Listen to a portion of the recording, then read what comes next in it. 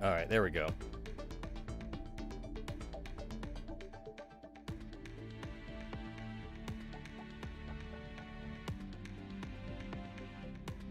Not a normal stream day, but at least it'll be archived, and that's honestly what's more important to me. I just want the archive.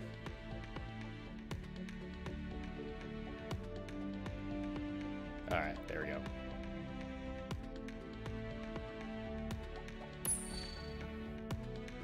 Oh, need to pull off one of these.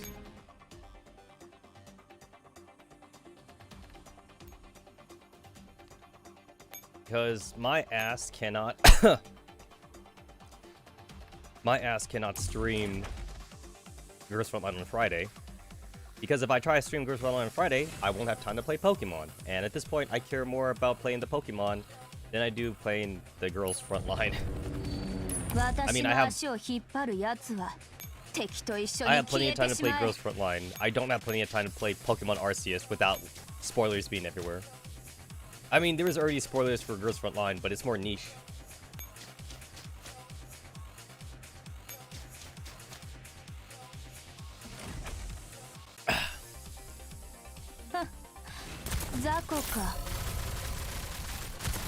Howdy, howdy.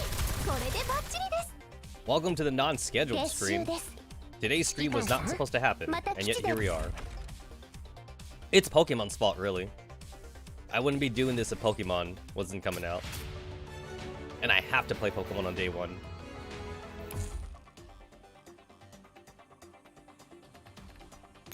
Damn it, Pokemon, why'd you have to be mainstream? If Pokemon wasn't mainstream, I wouldn't be having this problem.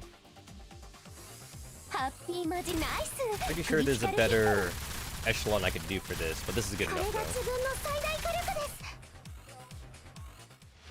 I'm pretty sure I could switch it out for another handgun. Whatever. It's good enough.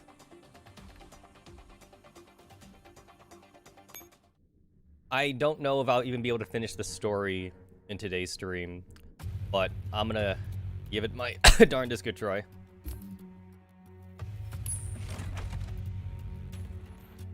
It feels really weird that, like, you click on the same stage and it becomes a different stage. I think that's kind of confusing. Because no other thing in the game does that. Nothing else does that. Usually when you click on a thing, it's just one thing. But here, it's like you click on it, it's different. Also, like, I technically can't go backwards, which is kind of also different. Like this stage, like, I'm on the last stage of this chapter, I guess. I can't go back to play the previous chapters, which I guess there's kind of no reason to, but seems kind of odd. This seems weird that they would design it in this particular way. I guess they wanted less blocks or something like that. I don't know. Also, like, I don't want this to be the new standard of this whole, like, branching block thing. If I were to show, like, how it looks in previous campaigns, for example. So, like, I was totally okay with, like, the very first iteration where, like, you go here, it's normal. It looks normal, right? You just click on the thing. You click on the thing and you go there. Click on a chapter, you go there. That looks normal. I think this is fine and functional. Obviously, it's not pretty, but it looks like everything else in the game, so that's fine. And then you go to no, not that one. Then you go Singularity, and that's where they change it up, where it's a giant map. And I think this looks really pretty. Honestly, I would be fine if this became the standard. Because, like, it shows you, like, kind of the location that they're at, and it shows you, like, where it kind of takes place on the map. And I think that's awesome. And then you got the chapters over here, so, like, it's really easy just to, like, click through them. I think this is great. But then they have to fuck it up again, though. And now you go to campaign, and you go to Isomer. Come on. You got this bullshit. What am I even looking at here? Now, I still think this is fine and functional, but it definitely shows how much of a mess it is. And also, like, there's no, it's not as pretty as the other one. But I think this is actually still kind of decent, even though I think it's a downgrade. I'm at 69 out of 81 because I didn't do all the EXs. Yeah, I didn't do all the EX maps. It's like, I could go back and do the EX maps if I want. There we go. There's the hard mode. Yeah, I never did finish everything. I mean, yeah. I mean, I only did like the hard maps, like if it like was gonna give me something nice, but not so much. Not really.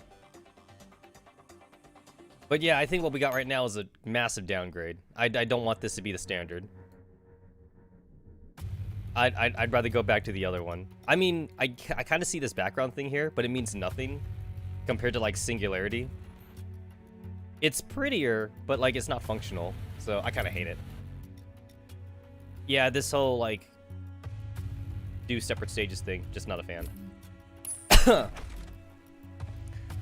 But yeah, I just need to do most of the stages. Doing the stages is the easy part. It's reading the story that's like takes longer. There's Architect. She's a friend echelon. I guess it makes sense because like the ringleaders are kind of doing their own shit. That's a lot of artillery. That's a lot of artillery. Wait, are we only playing Architect? I actually can't send out anyone. We're only playing Architect. Oh, this is different. I guess I'm just gonna capture that node. I didn't read it actually. Reach the desired location. Did I skip a turn? I don't think I skipped a turn. I don't think I did. Wait, are these guys on... These guys are on alert. That means they won't actually move if I just leave them alone. Okay. This support skill don't mean jack. Oh wait, I have infinite ammo. I have infinite ammo. Oh, what? Oh, shit. This is different. This map is only ringleaders. Oh. This also means that, like, if you don't have Architect, you get to play with Architect then. Yeah, if you don't have Architect, you get to play with her. That's cool.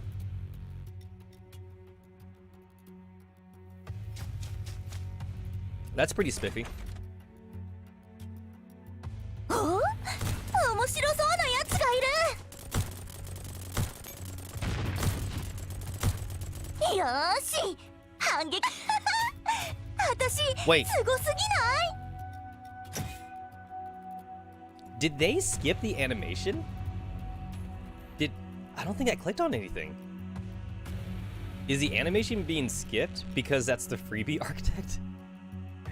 Is this to incentivize people to get her for real? I swear I didn't click on anything. I'm so sure that I did not click on anything. I know I didn't.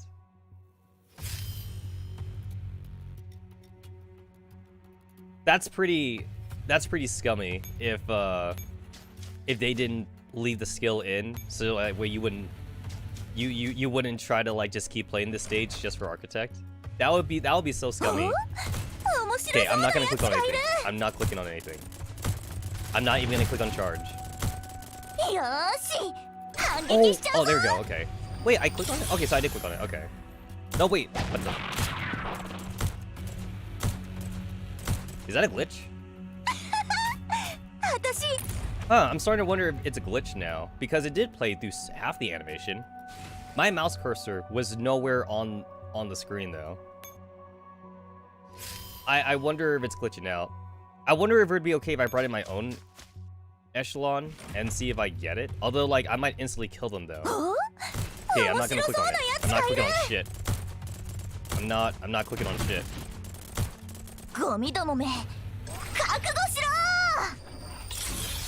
Oh, there we go.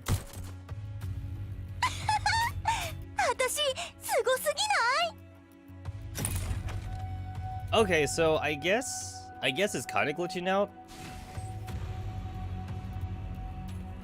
Okay, so I'll take back what I said before. So I guess it's not so much the fact that like they disabled the animation. Maybe the animation is kind of wonky for the friend echelon. お面白そうなやつがいる Let's do this. I'm doing this on purpose just to make sure that I can dudes on the screen.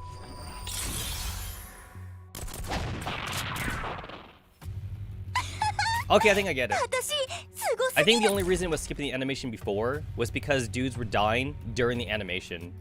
And that's why it was skipping it. Because I had won the battle. That actually makes more sense.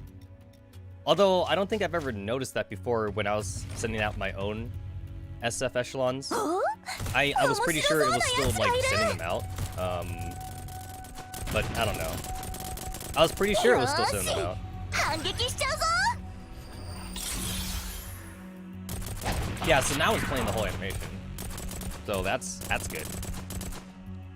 Okay. 私 I mean, even though like you could have fun with Architect here, if you don't have Architect, you still would be in a position where like you can't redo this map anyway. Just because of how their little storyline tree works this time. You can't go backwards. Not that I can see. 私は64式昭和 Then again, there are 40です visual graphics or visual bugs in here, so I don't know if that's a thing.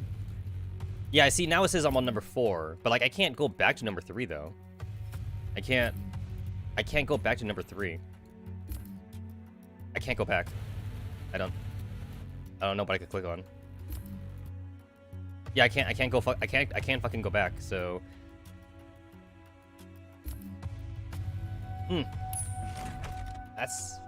That's weird. So I downloaded Pokemon Legend of Arceus actually. I downloaded it, but okay. So this one there's no SF. I'm only allowed regular dudes. But yeah, I downloaded Legends of Arceus, and like I'm just gonna wait until like obviously I can like legally play it.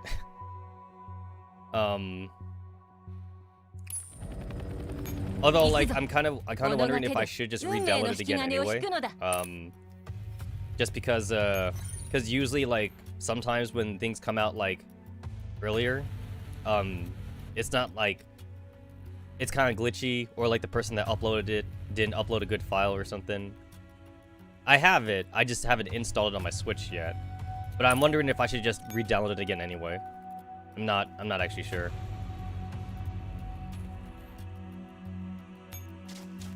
Wait, what the fuck am I doing? Survive until the defense gate opens. Oh, is that all I'm doing? This means I don't gotta do shit, technically. I mean, I'd rather kill peeps than not to just end my turn, but... 我は決して逃げぬ射撃開始お客様たち今回も満足していただけたようですね Jesus! Type 88 has like one hell of a victory animation. She's like literally like overlapping so many of the other girls. She doesn't even stay in her own lane. That's actually kind of funny. That is hilarious. I'm drinking my power shake right now. I never go a day without drinking my power shake. Oh, well that explains a lot. We're supposed to survive. Morning, Ricky. Morning. Power level don't mean shit. I just want to see if I can do it with my mismatched group. Did you miss anything? Not really. I just started the stream. So I'm doing the chapter 2. I'm on chapter 2 of the event. Basically, I just kind of ranted about how like I don't like the way they're doing the story tree this time. Oh no, I'm gonna fight it. I'm just saying that like if I lose, I won't be salty about it. That's all I'm saying. Yeah, like I know there's visual bugs in here, and oh, this wasn't that bad. I know there's visual bugs and shit, but like I just feel like the whole entire tech thing, or the story tree is confusing. Oh. Man, power levels mean nothing. Power levels mean nothing.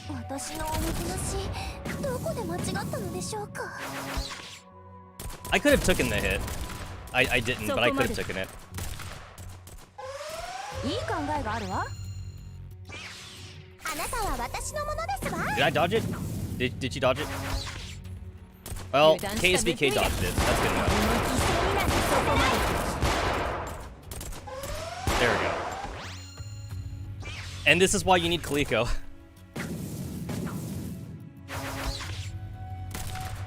Is she aiming for my rifle? I feel like she's aiming for my rifle. There we go.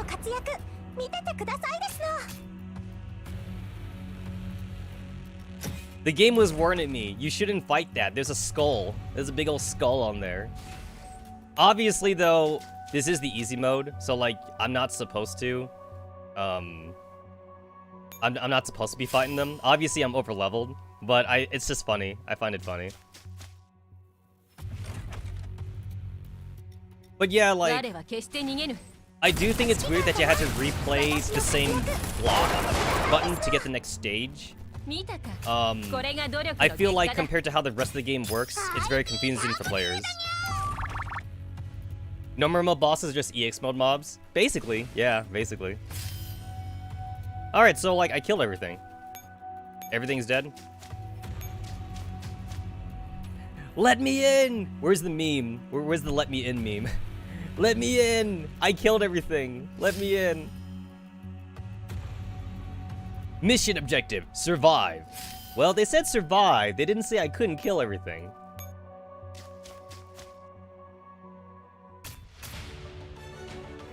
You fought her with a Knight AR SNG team? That probably would have been better. I wouldn't be surprised if that would have been better.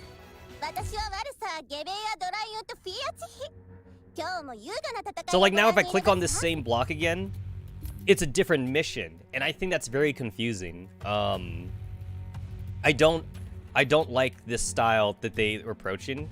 I have an idea why they're doing this style, but I don't want this to be the standard though. Because like it just doesn't seem like it's visually appealing to me. Because if you go to Isomer, Isomer is a fucking mess. Isomer is like there's so many of this shit. So like I can understand why they want to like condense it down, and I get that. But I still think this makes visual sense though, because you just click on the next one, right? You just click, and I think the information being portrayed to the player is easier to see what you're doing, even if it is a lot, even if it's kind of messy, right? And I think that's actually okay. What I want them to do though, right? What I want them to do is I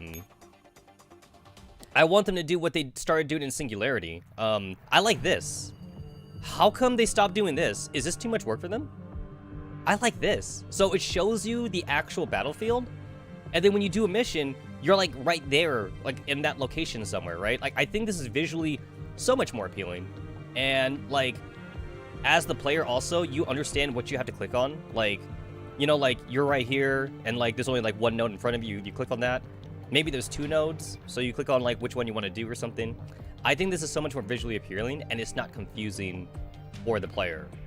I like this. I really like this. I want to go back to that. They started doing that in Singularity, and then prior to Singularity, it was just this, and I think this is fine.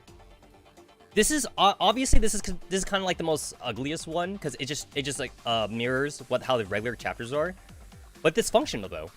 This is functional, and I think functional is better than how pretty it looks.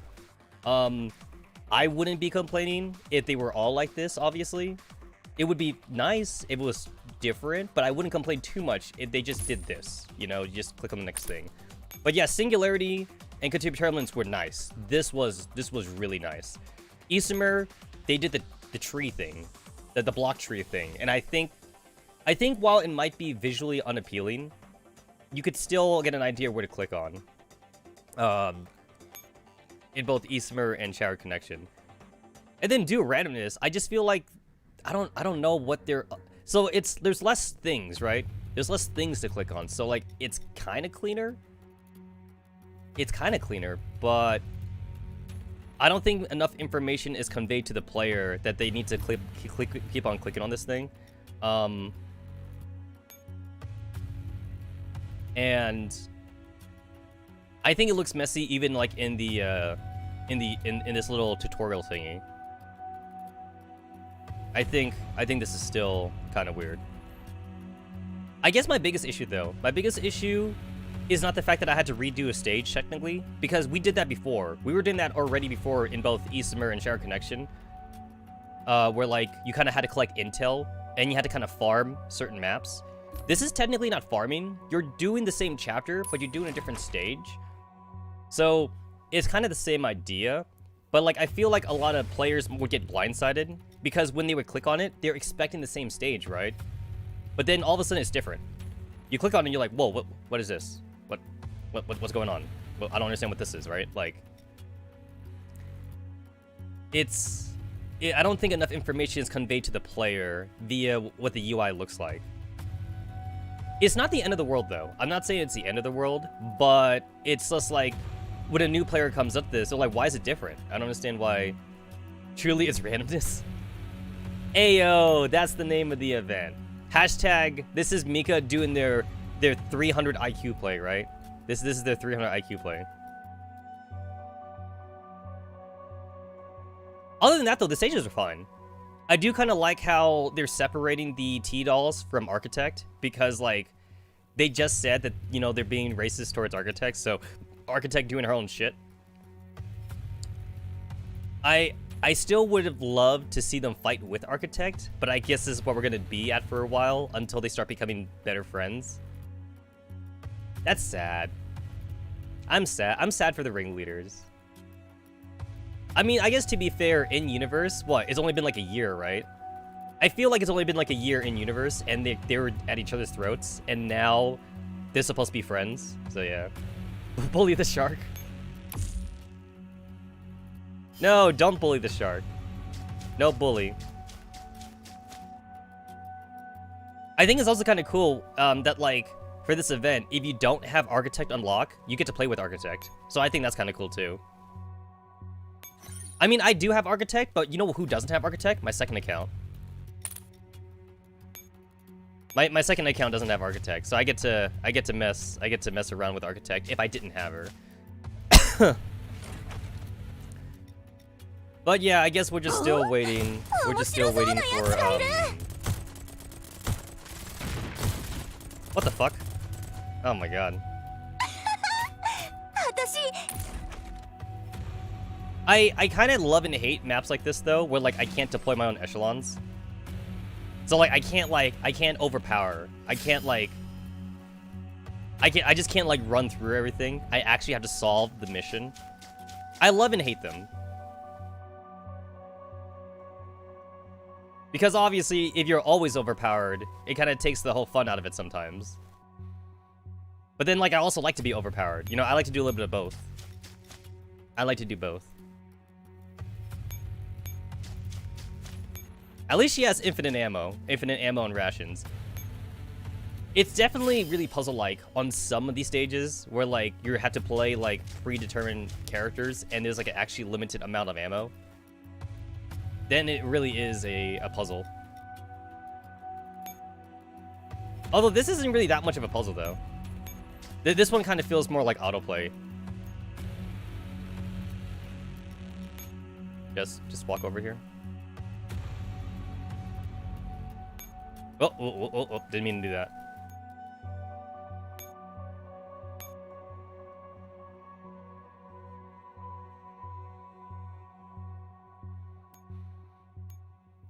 Guess I'll do this. Play EX for the true puzzle. I'm like half lazy to do EX most of the time. I look at rewards basically. I look at the rewards and like I see what I get out of them. If the reward is like the stingy like 500 resource thing, then like I don't bother doing it. If I see like, you know, like if I see like memory fragments, or if I see like the fire control component thing, then like I'll do it. But like if I see EX stage and they give you like a wimpy like 200 basic simulation thing, I'll be all like, oh, what the fuck is this, right? Like that's what I think to myself. I think to myself like, what the hell is this, you know? And to me, like, it just ends up not being worth it to even play it. If the campaign stages were, like, more like regular chapter stages where, like, if you gold rank them and you get, like, 30 gems out of it, then, like, that would actually give me a reason to do it.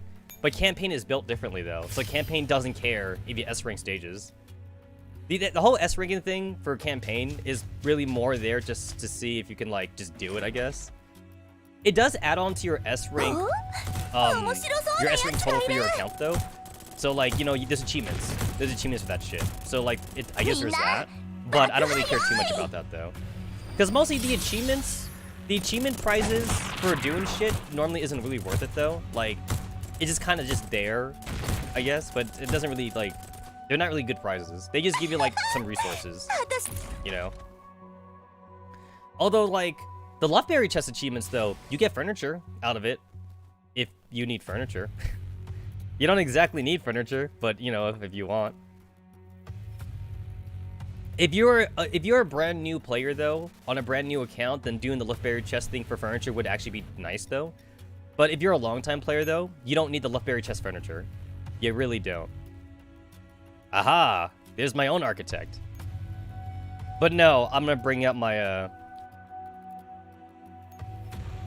I'll bring up my, alchemist.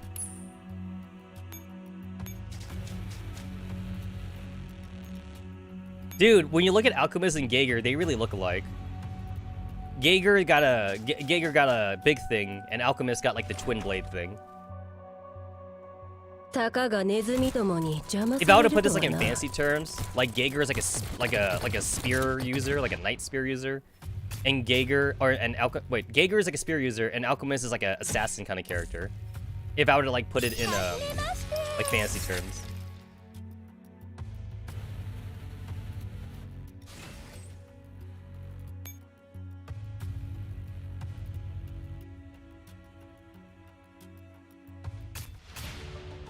I'll say this though, I have been avoiding Girls Frontline 2 spoilers like the plague. Like ever since the demo came out, like a lot of people were talking about what they saw in the demo, and like I'm like, nope, big ol' nope for me. Just gonna stay away from that shit. I can't. There we go, I couldn't click on anything. There we go.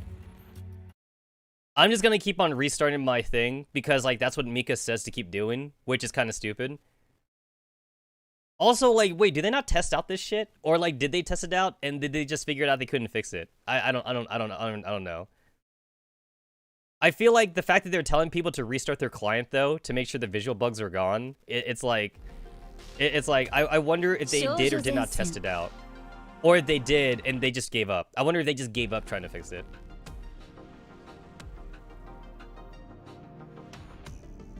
To me, it's still a spoiler, though. Like, what dolls the Shikike is using. Obviously, I know that Groza and Oop9 are there, because they were, like, literally, like, in the first trailers. But I really don't want to know, though. I don't want to know who else is there. It's still a spoiler for me. Even if it's not much story... Actually, it's not just that, too. Even if it's not story spoilers, it's atmosphere spoilers, too. Like, the combat.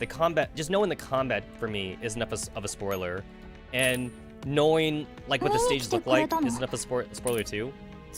Even if the stages were like made only for the demo, because some games do that. Some games have like demo only stages. It's still a spoiler for me, so like I don't want to do it. That's also why like I've been avoiding Pokemon Legend of Arceus spoilers. Obviously the game's been leaked, but I'm talking about before the leak though. Like people watching the trailers, they were going to the main website and stuff, and people like kept on talking about it, so I've definitely been avoiding Legend of Arceus stuff. I want to go into it like completely blind. I've also been like avoiding the Reddit a little bit more. I still go to the Reddit sometimes for like official announcements, because sometimes the Reddit has extra info from Mika that like is not on their Twitter or that's not on their Facebook. Although like I've mostly been using their Facebook for non-spoilery stuff lately, though. But for Twitter, though, I kind of get like a little bit more info sometimes. Hold up, guys.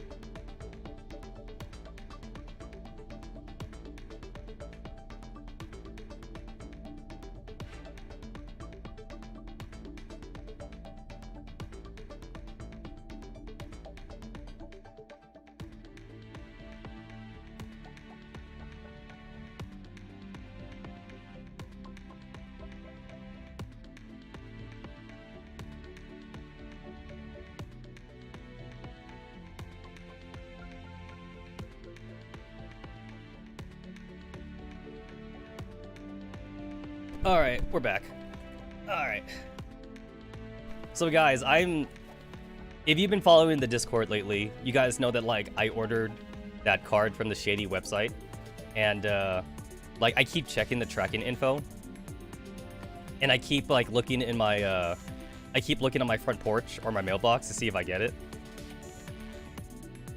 I ordered something on Amazon, so that's all I got right now. Nothing too crazy. I just got some bed sheets. I ordered some satin bed sheets, and they came in. I can't find satin bed sheets at my Walmart, and I only like satin bed sheets. Because I like the soft velvety feel of the bed sheets. And pillowcases. I buy satin bed sheets and pillowcases. Oh, most of the time, if you order the bed sheet, you get the pillowcases as well, though. So yeah. But yeah, I don't find them in my local Walmart though. They only have like the cotton, and I don't like to use cotton no more. I like the soft stuff. Also, like I looked online at like how much like the good stuff cost, and they get expensive. Like some of the good bed sheets and pillowcases are like really soft. Like they cost like $500, because like they also like make them differently at the factory. It's like $500 or like $800 or something. And I'm like, maybe I'll do that when I become rich, but nope, that ain't happening. I will spend my $30, my $20 to $30, and be fine with it, right? It's soft enough for me. 20 to 30 bucks. Found an edit. Oh, what? Hold on. That's actually kind of base. Whoop, not that one. That's kind of funny though. That's kind of funny. I'm neutral. I'm not sure if I like it either, but it's kind of funny though. I think it's funny.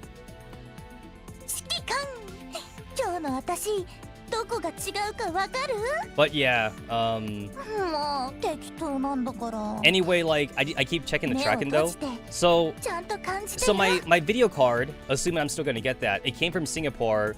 They loaded it on a plane, and then the plane did its thing. So the last thing from the tracking info is that my video card is in America, and it's being unloaded from the plane right now. I assume California. It doesn't specify, but I assume it went to a California airport from Singapore, but I don't know. I don't actually know. But yeah, I'm excited to see what I actually get. It kind of feels like it's gacha, right? We talked about this. Me ordering from the shady website is basically real life gacha, so I'm just seeing what I get. I am going to actually open that shit though on my porch though. I'm going to phone stream that actually. Even before Van gets mugged in California. I'm actually going to phone stream that, and I'm going to phone stream with me, open it on my porch. And I'm going to be wearing a face mask, and I'm going to have a sanitizer white container with me. I'm going to sanitize the fucking box, and I'm going to sanitize the box in the box, assuming it comes in a box, right? So I'll sanitize the outside box, and then I'm going to sanitize the inside box in a box. And then I'm going to like lightly sanitize the actual video card. If I do get a video card, who knows what I'm gonna get at this point, right? Who knows what I'm gonna get? But yeah, I took a chance. I took a chance, so we'll see.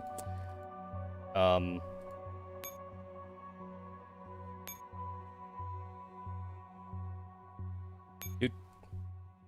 So there's the commander side. Also, like, going back to what I said about looking pretty. What the fuck is this?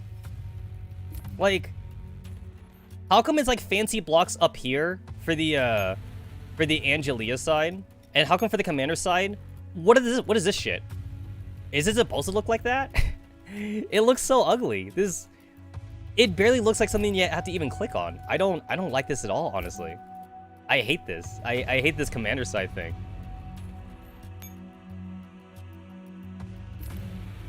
What? Prototype fairy. Nice. Nice. Hold on, give me that prototype fairy. Every day I get closer to getting my 5-star parachute.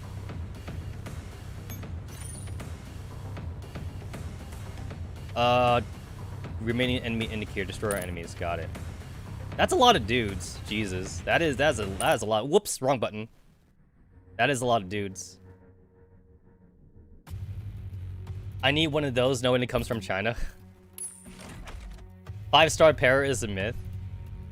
Dude, it's so expensive to get a 5-star any fairy though, to be fair. It's so expensive. But yeah, if you guys didn't see my Twitter, fucking first ass try, I got Og Para. The one that you're supposed to get after like 700 crates. I fucking got her already. I put her in my farming team just so she gets some experience, but yeah, I already got her.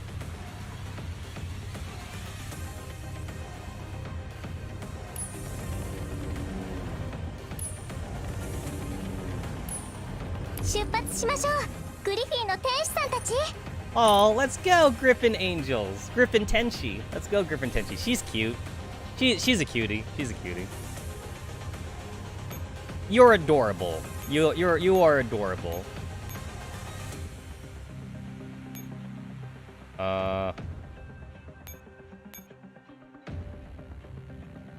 Wait, 1, 2, 3, 4.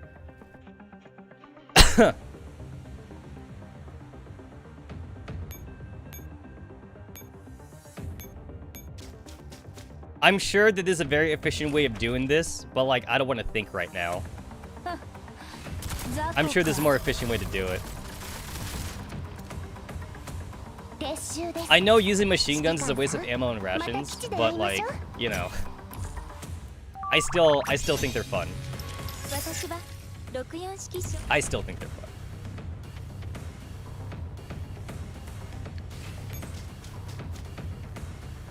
But still though, going back to the parachute fairy, I was like mind blown when I saw like Reddit pictures of like EM players having 5-star parachute fairy like 6 months after fairy got put into the game. It's fucking ridiculous. Unless you got extremely lucky in the heavy equipment production thing, unless you got super lucky, it would cost you way too much resources to even try to get parachute fairy.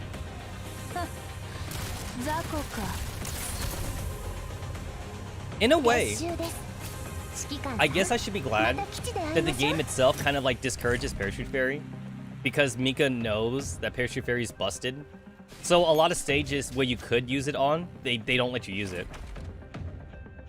They really do try to discourage parachute fairy usage.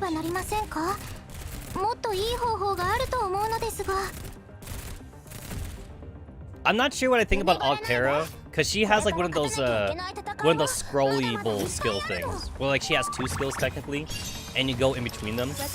I'm not sure how I feel about her. It's like what she has like an offensive mode and a defensive mode basically. But the thing is that they come with the downside though. If she's in offensive mode, she becomes less defensive, and if she goes into defensive mode, she becomes less offensive. So I'm not sure how I feel about that. Oh god. Oh god. Oh god. Oh god. She's gonna die. Ah! Okay. Okay, so I guess this was a bad idea. I didn't want to change out this team though, because I thought it was good enough. Oh, she got damaged.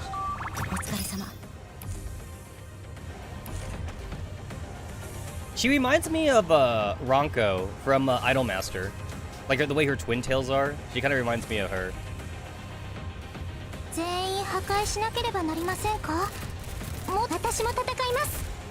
I don't even know what mode I put her in.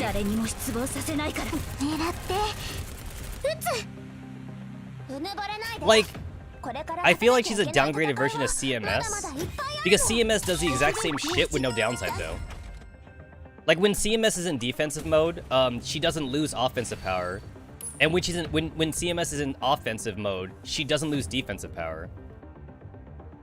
So like, I feel like I might as well use CMS then. I don't think there's a reason to use Og Para. But that's just me. CMS has 3 modes. She's got the offensive mode, the defensive mode, and like the accuracy mode. Although most of the time there's never a reason to use the accuracy mode. I literally couldn't tell where the dudes were shooting, because like my girls have too much busy stuff on them. Their costumes are too big actually. There needs to be a better indicator on where they're about to shoot. You guys know how these Grenader dudes shoot, right? They shoot based on history of the T-Doll, which is really weird. If I remember right, it's based on who joined your echelon first, I think. No, it's your most recent. That's what it was. It's your most recent T-Doll. That's why they're aiming for KSPK.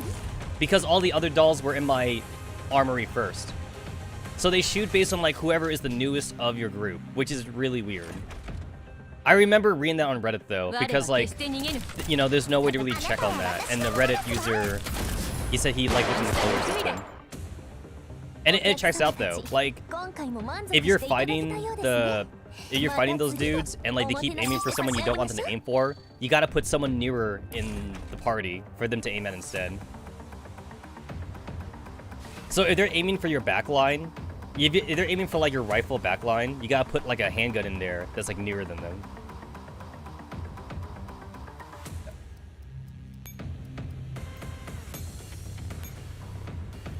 I wonder if that's more Mika spaghetti code though, because like, it just seems very arbitrary that they would aim for like age, based on age of the T-Doll.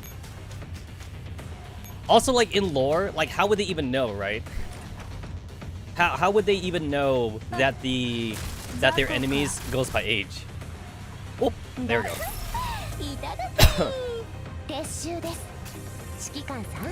You can't judge a T-Doll on age by looks, you know, because there's some lowly T-Dolls which are hella old, and then there's some adult T-Dolls which look hella young, you know, or the other way around, I mean.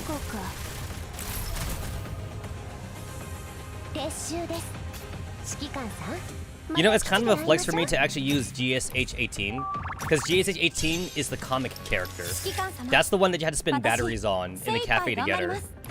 I think you need to spend 2,000. You need to spend like up to 2,000 batteries for her to unlock or something. It's a flex, because obviously as a new commander, you need those 2,000 batteries to upgrade everything else. You gotta upgrade the fairy thing, you gotta upgrade the hawk thing. You gotta upgrade the like SF coalition thing.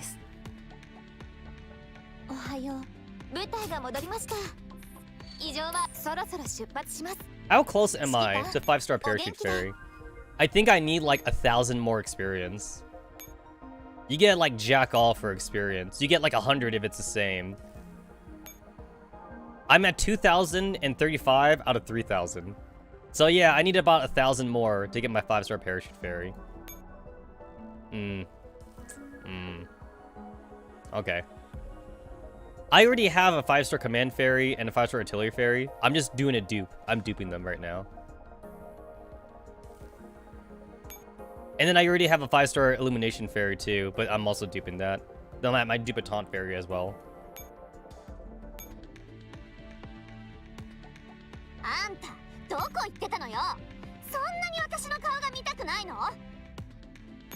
I think I actually don't want to read the commander side at this point. I just want to do just the stages. But like, the stages look like they might spoil me on the commander shit.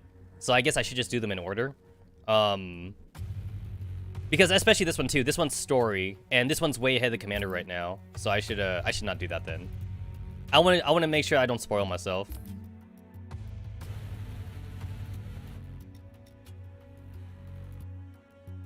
And then I redid the EX for this, yeah. I got 5 aid commission tickets. It kind of makes sense, because I guess this whole Chapter 2 thing is where you play as the architect, so I guess that makes sense.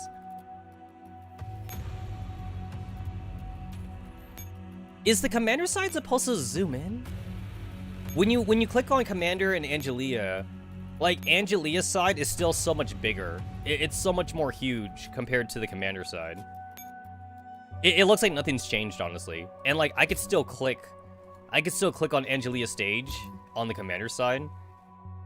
You had to, like, look on the bottom and, like, notice all this crap down here.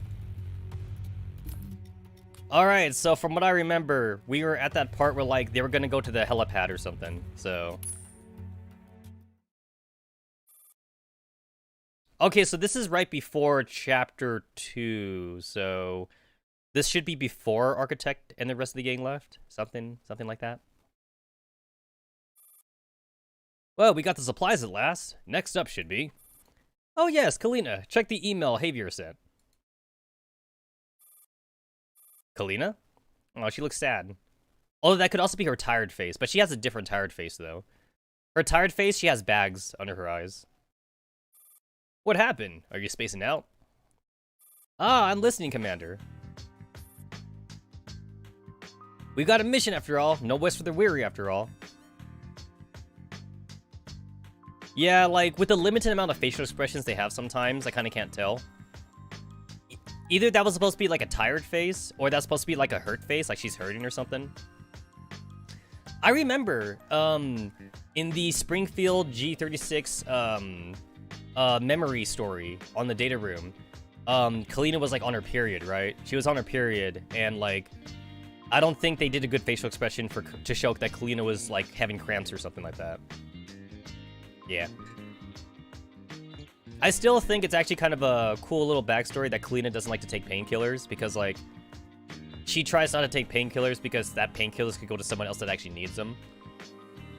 Like, Kalina, even though she's, like, in the middle of this whole Griffin thing, she still has arguably a better life than, like, a lot of people, you know, like, in the world that they live in. I mean, yeah, she almost dies, like, just about as much as the commander does. But, she's not, like, she's not radiated, she's not zombified, she's not living, like, in the red zone for all the radiation. So Kalina arguably has a pretty good life. Although, like, I kind of wonder, with Kalina's looks, in Universe, I wonder if she could have been, like, a model or something. If Kyriger, like, never took in Kalina, I wonder if she could have been, like an actress. She could have been, like, an actress or, like, a fashion model or something. But instead, Kyriger picked her up, so now she's a logistics officer. Shall we open the file Mr. Havier sent us? Or a refugee. Dude, being a refugee in this world sucks ass. Holy crap. You do not want to be a refugee. Oh, hold up, guys.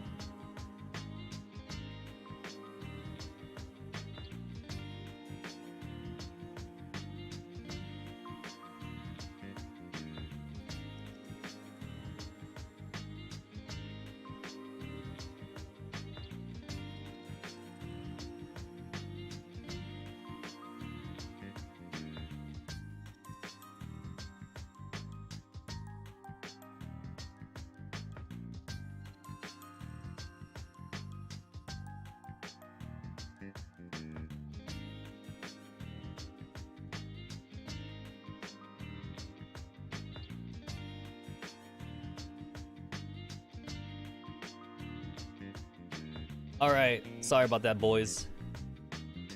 I think I might have got a little bit of food poisoning. So, like, that might happen a couple times. I literally, like, went to the restroom before the stream started, like, 3 times. And then, like, I had to go again. So I think I got a little bit of food poisoning. But... No! No! It wasn't pork this time. Not this time. I had chicken. I had chicken. It was udon noodles. It was udon noodles, but like there was chicken.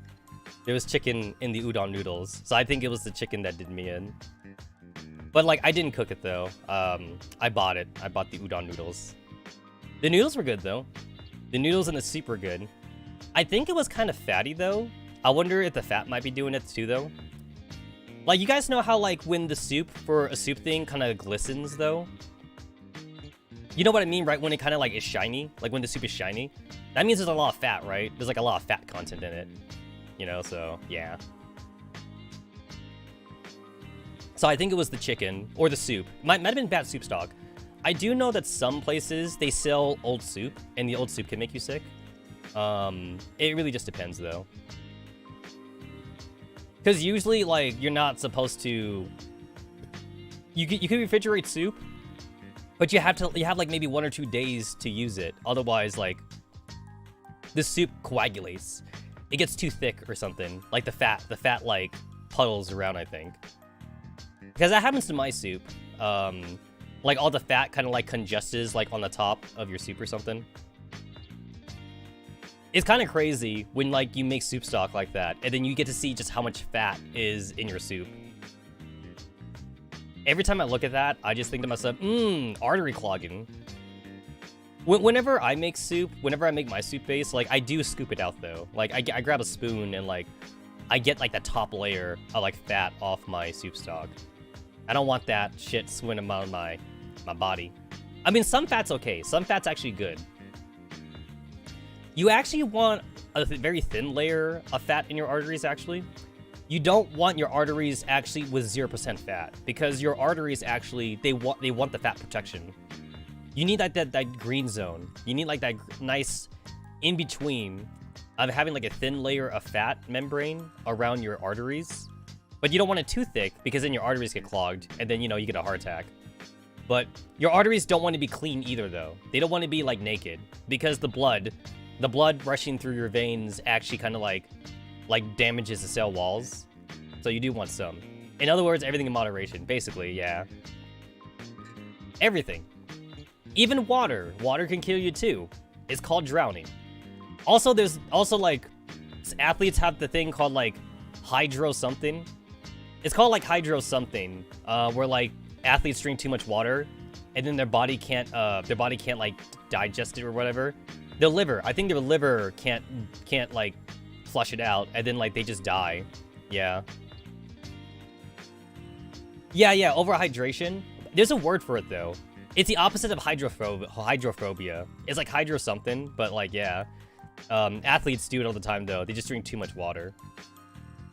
You know what's the funny way to like not get hydro whatever though? Just don't drink actual water, which is the funny part. Cause water is like too plain. If you drink like something more sugary or something with salt added, like Gatorade or something, that's actually okay.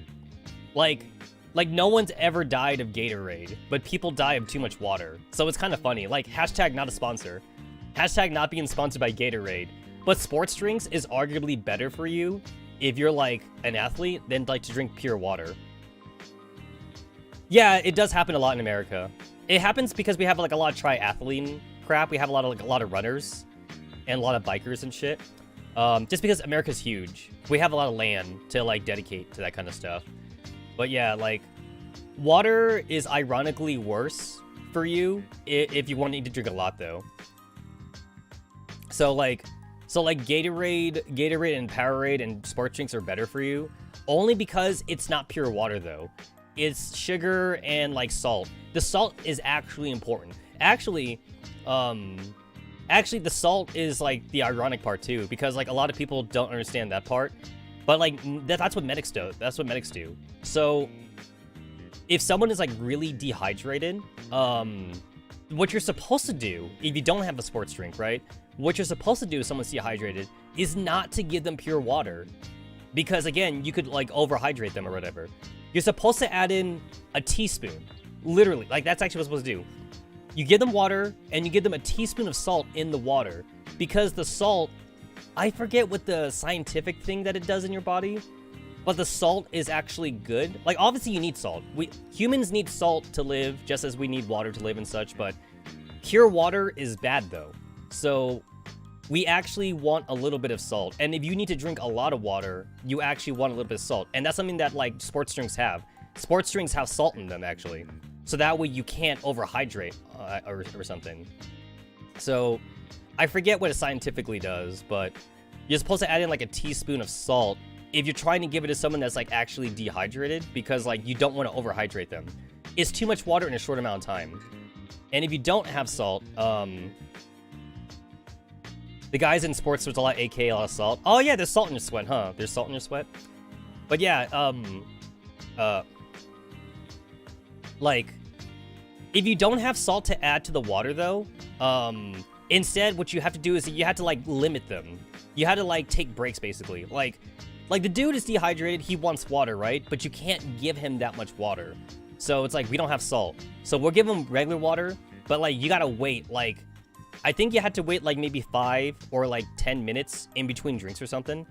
Like you could give him a glass full of water, right? You give him like 8 ounces, 8 or 9 ounces, a glass for an average glass of water. And then the dude's begging for more water. He's like, I'm so thirsty, give me more. And you're like, nope, we gotta let your body do its thing. We gotta let your body, let your liver. I think it's your liver and your kidney that like do most of the flushing out or something. So you have to wait. You gotta wait for their body to catch up with the water they just drank, and then you could give them more water, just so that way you don't overhydrate them. Or like I said, you add salt, or you give them a sports drink, because a sports drink has that a little bit of that too, though. It's not a lot of salt though, obviously, but you gotta give a little bit of it. It's the same kind of thing too about like distilled water is actually bad for you. You need water with minerals in it. Distilled water actually hurts your body because the distilled water is pure water, and your body cannot take pure water. Because pure water, is thirsty?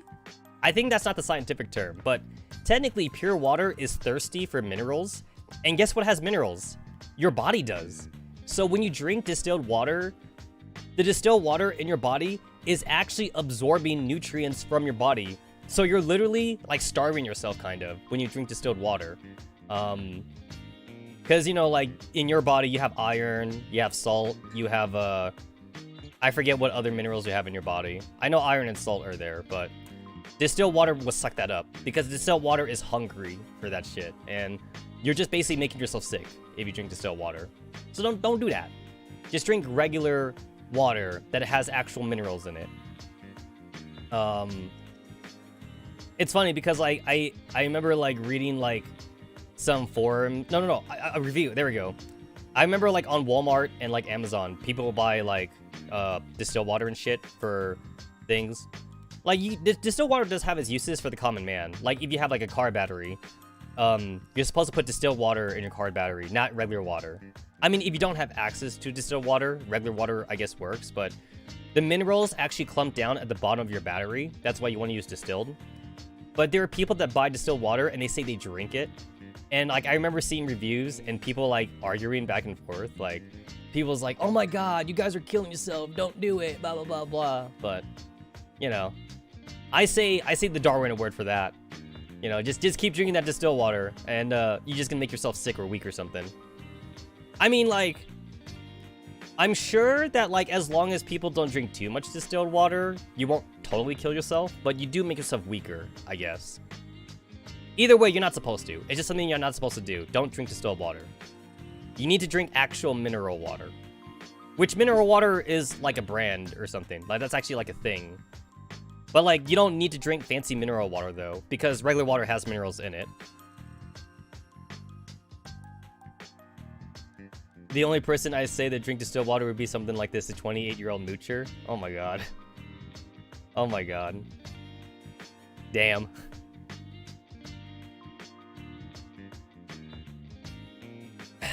Okay. That's a scary picture, man. I want my Chad picture back. Alright, let's get back to Kalina, because Kalina had her mind on something. Oh, is something bothering you? Want to take a guess, Commander? The amount of supplies we received doesn't add up. Hell no! I could do stuff like that in my sleep. Having problems reloading the doll neuroclouds into their bodies? That's going quite well. I mean, it's routine work, just there's more of it this time around. Then, are you having trouble putting on your uniform because you ate too much over the last couple days? Oh, Commander. Commander. You shouldn't talk about a girl's weight like that. They don't like that. They get angry. Hashtag all the food goes to her breast. Because that's how anime chicks work. Unsmooth. As if. Okay, I've got nothing. I can't think of anything else. Gee, honestly, Commander. Judging by your conversation with Mr. Javier, you going to keep working with Griffin? I mean, that's obvious, isn't it? They did go to her chest in GFL too. Anime girls, am I right, boys? Anime girls. It's so funny how, like, that's basically, like, 90% of, like, anime women's problem. Like, they're like, oh my god, I gained, like, 2 pounds. I'm fat now. But it's like, their body looks exactly the same. But their breasts got bigger, though. You know, it's all like, oh my god, I need to buy new bra sizes. All my old bras don't fit me anymore. I went from, like, a C cup to a D cup. Honestly, like, actually, I hate that the most, though, when it comes to, like, high school animes. I hate, like, the cliche mini arc when, like, one of the main girl characters gains, like, 1 pound. She gains, like, fucking, like, 0.3 kilos. And she's like, oh my god, I'm fat. It's like, no, we don't need this again. And then, like, the entire episode, or 2 episodes even, almost the entire episode or 2 episodes is just about that girl character, like eating less and not going to, like, McDonald's with their friends or something. They'd be like, oh my god, we're gonna go to, like, the cake shop. You wanna go to the cake shop with us? And she's like, no, I can't go to the cake shop. I'm on a diet. And then, like, by the end of the episode, she loses her 0.3 kilos. And she's like, oh my god, I'm sexy again. And then, like, usually the joke at the end of the episodes is that, like, she has, like, a fucking chocolate bar. And then she rebounds, right? She rebounds and she goes back to, like, getting more weight. Or something. I mean, that's usually, like, how that shit kind of goes sometimes. And honestly, like, that's, like, one part of, like, high school animes that I could do without. The usual, like, I gain weight arc. You know? And then for guys, it's always the opposite. Guys want to bulk up, right? Guys want to gain more muscle. And muscle is heavier than fat. So when guys gain weight, it's usually a good thing. As long as it's muscle, though. Not fat. Miss Hellion should have said something about that, right? Like, she could give you a big sum of cash. Or let you live out the rest of your days in peace and comfort somewhere else. That sort of thing. Well, it wasn't Miss Hellion who told me that, but the subject did come up. Then, what answer did you give? Mr. Kiger gave me a green zone ID pass, but I told him I'd think about it. And then, I looked at Kalina. She's staring at me with an intensity I've never seen before. For some reason, I feel like messing with her. And then I lost the card somewhere. Should I get another one from him later? Remember, he threw the card in the trash can. You lost it? The ID pass is worth more than 10 years of my salary. Wow, was it that expensive? Ah, if I'd known, I should have put it away properly. How can you be so careless about money, Commander? You're always so clumsy with our funds. It took a lot of effort to keep our finances out of the red. Thank you very much for all your hard work. So, what about the ID pass? Well, actually, Miss Hellion said the same thing to me. That's only to be expected. You deserve similar treatment, of course.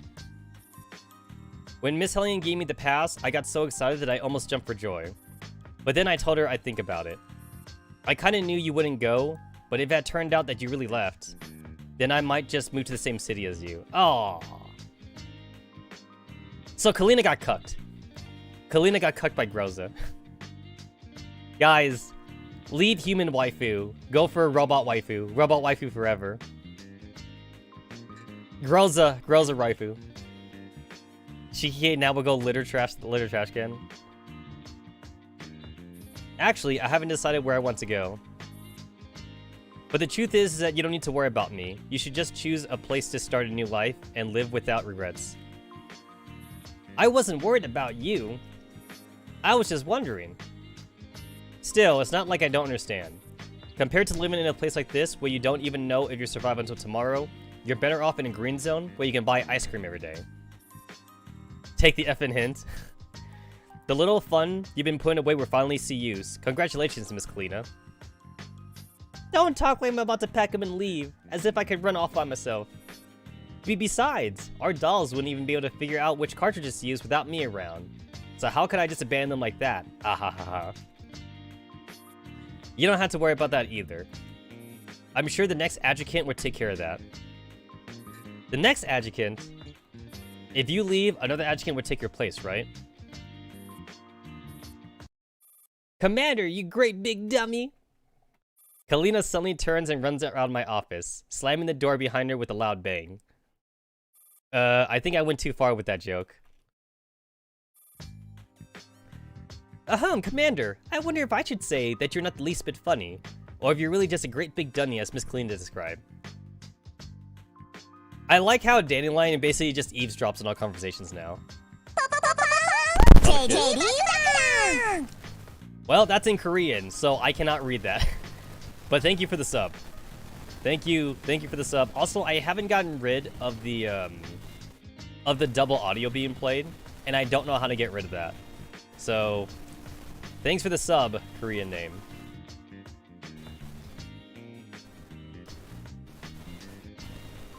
I definitely love Dandelion's role though in the story. Dandelion, so you're here. I was in the system inspecting the file Javier sent until you made Miss Kalina cry. Crap, I really need to apologize to her now. I bet people around the world would laugh their butts off if I uploaded the recording I just made. Please don't do stupid things like that. In before Dandelion uploads it to Griff-chan. Also, how is that funny? Watching your pitiful attempt at making jokes is far more interesting than going through Javier's data. You're a sick bastard. Also, I didn't authorize you to access the data, did I? Even if you didn't grant me permission, you would eventually ask me to do it anyway, so I decided to finish my homework ahead of time. Honestly, let me see.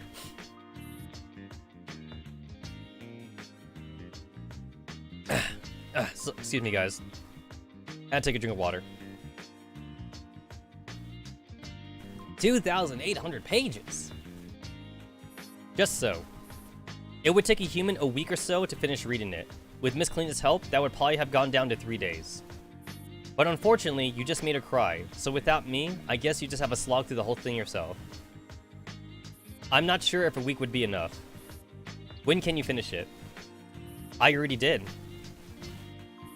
Well, that's Olgos for you. Did you get any useful intel out of it?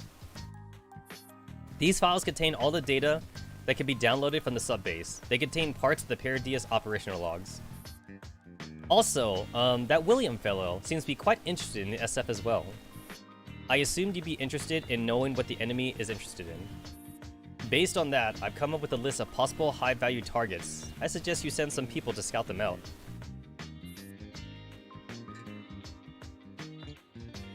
Looking back at how Tetsu plays GFL and how coming this far in the game, it's like a parent watching their kid grow up.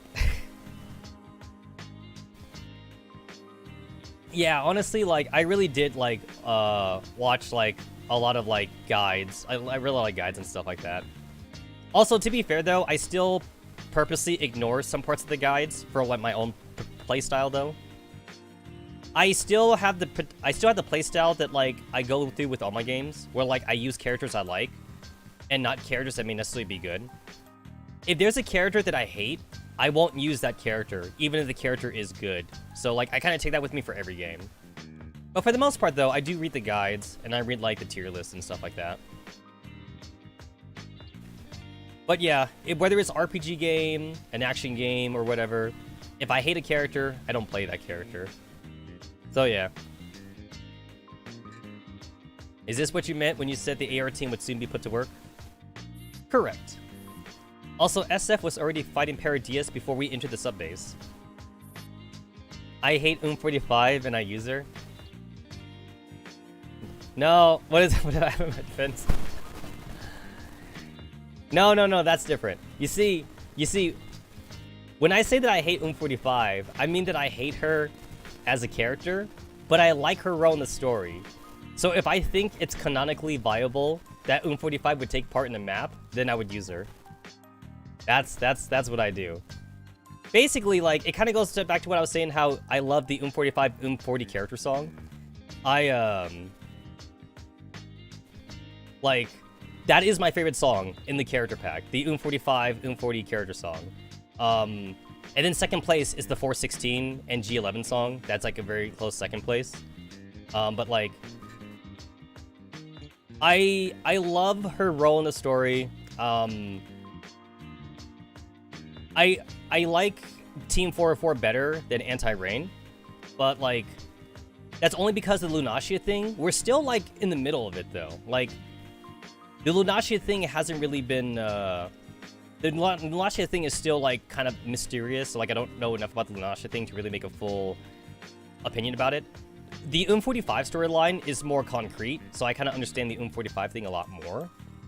So that's why I'm saying that like I love 45's backstory a lot more and everything. But would I hang out with 45 as a person? I would not though. The MDR song is your favorite? Actually, funny enough, even though I love Sopmod's personality, I would love to hang out with her and shit. I actually don't like Sopmod's song. Maybe it's the song type though. I don't typically like that kind of like rocky kind of music. That heavy metal kind of thing that like Sopmod has. So Sopmod's song is actually the least favorite of mine, but I love her character though. Sopmod is definitely like one of my top 10 favorite Girls Frontline characters, but I hate her character song.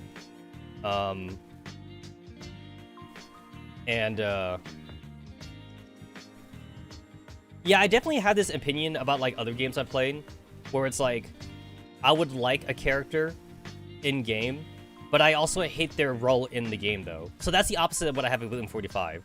With 45, I hate her character, but I love her role in the story. With some other characters, I love their character, but I hate their role in the story. So that's the opposite. What I mean by that is, let's take like a princess character, right?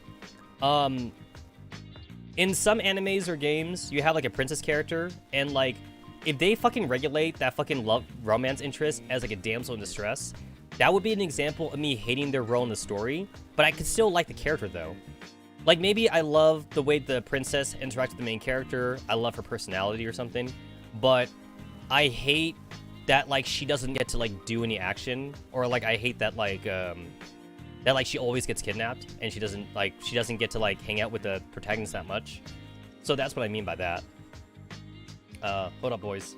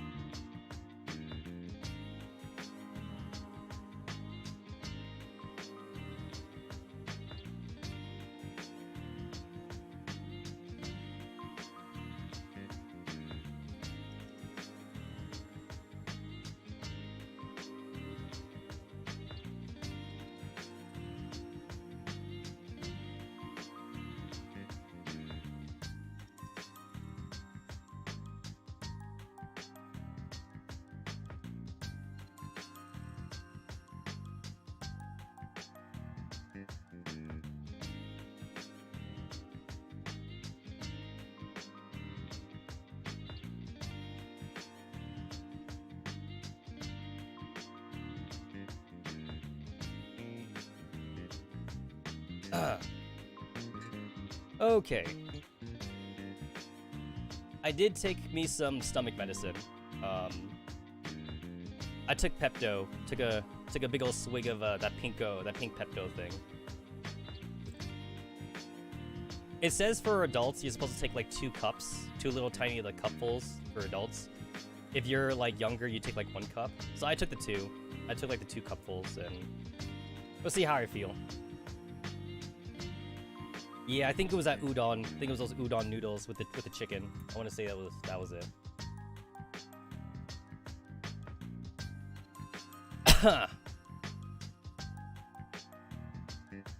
God damn it, Fuji. That GIF, that's like cursed right there. I feel like my computer's having a seizure trying to play that GIF.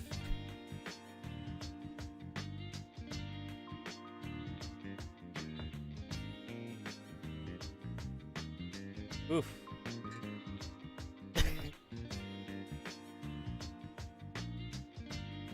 That's, I think there's a glitch in the Matrix right there. Hashtag glitch in the Matrix. Alright, let's get back to this. I'm quite curious what happened back then.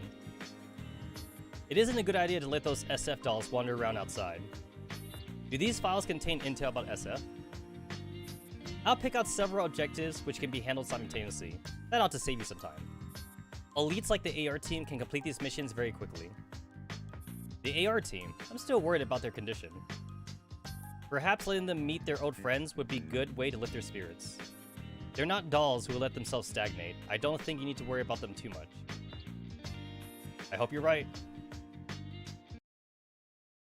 The next day, 4 a.m. In the dorm. Beep, beep, beep, beep. Beep, beep, beep, beep.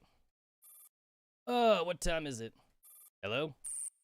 Commander, you got an incoming comms request. Please report to the command room to answer it. Who could be calling at this hour? It's Miss Persica. Oh, right. She would only call at a time like this. Hey, Kalina, want to join me in the commander's room? No. Goodbye. Ooh, Kalina still sounds mad. She still sounds a bit mad. The beeping of the idle tone comes through the phone. Ah, she sounds so cold. Is she still mad at me? I struggle into my clothes and stumble into the command room. The screen shows a flashing call waiting icon.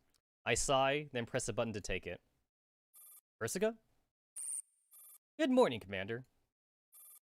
It is pretty early in the morning, yes. Do you always wake up around this time? I haven't slept yet. These are my working hours. I shouldn't be surprised. After all, scientists aren't quite the same as normal people. I apologize for not getting in touch earlier. I had a lot of things going on, too. Avier told me you went through a hard battle. While I couldn't help you out, are you alright? I wouldn't be talking to you now if it wasn't. Indeed. Haha, I'm a little nervous, so I don't really know what to say. I'm sorry I couldn't bring M4 back. Avier told me.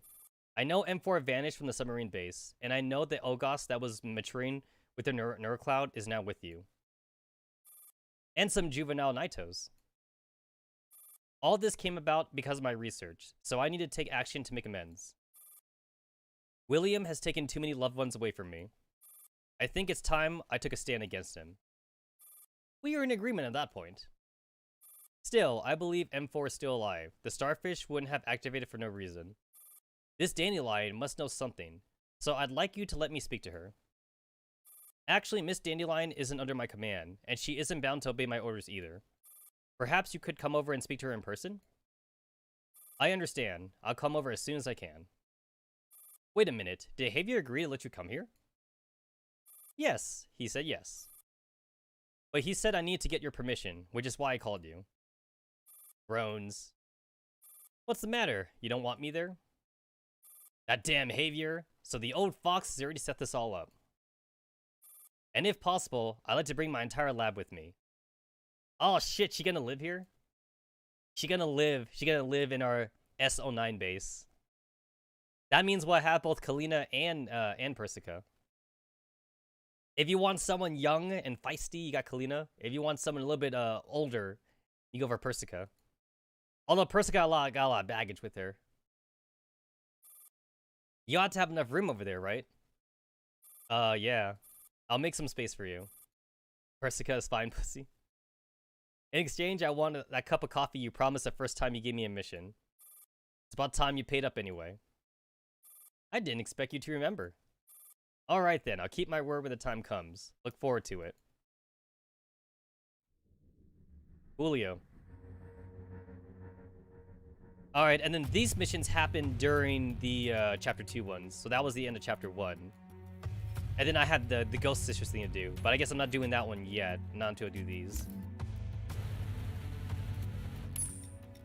Chad Kyriger. On the way to the mission objective. Honestly, actually, with how this game was actually very waifu at the start, I'm actually surprised Kyriger was not a chick. Like, I really am. I feel like somewhere in the the writers team or something, I feel like there might have been like a poll or something. It's like, hey guys, should we make Kyriger into a girl? You know, like, you got Hellion, you got Kalina, you got Persica. It's like, I feel like if I was making a waifu game, I might have actually voted to make Kyriger into a chick. I mean, I'm glad Kyriger's a dude though. I think it was good to make Kyriger into a dude. I'm just saying that, like, since this game was originally a waifu game though, I wouldn't be surprised if he was a chick though. Just to make him into another waifu, right? You can keep like William and Carter and Javier dudes, I guess. I guess you could keep them all dudes. But Kyriger could have been a chick. Could have been a woman. But I think it's nice to have him be like the gruff, super old Chad dude though. I think that's good. It just feels weird. Are we talking about Architect? They're talking about Architect, aren't they? You held it in for half the trip already. Did you really have to bring it up now? But it does feel weird. Why do we have to work with the SF? Dude, it was bad enough when Sopmod was complaining, but now Star 15's complaining. Star 15 was like internally, she was mentally complaining, but now she's saying it out loud. Is there no other way to catch Geiger? Don't you think this fun? This is my first time working with SF on a mission for the commander. It's kind of fresh. Sopmod, as long as Architect comes back in one piece, okay? And Geiger, I want Geiger back in one piece. Don't just bring me the head and the core. While a lot of you seem really put on upon because of me. You know what, guys? It's too bad that we can't send the SF girls on forward base camp. Don't you think they should let us do that? It'd be kind of funny if we could send them on forward base camp. Because forward base camp has like all those funny little events that happen. I mean, obviously forward base camp is just AFKing. You don't actually do anything in forward base camp, but they could have let us like send out the SF to forward base camp. I could imagine like some of the funny little tidbits there. It'll be like they come across the SF base and Scarecrow goes in first or something. And then like the girls like aim their guns at Scarecrow or some shit like that, right? Don't worry, the only thing that will come from Shark will be her arm installed on Sapu. You know what? Sapu might as well take the gun. Just take the gun and install that on her back or something.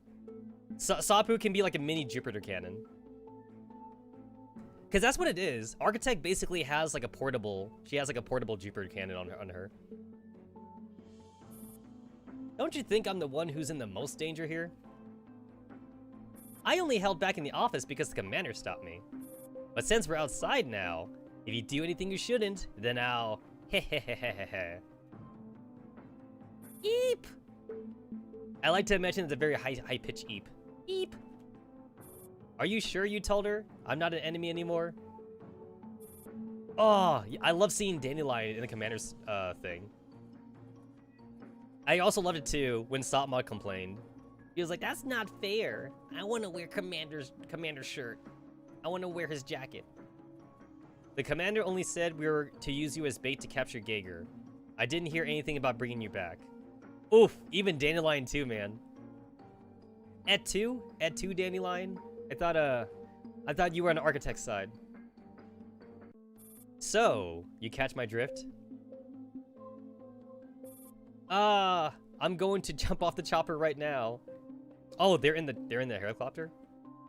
They could have at least had like a helicopter background.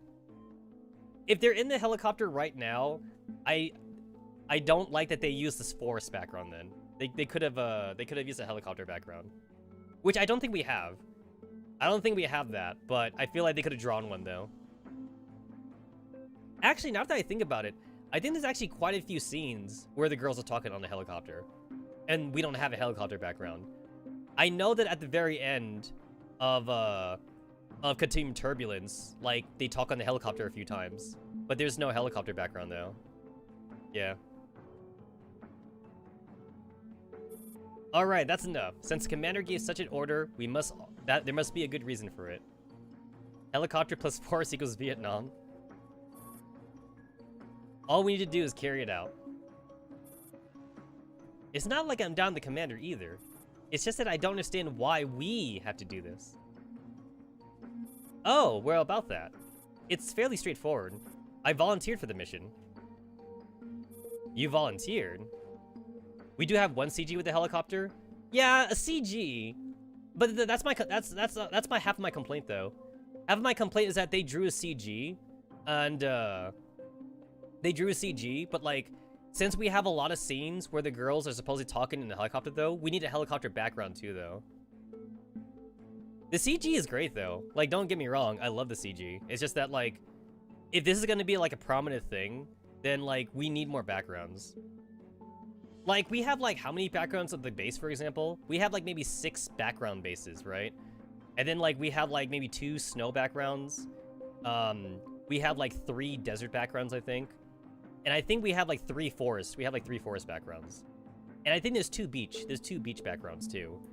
But like, I feel like with the amount of areas that the girls go through though, I feel like we need more backgrounds, honestly.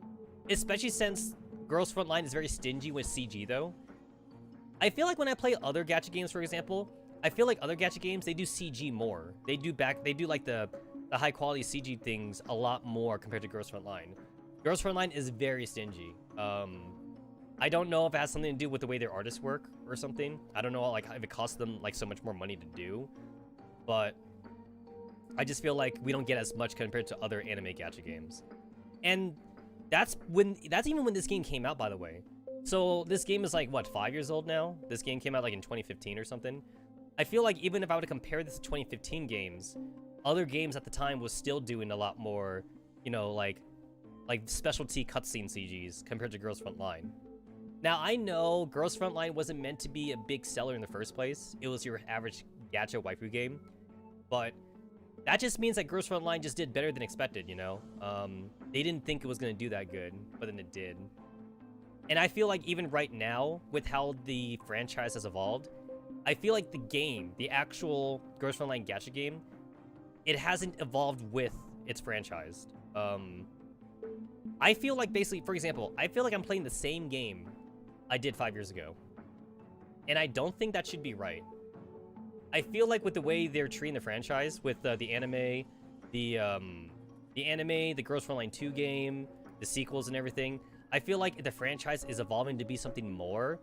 I feel like I need to see that in the gacha game. And right now, the original gacha game, it feels like I'm playing the same game. It hasn't evolved or anything. Like, for example, let's take the neural upgrade game, the neural memory game, right? I don't like the auto chess battle thing, so like, putting that aside though, I think it looks great though. The game looks great. There's more animations in it. I want to see that kind of polish in the neural memory game, in the Girls Frontline gacha game. But instead, I don't see that though, and I think that kind of sucks.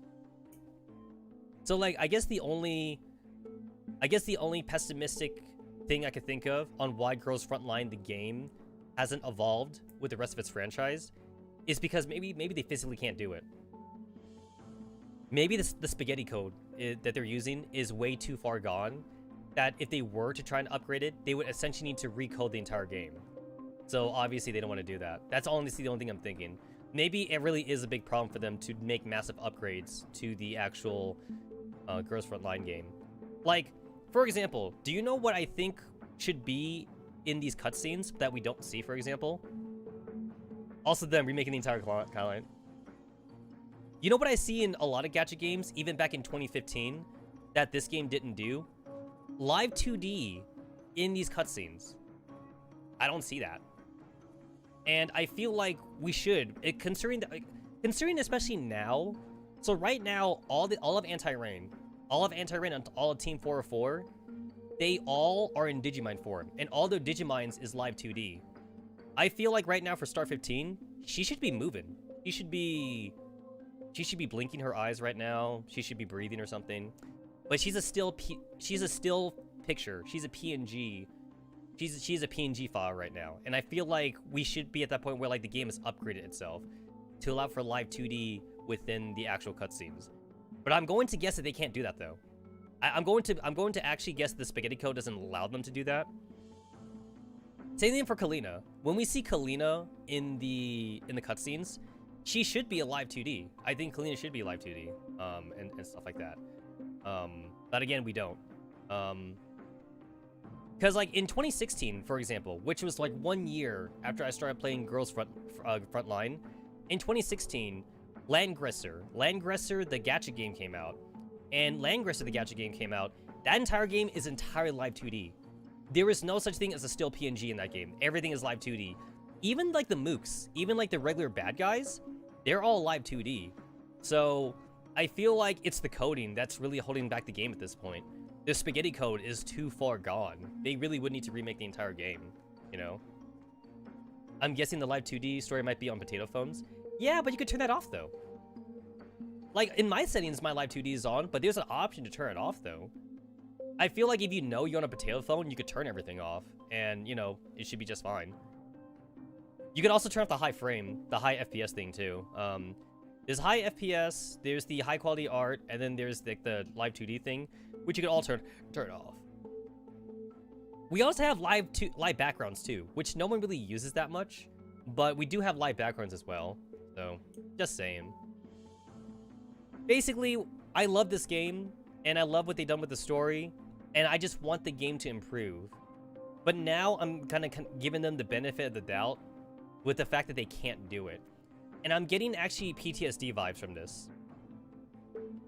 Again, I'm gonna go back to like how I was very hardcore into playing Ragnarok Online. I loved Ragnarok Online. Played that shit every day. I was even like semi professional into it, since I did participate in tournaments for the guilds and stuff. But the Ragnarok Online coding is too old though. They literally can't upgrade it unless they remake the entire game. Like think about this. It's the year 2022. There's still fan servers. Like, people still play the game. There's fan servers out there that, like, you know, have high experience rates so the game's not as grindy anymore and shit. And not even the fan servers can fix the coding without remaking the entire game. Like, the fan servers have custom costumes and sprites, but everything is still low quality though. Like, everything is still in the base 640 by 480 resolution that the original Ragnarok Online was in. You cannot make Ragnarok Online HD. You cannot, unless you actually remake everything. And that's a tall order. I mean, you could, but either you're asking the actual Ragnarok Online company to do it, or you're asking fan service to do it for free, basically, you know? And actually, funny enough, I do remember one particular fan server for the Ragnarok Online fan server sites where, like, one group wanted to make the game HD, actually. They wanted to remake HD. They wanted to make the game HD. They were trying to work on it, but then, like, there's so many sprites, though. There's a million sprites that they would have to redo. So, like, I remember they at least remade the sprites for the classes, but, like, beyond that, though, they're like, oh my god, we would have to redo everything. Like, not just the characters, they had to redo the maps. They would have to redo the maps, they would have to redo the bosses, redo the items and everything. Like, do you know how small the items are, like, on your UI? The items is, like, 30 by 30 pixels big.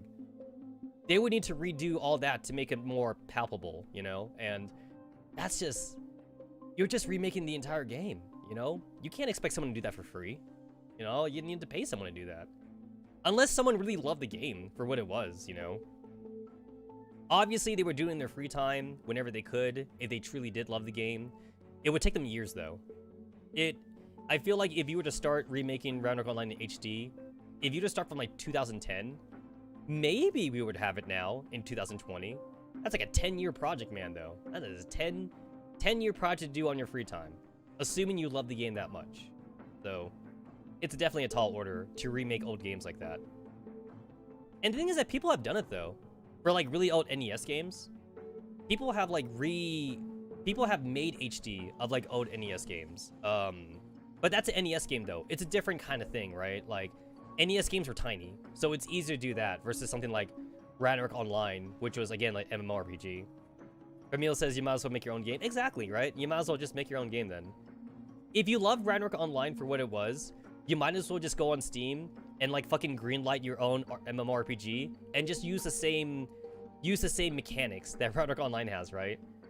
And you could say, oh, my game is inspired by Ragnarok Online, and I hope you guys like this game, except now it's in HD, and it's more modern, right? It looks better and shit. And also the UI is not shit. Because especially for old games like that too, the UI is outdated, so like, you know, there's more ways to streamline it too and things like that. But again, you can't really do that though. Yeah. There were a lot of old games that like I wish were in HD form, but you know, you can't do that without remaking it. Like Final Fantasy VII, you know? I remember Square did not want to. Square kept on saying that they didn't want to remake Final Fantasy VII. They said this shit like at E3. They said it like at conventions. They were all like, it would literally cost the company like $100 million. I mean, that's maybe not 100 million, maybe like $10 million or something. Like, it would cost them so much money to remake Final Fantasy VII, like from the ground up or something, you know? I mean, they did it though. They still did it in the end because I guess somewhere along the way, they decided that like they would make more money, you know, remaking Final Fantasy VII. But like, as far back as like 10 years ago, for example, back in 2010, when people were still asking for it, Square was still saying, we don't want to remake Final Fantasy VII. We don't want to remake it. Why do people keep asking us to, you know? It's a tall order for an old game like that because like, other than redoing the graphics, voice actors, right? Voice actors are expensive. You had to get voice actors and you had to hire new programmers. You had to make an engine from the ground up, basically, you know? Because you just can't get the old engine and just slap an HD. You just can't get the old engine and slap an HD resolution thing on it, right? That's not as easy. It doesn't work that way. Remaking an entire game is a lot of work. Or you could do what Nintendo does and just fucking outsource that shit. I hate Pokemon Diamond, Brilliant Diamond, and whatever Pearl. I hate what they did with that one. Let's outsource that shit. I'm sure it'll be fine. I'm sure it'll be okay. Could have been nice. Brilliant Diamond and Shining Pearl could have been nice. They got some third-party company to do it. They didn't want Game Freak working on that shit. Although at this point, I don't know if I chose Game Freak anymore. Might as well outsource it, actually. I'm torn. I'm torn now with what they're doing with Pokemon. I don't know if I want them to outsource Pokemon or if I want them to keep letting Game Freak do it.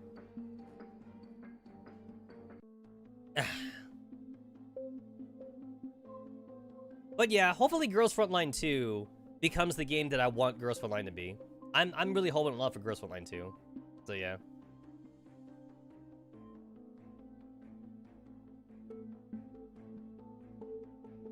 Alright, so going back to Architect, who said she volunteered. Is it that strange?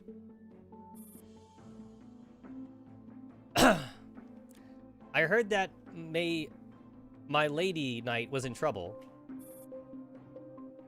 Plus, this is my former turf. Since everything added up, your commander had no reason to refuse me. Oh, you want reasons? I got a whole bunch of them. Let's start with the simplest one, trust. Oof. Star 15, why you so mean?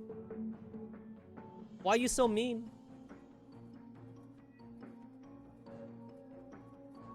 Where's my XCOM GFL mod? I'll do you one better. How easy will it be to mod Girls Frontline 2?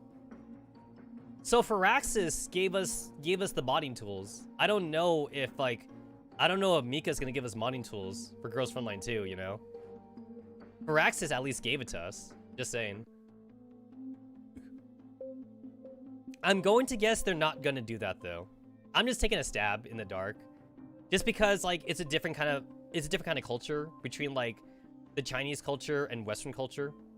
So I just don't know if Mika will give us modding tools. That's not to say it would be impossible to mod Girls Flying 2, but we would be relying on fan tools though. Like the fans would have to make it happen, you know? Versus Firaxis, like Firaxis on Steam, Firaxis lets us download the entire like programming package, you know? So Firaxis, like, have fun, guys. It's so much easier to mod XCOM 2 than it is to mod XCOM 1. XCOM 1, we don't have developer tools for XCOM 1. So, like, basically, you need hackers, basically, for XCOM 1. XCOM 2, you don't need to be a hacker, though. Anyone can do it, which means as long as you have, like, artists and, like, 3D modelers, it's really easy to mod XCOM 2. It takes time, though. That's all you need. You just need time. I just don't know if Mika would do it, and that would be just a bit of a disappointment. Same thing, too, for Darkest Dungeon. Darkest Dungeon devs, they allow people to make mods for Darkest Dungeon, so just a different mindset. No wonder the XCOM game size is fucking huge. I mean, fan creation, you know, is amazing, though. I mean, look at Skyrim. Skyrim would not be what it is today without fan creation. Skyrim would be like half the game it is without fan creation. Fan creation is arguably like half the game right there. It basically makes the game better, honestly, in some cases. And honestly, you don't even need to download, like, graphical stuff. You could just download stuff that just makes the game easier to play. Or, like, Skyrim. Because some things in Skyrim are ass, right? So it's like, hey, this game, this mod makes the UI not shit or something, you know? Things like that. Small things like that.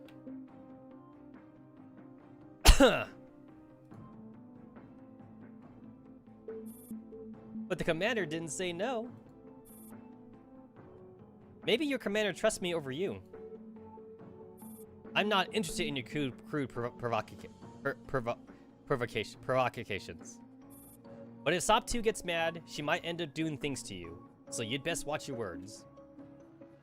Then pretend I never said anything. Also, the commander has definitely thought this through. Our intel only mentioned that Jaeger might be in the area, but that info isn't verified. However, if we bring her along, I'm sure Jaeger won't be able to restrain herself and show up. Assuming she's actually there, of course.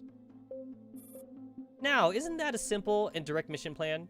The hook is straight and even the bait is nice and fragrant. You'd best be obedient as you say you are. Relax. All I want is to take a look around the place after spending so long away from it. If I were so loyal to SF, surely I would have done something by now, don't you think? Do I look like someone who's willing to die for a cause? I don't care what kind of person you are. Oof. Guys, with friends like this, right? Keep your enemies close and keep your enemies closer. My god. I only trust what I can see. Speaking of what you can see, is that a residential district up ahead? It would seem that we have arrived at the destination that the commander gave. Like, honestly, like, they treat Dandelion better than they treat Architect. What's this? Is this a village? No, something's not right.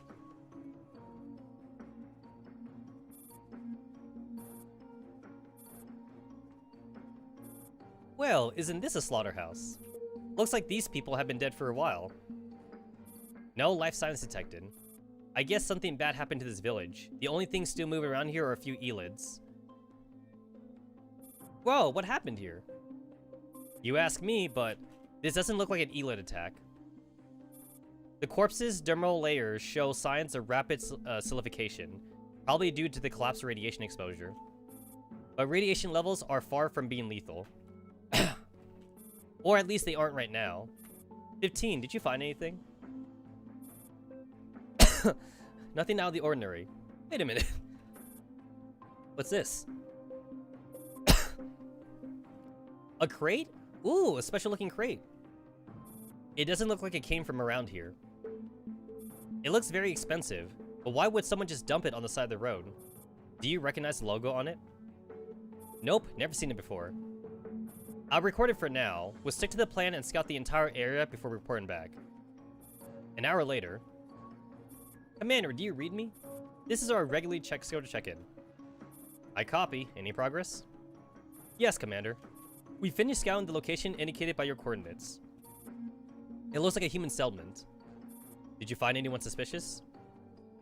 No, everyone here is dead. The situation here is somewhat similar to Talon. Damn it. Javier must have a reason for making us check this place. Did you find anything? We did some initial investigations and found several strange crates. Do you recognize them? No, I don't. But the writing on them is German. So you're saying these crates were sent from Germany? Dandelion, can you learn anything from them? They simply say that they were civilian supply crates, without any other information. By the looks of things, these containers were left here before someone opened them up and removed the contents. What was inside them? We can't tell from the containers, but I have a feeling that it's definitely linked to the death of these villagers. I've uploaded the images, though I can't find anything regarding them on the Griffin servers. However, I feel that this is enough for that gentleman to mount an investigation of his own. I'll report the discovery of these crates to Javier. Since the situation is similar to Talon, then this must have something to do with William. Hand the crates over to the aircrew, do a sweep of the region, and look for more clues. Understood. But this may delay the Sanvis plant mission. Do you wish to extend the mission duration, Commander? No need for that. I'll stay behind and check this place out. You guys should just stick to the plan and move to the next objective. I will stay and investigate with her. The situation here somewhat bothers me. Huh? Is this alright? Right now, Sanvis Ferry are just a disorganized rabble. You should be enough to deal with them. Besides, you got a milestone around your necks too, don't you? A millstone. Everyone looks at Architect, who's just spacing out while staring at the sky. Are you sure? You aren't armed, and your electronics hacking would be useless against the infected. I am fully confident in AR-15's ability to protect me. Well, I don't want to protect you. Star 15! She's like half of M4. She's like part Lunatia. You should want to protect her. Also, do you even need protection? Compared to a doll who only knows how to shoot, it would be more efficient for me to perform intelligence gathering task. Since we've taken the trouble to come all the way here, I trust none of us wants to go back empty-handed. What Dandelion says makes sense. There must be some clues here which we haven't discovered yet. They would be very important for future operations. Understood. In that case, you and Dandelion should stay here and continue the investigation. Catch up with us immediately once you're done. Star knows that she will cuck and... Oh my god, she will cuck anti-rape from Shikike. Looks like we have our orders. I mean, the cucking's already happened. She got to wear Shikike's coat. She got the Griffin coat. Which Satmon's already jealous. Acknowledge. Obviously, the only thing to do for Shikike is to order extra coats. But he needs to wear them though, right? Because half the point of wearing the coat is that it has a scent on it, right? And then the girls can sniff it. And then they'd be like, it smells like Shikike. It smells like Shikikon. That's what my animes have taught me, boys. My animes have taught me that, like, everyone likes to sniff clothing.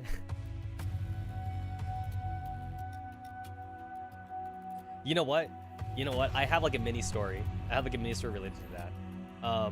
This is a Taka. This is a Taka story. This was back when Taka was, when me and Taka were in high school. And, Taka had, like, this girl that he kind of, like, was sipping for. And she was, like, she was kind of like one of those athletic chicks. I wouldn't say she was a tomboy, but I think she was, like, on the track team or something like that. I don't really know. And, Taka would sometimes, like, hang out around, like, around the field, just so that, like, he could, like, watch her or something. You know, very simpy thing to do. Like, it'd be after school, right? It'd be after school, and, like, Taka's friends would be like, yo, you want to go to the arcade? And Taka would be all like, no, I'm just gonna hang around the school for some reason.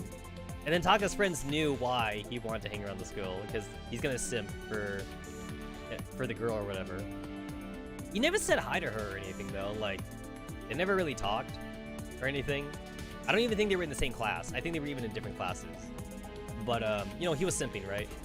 And she's an athletic girl, so like, you know, she sweats and whatever like that, and like there's like towels and crap. And one time Taka was like, you know, like he was sitting on the bench and he was just like watching the track team or whatever. And the coach, right? The coach asked him like, hey son, you interested in the track team? You want to join the track team? And of course Taka, being an otaku, he has no desire to join the track team. But of course he can't say that. So like, he said like the generic answer. He's all like, oh, like maybe I'm watching and maybe I want to join. So the coach was like, oh, okay, well, if you want to join, we're always looking for new members and shit. And then they went back to doing whatever. And then like, he's just sitting there watching. And then the girl that he liked, she came over because there's a bag by the bench. And Taka didn't know that it was her bag, right? So there's a bag by the bench, and then she went over to the bench, and then like she's like almost like a few feet away from Taka, and then like she like grabbed a towel, and then she's like wiping her forehead and shit, you know, wiping her arms with sweat, you know. So now she's got her musk, right? She's got her musk like all over the towel, and then like Taka's just watching. He has like looking in two directions, right? He like split his eyeballs. He's looking forward in the direction of the track team because he doesn't want to be obvious. But then he is looking at her though. He's looking at her wiping herself down and shit. And she was sweating a lot. It might have been like a really warm day or something. And like you could see like sweat stains like on her white shirt and shit. And the reason why I know this, by the way, is because like Taka's friends, first when they asked Taka they wanted to go arcade and he said no, they stayed behind too, but they watched like from afar, and they were watching Taka and they were taking pictures with their phone, and they sent pictures to me, and they're like, yo, Tetsa, bro, look at Taka simping, and I'm like, yo, bro, what the fuck? So I'm texting them back. I'm like, yo, like stay there, man, stay there, keep watching. So like Taka's friends were watching Taka sip and shit, and they're sending me pictures like what Taka is doing. And then like the girl, she actually talks to Taka after she's like wiping herself or whatever. And I think she assumed that like Taka was actually like on the team or something. Like maybe he was just like bench warming or he was taking a break, I don't know. But like she got done like wiping her forehead or something, and like I think she ran out of towels. So she actually like dropped her towels on Taka, and then she was like, oh, like, can you get me some new towels? Because I don't have any more in my bag. Just put them in my bag when you get the new towels. And then she starts running again. So Taka has like 3 or 4 towels of like the girl's sweaty musk in his hands. And he's like, oh, I guess I should go get her new towels. So he walks over to like the gym storage closet or whatever like that, and Taka's friends are like tailing him. They're just kind of following him around. And then like when he's in the storage closet, he's making sure that he's alone, which he technically is alone in the storage closet. But again, Taka's friends are there. They're hidden. They like hide behind like a pillar or some shit. And they literally like took like the most pristine picture of like Taka like sniffing the towels. Like Taka took like a deep, he took like a deep ass breath. Like Taka like put the girl's towels like up to his face. His face is entirely covered, and he's breathing it. He's like breathing that shit in. And I'm like, yo, Taka, what the fuck, man? He is sipping so hard. He is smelling that musky ass sweat just for this girl that he like had a crush on. And like Taka's friends were messaging me. They're like, bro, like I don't know if we can hold our laughter anymore. We got a jet, man. We gotta go. We need to laugh. We need to bust our laugh out. I'm like, yo, guys, you did enough, man. You did enough. Fall back. Mission complete. So like they ran away from the gym to make sure Taka didn't hear them, and then they just started like cracking up. They just started like cracking up like a little bit outside the school, because they couldn't believe that Taka did the fucking anime thing where like a character actually sniffs like someone's clothing and shit. He did this for fucking sweat-soaked towels, basically. Taka doesn't know that I know this, by the way. I had the picture saved though. I'm pretty sure his friends still have the picture saved too. I think we all have the picture saved still. One day, we're gonna show him these pictures. And we're gonna be like, yo, bro, remember that one time in high school? We're gonna lord this over him one day. We're waiting. We're kind of waiting though on like when to actually do that. I'm pretty sure we all still have the pictures though. I know I still have it. I'm pretty sure they have it too though. But yeah. Tetsa has some blackmail on Taka. The funny thing is that like Taka tried to do that to me sometimes. But the thing is that like I have no filter, so like it doesn't work as blackmail material. Because like I tell people like who I sleep with and shit like that. And then like the biggest burn is that like I slept with Taka's mom, so like he can't even lord that over me either. Because everyone already knows that I slept with his mom. It's very hard for Taka to ever get blackmail material on me because like I tell everybody everything. Like Taka like keeps a lot of shit like hidden. I don't do that. If you were to like point at a chick and ask me if I slept with her, I would tell you an honest answer. You know, it's like, did you sleep with that chick over there? I'd be like, yes, I did. Yeah, yes, I did. I'll tell you if I simped for any real chick too, which I don't think I've ever actually simped for any idols or anything like that. I don't think I ever went through an idol phase. I've already told about how Taka went through idol phases, but I never did though. I don't think I don't think I ever did that. But that's just me. Obviously, it's a cultural thing. You know, like I wasn't raised in Japanese culture, so maybe that's why. But Taka definitely simped for idols, for a few idols though. All right, we're good. What about the idol chick I have albums of?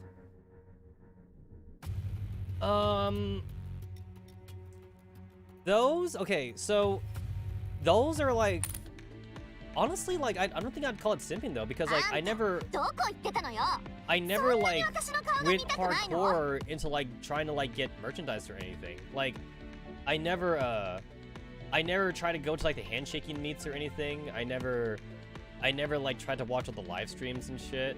Like to me like you might as well call me a casual fan then, you know? Like basically like, for example, there's a difference, for example, between buying like an album like in person and buying an album online. And that's what I did for most of my albums. I just bought them online. So it's like, I'm not sure that's even considered simping then. At least not to the same level the Japanese guys simp. And also like, I don't think there's a single idol or singer where like I have like all their albums for. I have random albums basically. Like basically I have albums for the songs I like.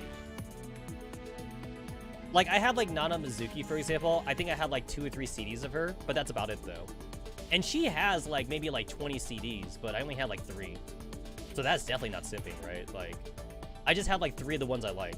I know one of them was Maho Shoujo Lyrical Nanaha music, and the other 2 I think were random. Some other idol songs I have, I never actually bought them, to be fair. They were gifted to me from Taka, or they were gifted to me from other people. Yeah, I think honestly, I definitely spent more money on just anime junk than like actual idol shit. Like not actual idol stuff. Any idol albums I do have, I think it was anime related and not idol things. So yeah. Like let's take like Negima stuff, for example. Like I was hardcore into Negima. I did go to like the concerts with Taka, but again, that was because it was Negima related. That had less to do with the actual singers and idols and the voice actresses for Negima.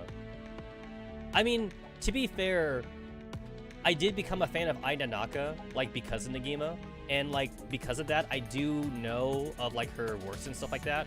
Like she did do voice work for even like gacha games and stuff, and like she did voice work for Tales of games, and Tales of Link was one of them, I remember. Because I recognize the voice.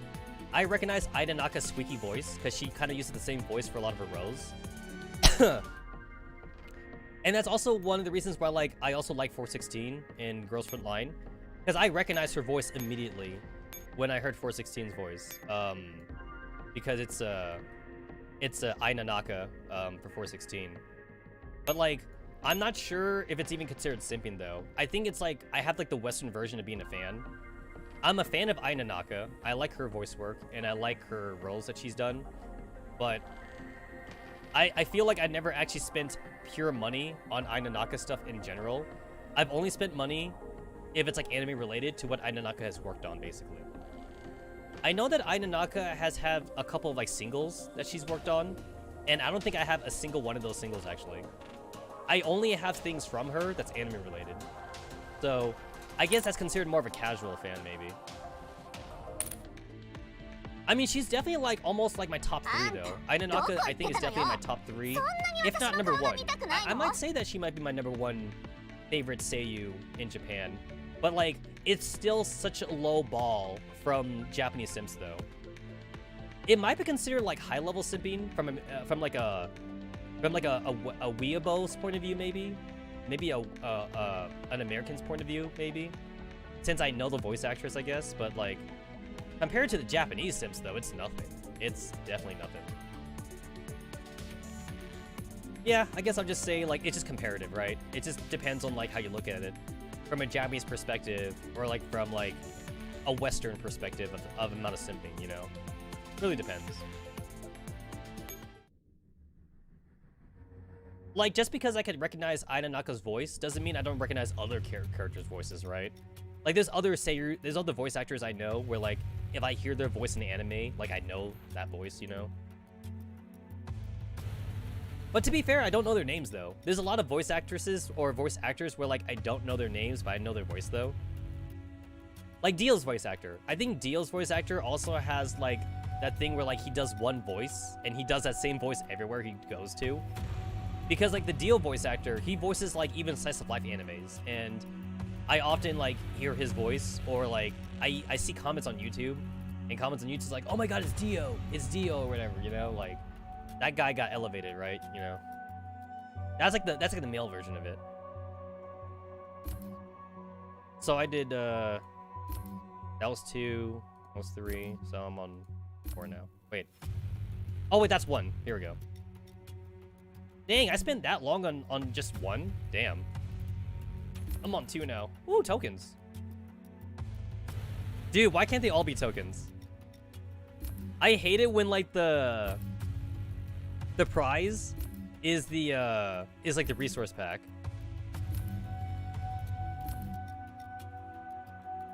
Like this one. The 500 shit. I hate this. I hate this one. This is the most worthless resource pack in the entire game. Like, can the prizes just not be this anymore? No more this 500 shit? Thank you, Ringe Mayuchi, for its subscribe. This is a very weeable channel, so I hope you're into weeable shit. There's not too much Westabo stuff on this channel. Alright, let's check out the next part of the commander side. Damn it. There's nobody alive in the other village either. Dude, William's an asshole, man.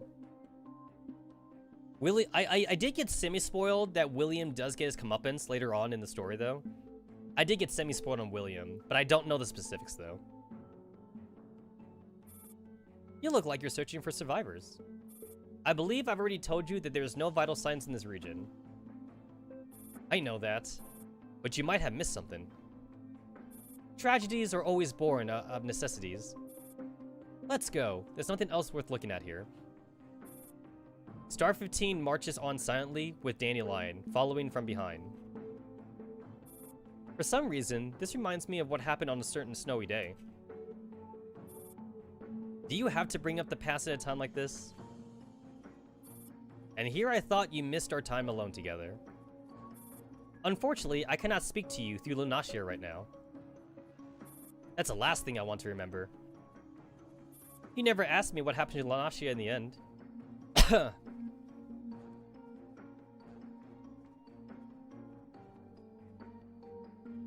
From what you know on CN on current story, no William is still not fucked? Gotcha, okay.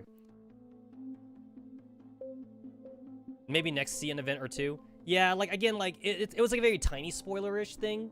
It was a random comment I found on Reddit from someone that played the Chinese server.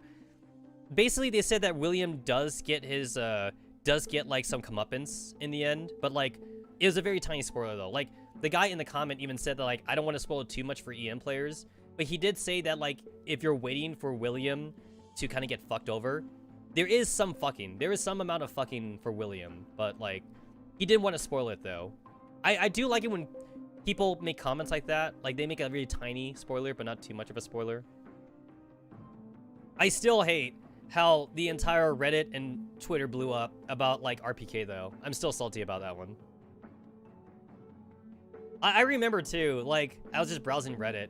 Dude, Reddit was such a horrible place to even for me to even go, I guess, but like how was I supposed to know? I wasn't, there was no way for me to know, right? Like, there's no way for me to know, but like, when I went on Reddit, literally the top 10 topics that was posted on Reddit was all RPK, RPK, RPK. Hey, here's fan art of RPK, you know, spoiler, RPK, RPK. There was like no way for me not to get spoiled on it. I'm like, God fucking damn it. God damn it. Now I can't be surprised anymore. God damn it. I mean, I get it though. I get it that like the Chinese players were really surprised at that, but then like that's kind of unfair, you know, for the other servers and shit. I remember telling some of my Japanese friends who also started playing Girls Frontline, I told them don't go to the EN Reddit. Stay on the JP Reddit, you know, don't go to EN Reddit. There's way too many spoilers. Because I know some of my Japanese friends that are like a little bit bilingual. They check on EN Reddit too, and I tell them don't do it no more. Don't do it. Don't do that. Stick to JP. Stick to JP Reddit. Just because the JP server is like is a little bit behind and shit. Although JP server did do a good job of like trying to catch up though. They're doing their best to like go on an accelerated schedule for the JP server.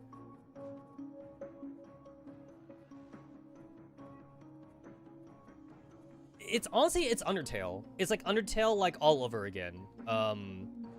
If you didn't play Undertale like in the very first week of it coming out, impossible. You were gonna get spoiled on like the genocide route, on the pacifist route. That thing was everywhere. It was on all forms of social media. It was on all YouTube. It was everywhere. You basically had to be living under a rock to like not get spoiled by Undertale. The best thing you could have hoped for if you got into Undertale late was that like you were not a gamer and like a friend would recommend it to you. You would need a friend to recommend you to play Undertale, and they'd be like, yo bro, you gotta play Undertale. I won't spoil it for you though, but you gotta play it. Or like he could gift it to you or something, but you know, just kind of sucks that like I never got to play Undertale in its purest form though. I never played Undertale. I never got the chance to play it because the whole entire thing was spoiled for me. So basically, because Undertale was spoiled for me, I just went in the rabbit hole. Like, I watched a live stream. I saw somebody's live stream of Undertale, and not a VTuber. I just watched, like, a regular streamer. I think I watched Pro Jared's video on Undertale, I think. But, like, I just watched a regular streamer, and, it honestly, like, I'll say it, it's good. The story was good. I think the gameplay, actually, is very interesting. Definitely a little bit on the original side. And original is in short supply, honestly. Because, like, everything is kind of like an offshoot of something else, you know? Everybody makes games because they were inspired by something else. Which is not a bad thing. It's not bad to make a game if you were inspired by, like, a genre or something. That's not a terrible thing. But at the same time, it's hard to do something very original. Because, you know, just because it's original doesn't mean it's good, right? That doesn't mean it's a good thing. But if you do something that's original and it's good, that elevates you, man. That elevates you to, like, famous status. So I will say that Undertale and Deltarune are indeed nice. At least I played Deltarune without spoilers. Since I became interested in the Undertale story, I played Deltarune on day one. I streamed Deltarune. Deltarune 1 and 2 I played on day one, so... that was nice. So... Although Deltarune is not as spoilery as Undertale is, though. But I did avoid spoilers for Deltarune when I live streamed it, so that was cool. Deltarune's a little bit nicer to play just because it's more basic RPG elements and not like the crazy stuff that like Undertale did. It feels more familiar to me for Deltarune. But yeah, I'll see where the game goes, and I'll just be playing Deltarune whenever it comes out.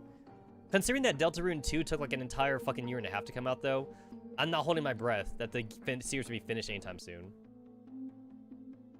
I do hate this normalized thing, though, of, like, not being able to play a finished game all in one go. Undertale was a full game. Deltarune's coming out in fucking chapters. You know, God damn it, I hate that like, he's doing that. I don't like how normalized it's become.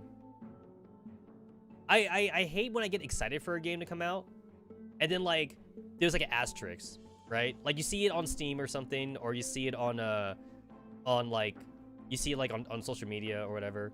It's like, hey, guys, like, this is a cool game that's coming out. Look at this trailer. And you're like, oh, man, that's pretty cool. And then you see the dreaded words, Part 1. I hate that. I hate that. Like, oh, god damn it, Part 1. And the thing is, like, if you want to avoid spoilers, you have to play Part 1. But the thing is that, like, if I didn't have to worry about spoilers, I would just wait until the whole entire thing came out, you know? I would want to wait until the full game came out and then just play it. So that way, like, I could not have to wait, like, per year per parts to come out.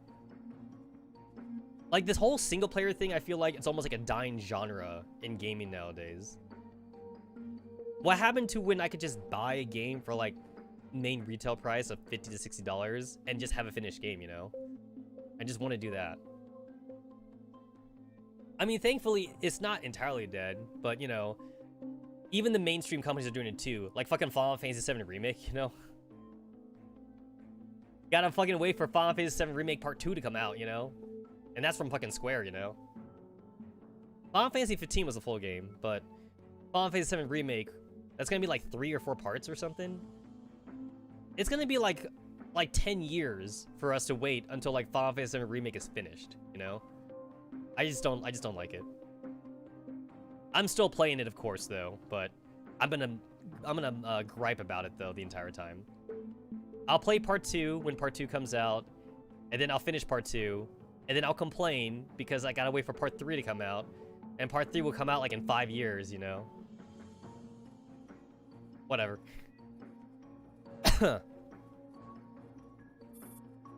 Alright, let's get back to Dandelion. I even thought you no longer cared about her.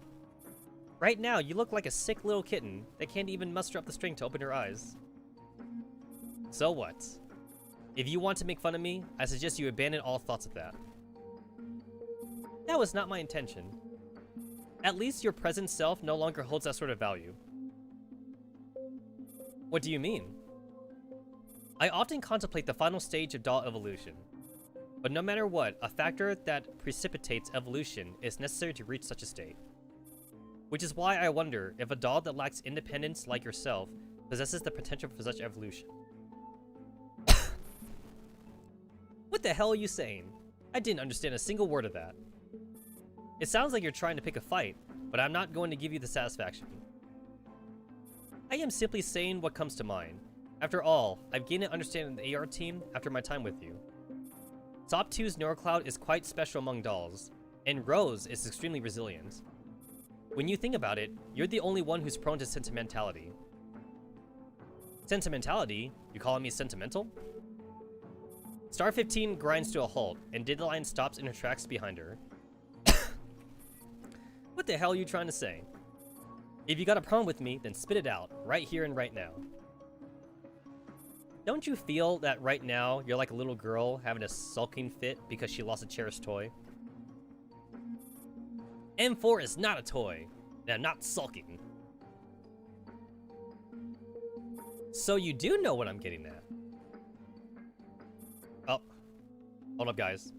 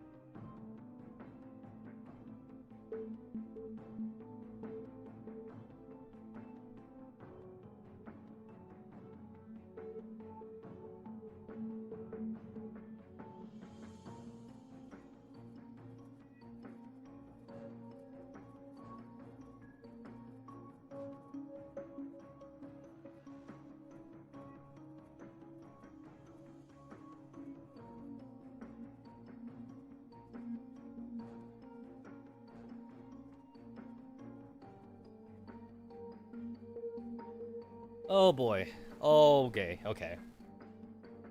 Man, normally when I get like these kind of stomach aches, I kind of cancel the stream sometimes, but since Pokemon Legend of Arceus is coming up, I don't want to cancel the stream.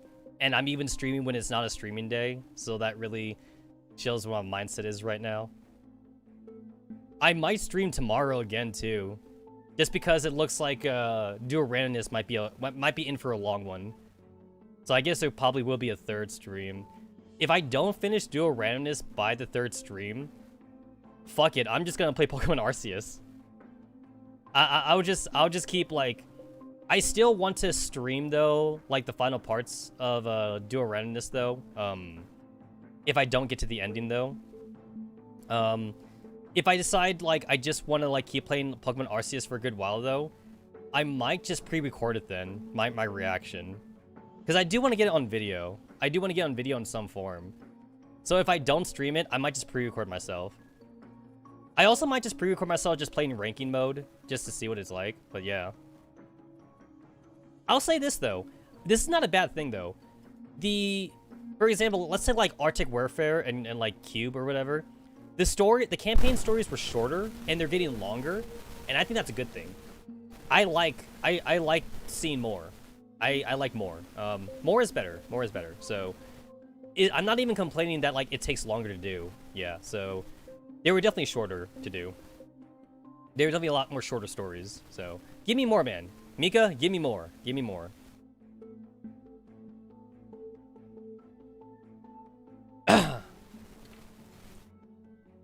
I'm interested in the Lunacia thing, but like I feel like the Lunacia bit's like a lot slower though.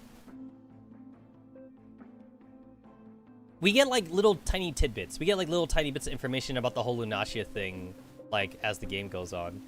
That's like the longest like ongoing plot device for the game. I kind of wish there wasn't a Lunacia thing though. I kind of wish the story was more centered around the commander and like maybe just fighting Paradius and SF normally or something and KCCO. Like basically the anti-rain team could have just been like a bunch of normal elite T-dolls with no actual backstory. And instead it could be more closer to about like how KCCO is like a corrupted army thing, the Paradius and Williams thing, and like anti-rain could have just been like Persica's like personal hobby or something, you know, like I would have been okay with that. Like, okay, so Paradius, so Paradius is connected to William, it is connected to Lunacia, but like I could change that though.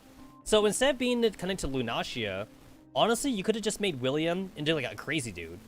You could have just made him into a dude who just like uses humans and like he gets people in the red zone who are like under radiation, and he offers them, you know, he offers them safety, he offers them food and shelter, and then he uses it for experimentation, you know.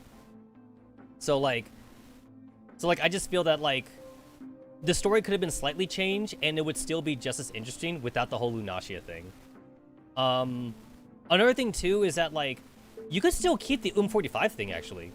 So like you could have made 45 the main character, honestly, and not M4. Because like 45 is like kind of like her fighting her own inner demons. And she thought like, you know, she has like that fake 40 like in her mindscape thing. And like that 40 even mentioned like, you know, I'm not the real 40, like you made me. You made me in 40's memory or some shit. So like 45 like has her own things, and that's interesting. You could just done a lot of the game based on that, honestly. So yeah, I just need to wait more until like we learn more about Lunacia and stuff like that. If you do watch the translated stuff though for the official story recap for 416 and G11 though, they do go over William. They do go over 16 Wish or whatever, 16 Lab and the Wish thing, and they do talk about Lunacia and shit. Although that's kind of like in the perspective of 416 and G11. But still, though, it is nice that, like, the official Girls Frontline channel does go over it, though. So you can kind of watch that, too, to kind of get, like, a refresher and, like, kind of get everything locked all in, like, one piece, I guess. It's on the official channel, so that means it's also, like, canon, you know, like... That means, like, it's actually means something. And then there's also the one, too, with, like, Suomi and, like, K2 talking, I think. There's one with Suomi and K2 talking about the story, and then there's 416 and G11 talking about the story. And then you could ignore all the Sten Mark II and the Scorpion ones, because the Sten Mark II and Scorpion ones, they're just talking about the game. Those two break the fourth wall. You could argue that Sten Mark II and Scorpion are the strongest characters then, because they actually know they're in the game. They talk about fairies and shit. They talk about the Digimon thing. Alright, let's get back to this.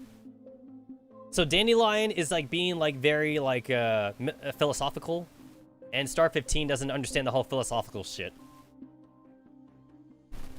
You brought up the past out of nowhere and made a point of mentioning M4. Only an idiot wouldn't know what you're trying to say. Just because I get your meaning doesn't mean I want to be bothered with pointless crap like this, especially since you're the one bringing it up. I am simply worried that you will let your emotions cloud your judgment. That's exactly what the commander's worried about. So should I thank you for this pointless lecture? The more you act like this, the more you prove that you're inefficiently calm. Furthermore, it also means my fears about you are justified. You think I can't carry out the mission in my current state? I never said that. However, if you have any doubts, I do not want you to keep them buried in your heart. Hidden problems are harder to handle than a simple emotional outburst. Hidden problems, you say? I see. So you think of me as a hidden problem. That's why you've been staring at me all this time like a stalker. I thought we had come to a consensus on this. Can't you tell how I feel just by looking into my neurocloud? Do you have to put me through this farce of making me say it personally? I won't do that, because I promised Lunashia that I would take care of all of you. If she were in my place, she would be equally concerned about you. You don't need to pretend to be M4. You don't need to pretend that you're fine either. Humph. Frankly speaking, I don't trust you in the least. But if M4 thinks you're not an enemy, then I'm going to consider you an aide for the moment. Don't get me wrong though, I haven't acknowledged you as one of us yet. Aw, Star 15 being a tsundere. And you better not expect me to treat you like the way I treat M4. Aw. I just need to say Baka now. Baka. Not even if you look like her or come from the same neurocloud. To me, M4 is M4, and nobody can take her place. Hey, you guys remember at the very beginning when like Star 15 was all like, man, I don't care about M4. My entire life was perfect before she came in. And then Persica told me it was my life to protect M4. I hate M4. And then like, ever since like Singularity, right? I feel like it was like at the start of Singularity, she's all like, oh my god, I must protect M4 now. I would do everything for M4.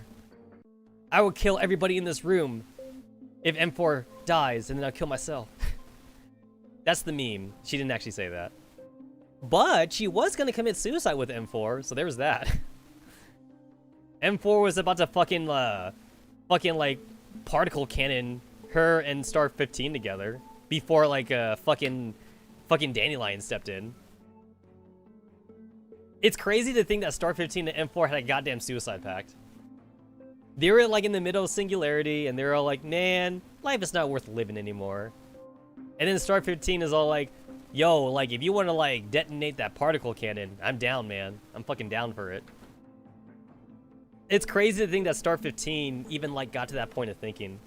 It's like you would think that Star 15 would actually not want to like just die like that, but she was willing to do it for M4 though. I can endure anything if it means I can find her again. So put your attention where it should be, because if you miss out an important clue while you're worrying about something so pointless, I promise you, I'll make you regret spouting all that nonsense. To be honest, I'm quite surprised. You're stronger than I thought. Think what you want, I don't care. While all of Persica's dolls have their own quirks, you are all fundamentally the same. Unfortunately, I am no exception to that. Can we end this pointless conversation and focus on the mission? I am glad to be of service. We've got a pile of corpses here too. Can you glean anything from them? There's no doubt they died of radiation poisoning. The question is, where did that radiation come from? These people lived here, which means that radiation levels here weren't fatal. Our scans told us as much.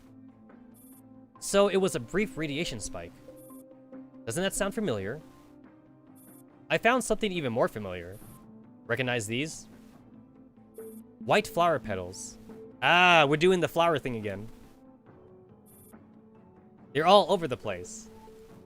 I still think that that this scenery is actually very beautiful. That's why I use it for like my talkie bits. Even though this is technically all full radiation right here. I'm basically doing my my little talkie things in a flower field that's gonna kill me. It's a good thing. It's a good thing I do this as FNC. Since I'm a T-doll, that means like I won't die as much. I do think this is a very beautiful scene right here, though, even if it's all radiation flowers.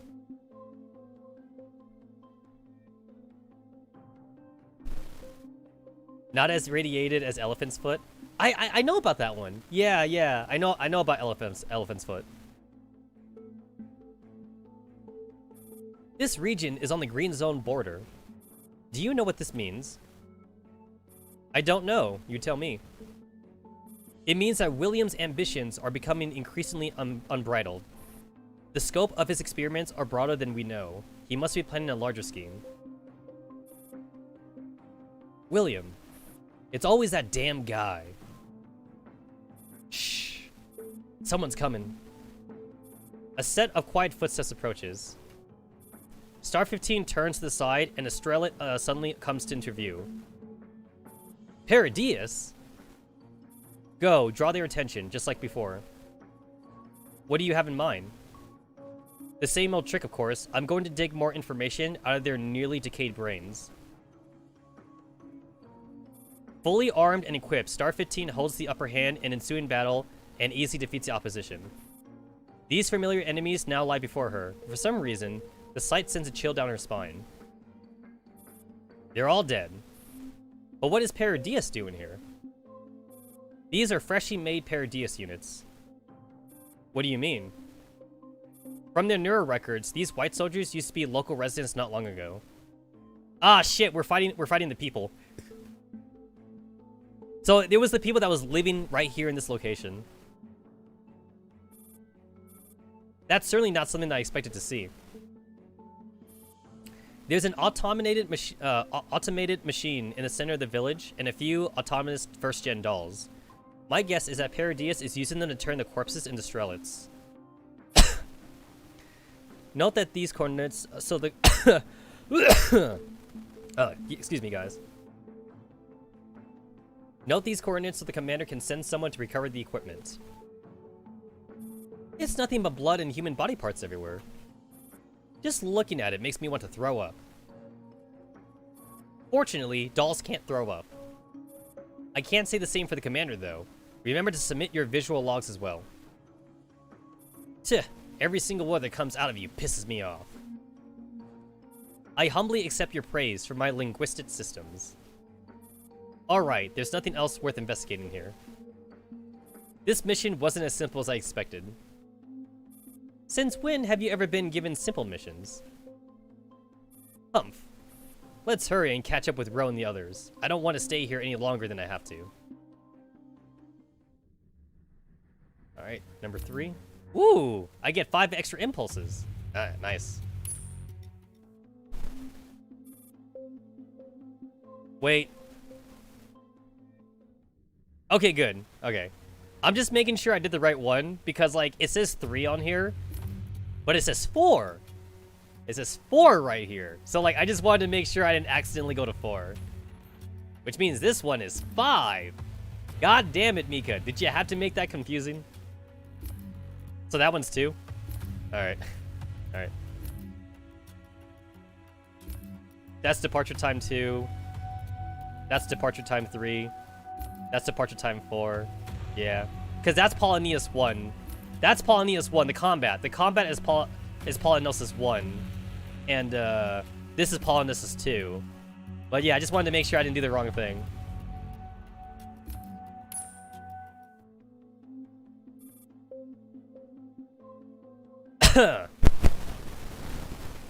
I never thought I'd come back here again. Sure brings back memories.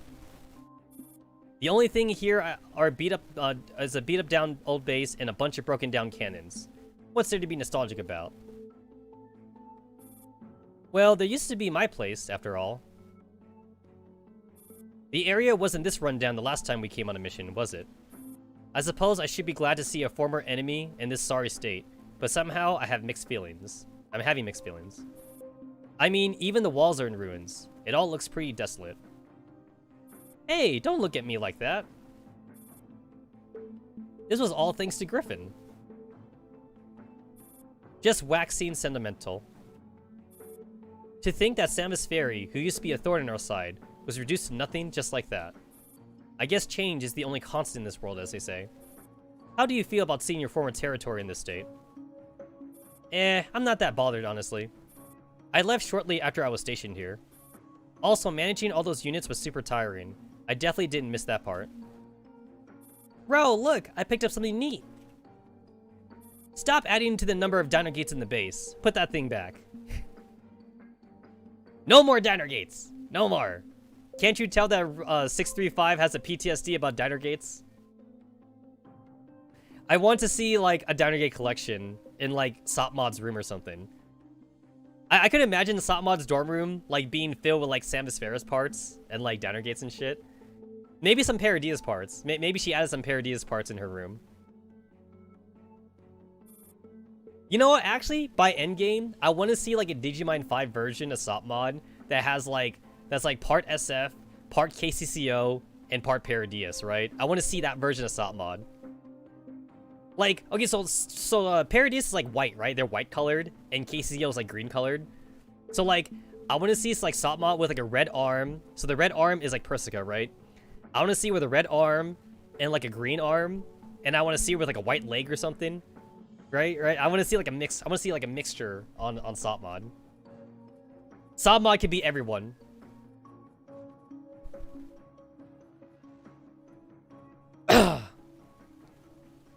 Speaking of which, I've been leading the way for you this whole time. So would you mind placing just a teensy bit of trust in me? You could start by loosening the rope around my necks. How about that? Ha ha ha. No. Sop 2 bares her claws. She seems to prefer them as weapons over her guns. I must trust you more if you were just ahead. I might trust you more if you were just ahead.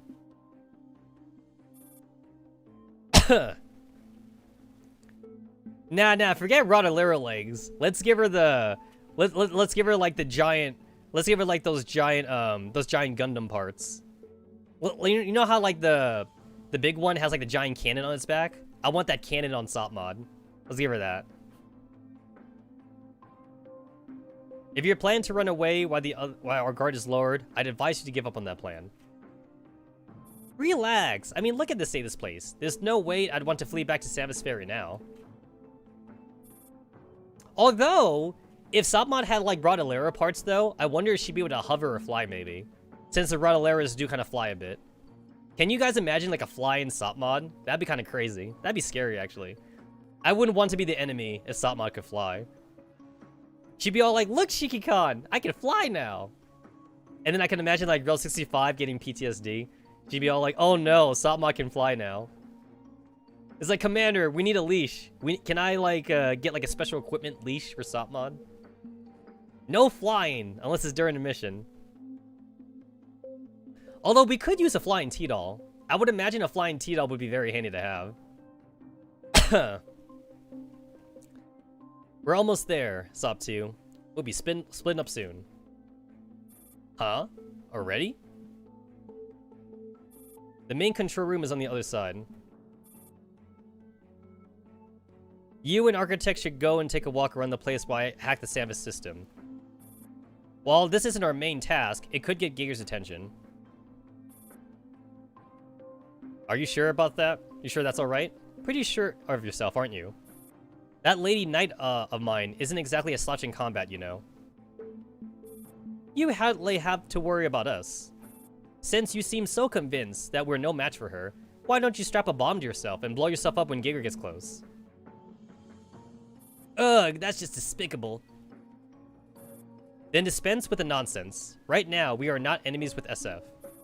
If you could be more than just bait, then maybe Giger could come back with us in one piece. So, you want me to talk to her into surrendering? She'd probably kill me on the spot if I said that. Either Giger cures you, or we do. Take her pick. Time's running short. I'll be heading to the main control room. Everyone's so mean! Come on, guys. Architect's been in the base for a while. So mean. Be careful, Ro. Do you want to bring Banana with you? Ah, Banana. Banana. Yes, Ro and Banana. Can anyone name a more better duel? Absolutely not. Oh, no Banana. No Banana. So, Ro 65 said she's off to the main control room. But isn't SF pretty much dissolved at this point? What info could there be worth knowing? That's none of your business. So cold.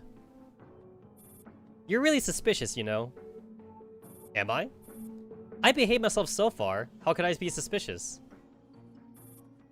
The more nonchalant you act, the more suspicious it looks to me. We're using you as bait to catch a friend of yours. Do you really not care about that? If I were in your position, I'd never sell out my teammate. Huh, you would think that Sop Mob would have realized that, like, the San Vespero's ringleaders never cared about each other, though. We've seen this a lot, how, like, a lot of the ringleaders, like, they always, like, pick on each other and shit. It's basically, like, almost an exception when, like, a ringleader is friends with another ringleader. That's the exception to the rule. Aw, do you really think I have the IQ points needed to think about these rock-hard place part problems? What kind of answer are you expecting from me anyway? If I said yes, wouldn't that make me out to be a cold-hearted bitch? You can't trust people like that. And if I said no, that means I still feel for SF, right?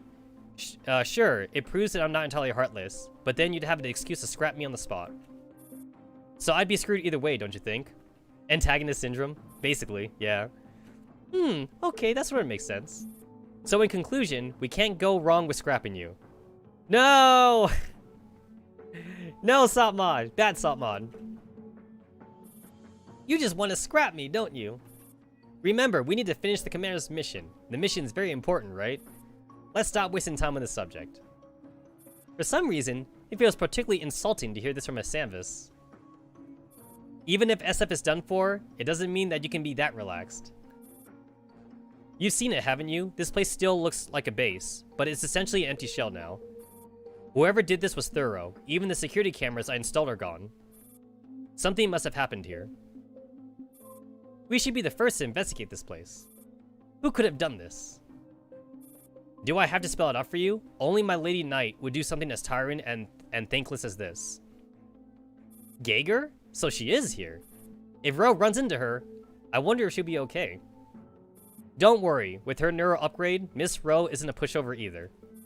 Besides, Architect pauses, then she flashes the granite stop too. She's going to come for me first. The two of you must have been real close. Since you get along so well, why are you still lazing around in Griffin? Aw, change is the only constant after all. Shh. Something's trying to surround us. Huh? I thought they'd be a scattered mob after losing their commander. They're pretty united, aren't they? At last, the truth is revealed. So it was you, wasn't it? I can scrap you right now, right? Can I? Hey, don't get excited just because you got surrounded. I told you it wasn't me. If you don't believe me, why don't you throw me into their ranks? They'll finish me off without hesitation. Whum. An ear-piercing screech of feedback blasts through the PA system as the two of them argue. Attention! Oh, it's Geiger. That's Geiger's voice. Oh ho, she hasn't changed a bit. Listen up, Griffin dolls. You have stepped into my trap. Release Architect immediately. Otherwise, all the surrounding cannon emplacements have been aimed at this place. You have 5 minutes to decide. Once time is up, I will blast this place. Not even your stains remain. Until not even your stains remain. And what if I don't hand her over? Then I will open fire anyway. Hey, are you serious? If you do that, I'll be blown to blitz as well, won't I? At last, she took the bait. Geiger can't be far. Still, I didn't expect her to be able to control the Jupiter cannons I left behind. The mortars around the base are all top of the line. I built them personally to protect myself. We're doomed! What's so scary about that? All we need to do is take out those cannons, right? We've wrecked so many of those we lost count. Ugh, would you mind not denying the value of my existence so casually? But before that, we need to eliminate all the Samus forces trying to surround us.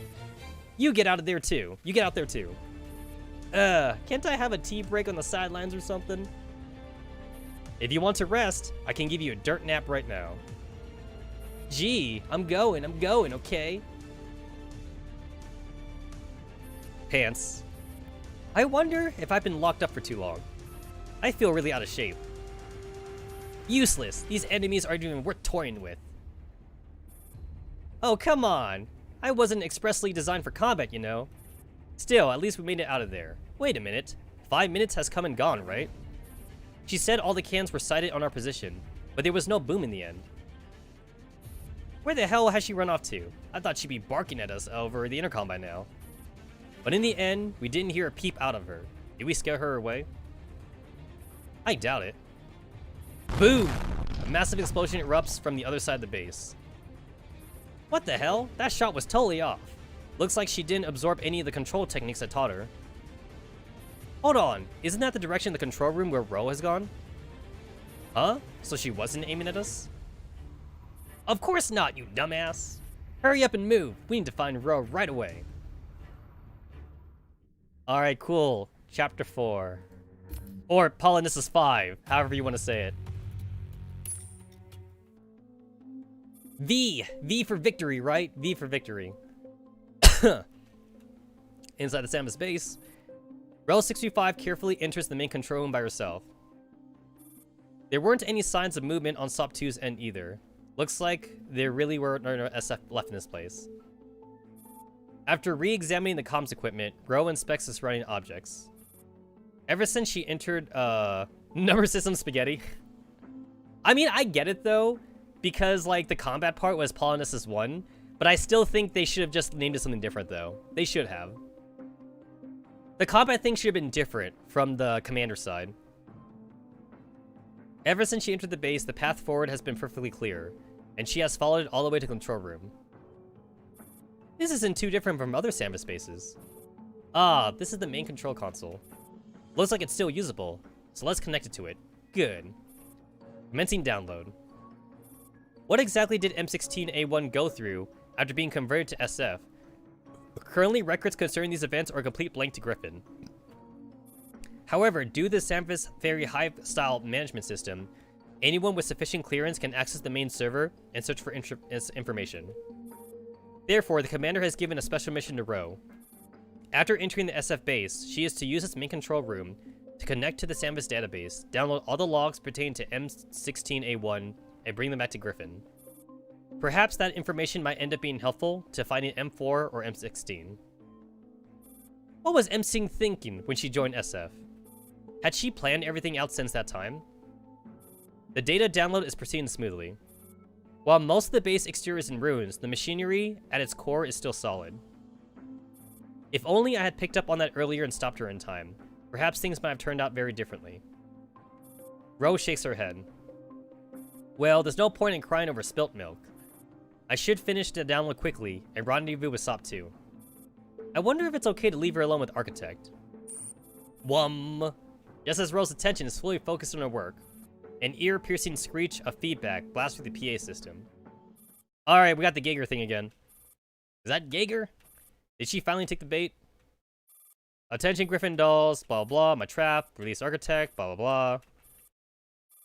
Release Architect. Are the cannons outside still operational? The download is complete, just as the broadcast suddenly cuts off. I need to hurry and link up with them. Oh, dude, I feel like it's been forever since like I saw that PNG file of Geiger. Ro runs straight into Geiger at the doorway to the main control room. Clearly, neither of them expected to bump into each other here, and they both do a double take. But the next second, their guns are already pointed at each other. Bang bang. Neither of them waste time on speaking. Their exchange of fire instantly engulfs the space in a hail of bullets. Bang bang. Ro is a little amazed by what she's feeling. She feels strangely at ease now that she's actually fighting Geiger. The excessive responsibility weighing on her shoulders and the discomfort caused by being around Architect has all been eating away at her. But now all her frustration is spilling out of her gun's muzzle, carried by tongues of fire and bullets of lead. Things are really easier as a T-doll, she thinks. Ah, what a pain! The main control room is too small, and the bullets from both sides end up bouncing off the walls and ricocheting into parts unknown. Ro might have finished her download, but there's no telling what will happen if she ends up wrecking something important. Just as the notion flashes through Ro's mind, a shot buries itself deep into the cables of the main control computer. Crack! A brilliant blue flame flares up. What? No! Oh no! As Ro cries out in surprise, the bad feeling she had comes to pass. Clang! The thick blast door for the main control room slams down and the lights go out. What the hell did you do? Both sides have stopped firing due to the sudden developments. The silence in the darkened room is only interrupted by the intermittent spray of sparks from the ruined cables. Just then, Ro and Geiger simultaneously emerge from behind their respective cover. Upon spawning each other, they raise their weapons again. Drop your weapons. You can't escape. The same goes for you. Drop your gun now, and I might spare your life. As the two dolls face off, they glance at the blast door that has closed over the entrance. It doesn't look like it can be lifted by just one or two people. The fact that they're both trapped inside slowly begins to sink in. Right now, fighting itself seems pointless. I honestly didn't expect you to fall for it so easily. Who failed for what? Did you not consider that I might have deliberately leaked the information of my sightings to Griffin? In order to bait us into bringing an architect along? Talk about being confident. Considering Griffin is nothing more than crushed scraps at this point, I could take you all out by myself. If you ask me, SF isn't doing much better. Otherwise, the commander wouldn't have sent just a few of us here. Geiger doesn't not reply. The current state of this base is answer enough. Samus Ferry is in ruins. So, how do you open that blast door? Without electrical supply, you need to use brute force. While I could engage the backup circuits, I lack the authorization to access the control systems. I see. Ro lowers her gun. Geiger, listen to me. The feud between Griffin and Samus Ferry is over. There is no point in fighting each other anymore. My mission isn't over yet. As long as Architect is still alive, I have a reason to fight. Humph. So, are we going to stare at each other down here? Architect must have come with you, right? She'd have a way to activate the backup power supply. Who knows? What if I came alone? Cut the crap. I set a ton of traps on the way here. You couldn't have made it this far if Architect hadn't come along. Even if she were here, I wouldn't let her touch the SF network. There are still all those cannons outside. Did you really think I'd give you the chance to try any funny business? The electrical systems are finished. Even with the backup power, you couldn't activate the cannon's batteries. Then, like I said earlier, there's no point in fighting any further. If you're willing to put down your weapon and come to Griffin with me, I can try logging into the system to activate the backup power supply. You have Samus clearance? I've already hacked them once. I can easily do it again. Is Architect with you? If I go with you, will I be able to see her again? I will ask the commander for permission. Once it is safe, I can arrange for the two of you to meet. Geiger puts down her gun, as if in defeat. Alright, I accept. Now hurry and open this stupid door. Rel 65 eyes Geiger warily before returning to the main control console. After entering the network, she soon finds a control interface for the backup power supply. It's done. The lights in the room flicker back on, and the fallen blast door slowly rises. Ro looks at Geiger, and Geiger looks at Ro. Just as Ro is about to say something, Geiger suddenly turns and runs. A massive explosion thunders overhead, and a huge hole appears in the main control room. Chunks of concrete and rebar rain down from the ceiling, and it's only by virtue of her lightning speed that Ro is not squashed underneath. Jupiter? Even with just backup power, I can still control a single Jupiter cannon. You damn liar! Like hell I'd go with you to Griffin. I'm going to find Architect while you can stay buried here with your regrets forever. Boom! Another shell strikes home, blasting the control room to smithereens. Though Ro manages to duck outside in time, she can no longer pass through the main control room to pursue Geiger. I need to get out of the targeted area and rendezvous with SOP 2 before or after going Geiger. As I thought, you can't trust a single word that comes out of the mouth of a Samus doll. Damn it. Damn you, Geiger! You ruined it for the rest of everyone.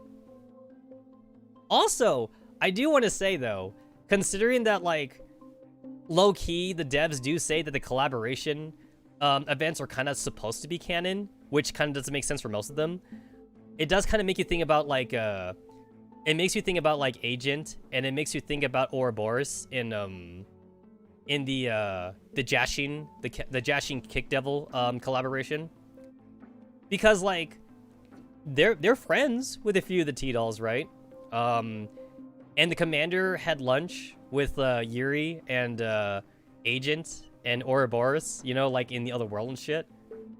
I mean, obviously it's like fake canon, even though the dev team says it's canon or whatever, it's fake canon. But like, when you think about like how the canonicity of like the Jashin Devil anime collaboration works, though, it does show that like Agent and Ouroboros can be friends with like some of the T-dolls, especially with like K5 and like the T-dolls that went into the other world with them and shit. You know, like okay, so K5 did the whole magic circle shit first, and then like she teleported. She accidentally, because of like Jashin, the Agent and Ouroboros got teleported with like some of the random T-dolls over there and shit. But they were kind of friends though, at least until Ouroboros was doing stupid shit though.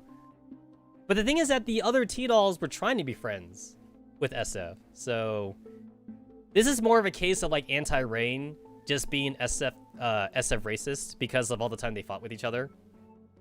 Because the 2 and 3 star dolls are trying to be friends with SF, but Anti-Rain doesn't want to be friends with the SF. So, just saying, with the Jashin Devil anime collaboration, it shows us hope. There's hope for the future. Alright, cool.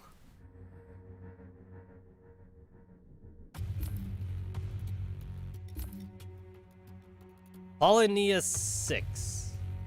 Yeah, that's V5. Hold up, guys. Hold up. Happening again.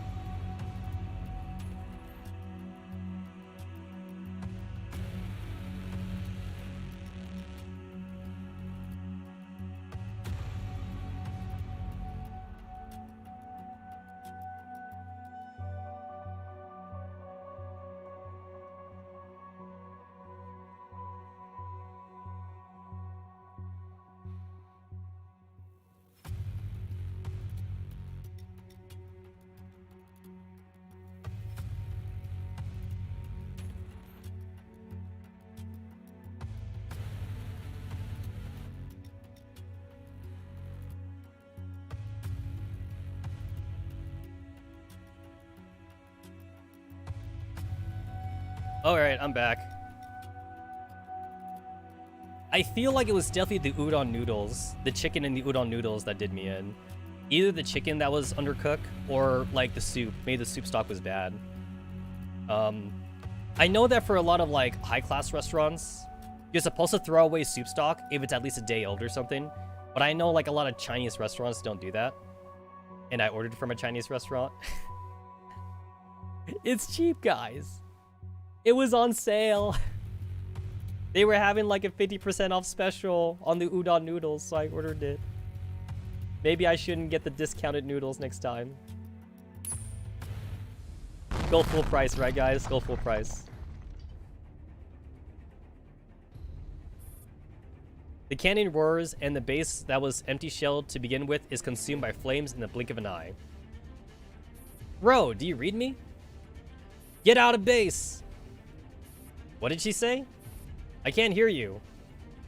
Get out base, catch Geiger. We'll find you. Sop 2 and Architect have long since fled to a safe area. While they don't know the reason why, Geiger has not made any more announcements after the first one. They easily broke through the encirclement around them and escaped the base. And that is why the sight before them defies explanation. They know Geiger isn't bluffing, but they have no idea why she is still shooting. Damn it. Sop 2 starts running towards the source of the explosion. Architect, on the other hand, suddenly stops and looks into the distance. Why did you stop? You want me to scrap you?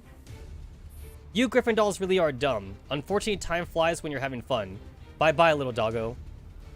Huh? Boom. Architect suddenly flees into the other room.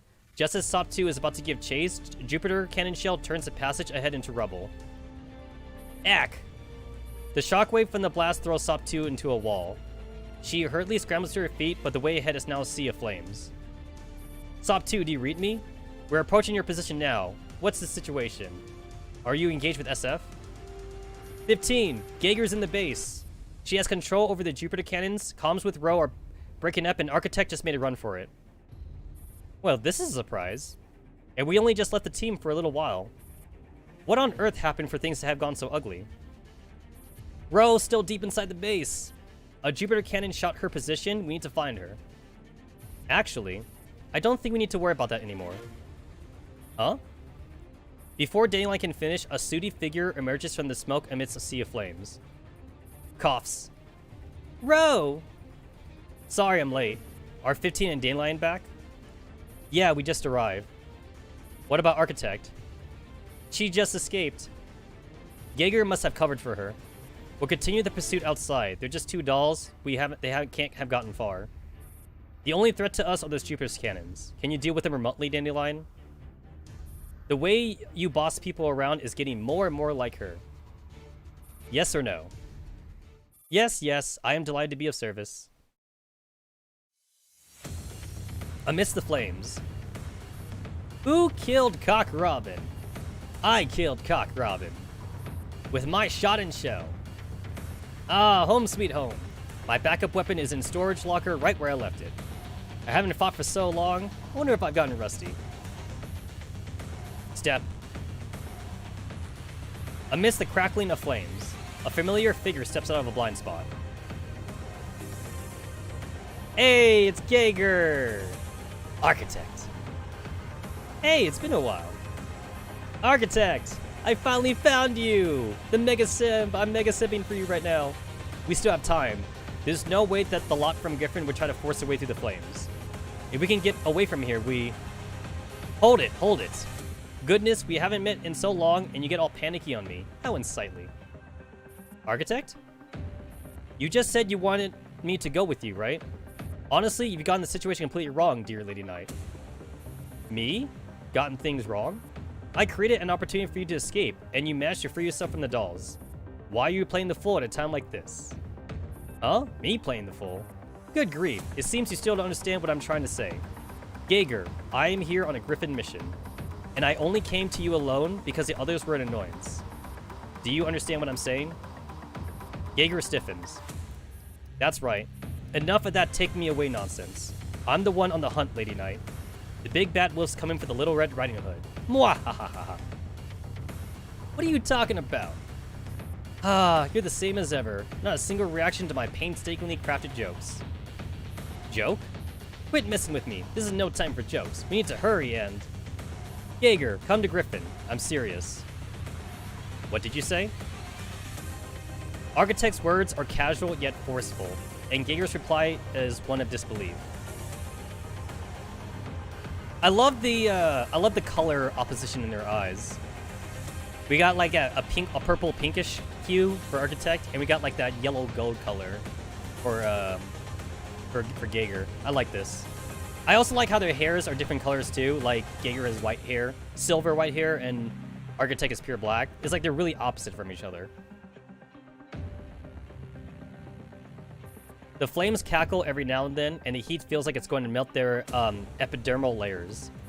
The silence is terrifying. Don't you get it? What I'm saying is that SF is finished. Come live with me. I wouldn't give a damn about anyone else, but because of you, I've come all the way to these crumbling ruins and risked my butt to find you. Come back with me. Griffin's a pretty nice place, you know. You brought those Griffin people here and there to avoid my ambushes, just so you could do this? Because you're complete renowned Samus Fairy? Please, darling, those traps of yours are pretty rubbish, you know. Even if the kiddies at the base gate could bushwhack people better than that. I honestly don't understand why you're so dead set on serving SF. Do you have some kind of weird fetish like Agent? Thing is, that midget's mastermind isn't around anymore. Compared to them, don't you think I came out ahead? I mean, you can crawl around in the dirt all you want, but it won't turn out well for you, you know? I mean, honestly, Architect be spitting fats, though. Like, Architect really made the right decision to to surrender to SF a long time ago, because, like, SF was already doing bad by the time, like, Arctic Warfare came around. And then we all know what happened in Singularity. Like, no one gave a shit about SF when Singularity happened. It was all about KCCO and, like, Paradias after that. So, yeah, Architect is spitting facts, though. Who do you? Jaeger's hand trembles as the neurocloud blazes with anger. The fire within her burns even brighter than the actual flames. Whoosh! She points her weapon at Architect. Who do you think I did all this for? Wait a minute, no need to get mad. I've got your best interest at heart. Jaeger's wrath is something that Architect did not anticipate. I'm just telling the truth, okay? I mean, I've got a pretty cushy life at Griffin, so why do I have to go back to SF where there's nothing? Kind of unfair, don't you think? Shut up! You traitor! What are you doing? Why are you pointing your weapon at me? Listen to me, don't be so stubborn, Lady Knight.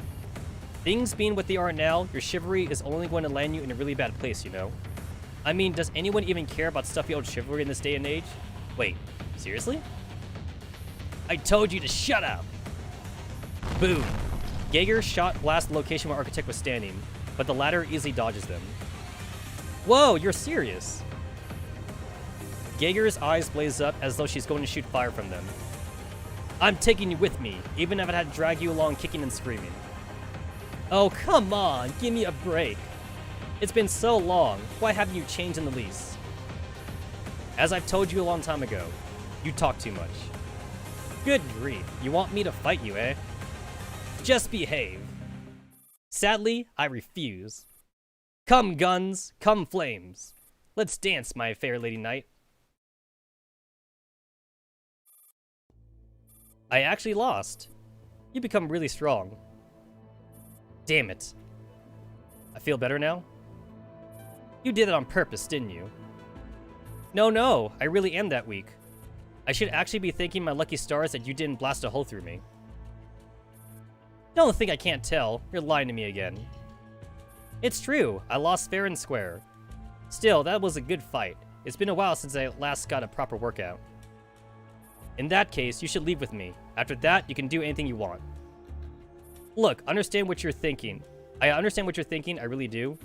The truth is, I'm actually very happy, because you never gave up on me until now. However, let's say I leave with you. What are we going to do after that? After that, there'll be a way. Rather than chasing my shadow, you should think more about your future. My neurocloud was half-baked from the start, and I kind of like how things are for me right now. But you're different. Samus Fairy is finished, so you don't need to chain yourself up with that duty and obligation. Do you at least understand what I'm trying to say when I put it that way? I don't get it. I don't understand you at all. I never have. We're Samus Fairy. We were created to follow orders. Samus dolls were made for revenge, so we never had true freedom. But there must be some reason for us to exist beyond that. We don't need to bear someone else's hatred.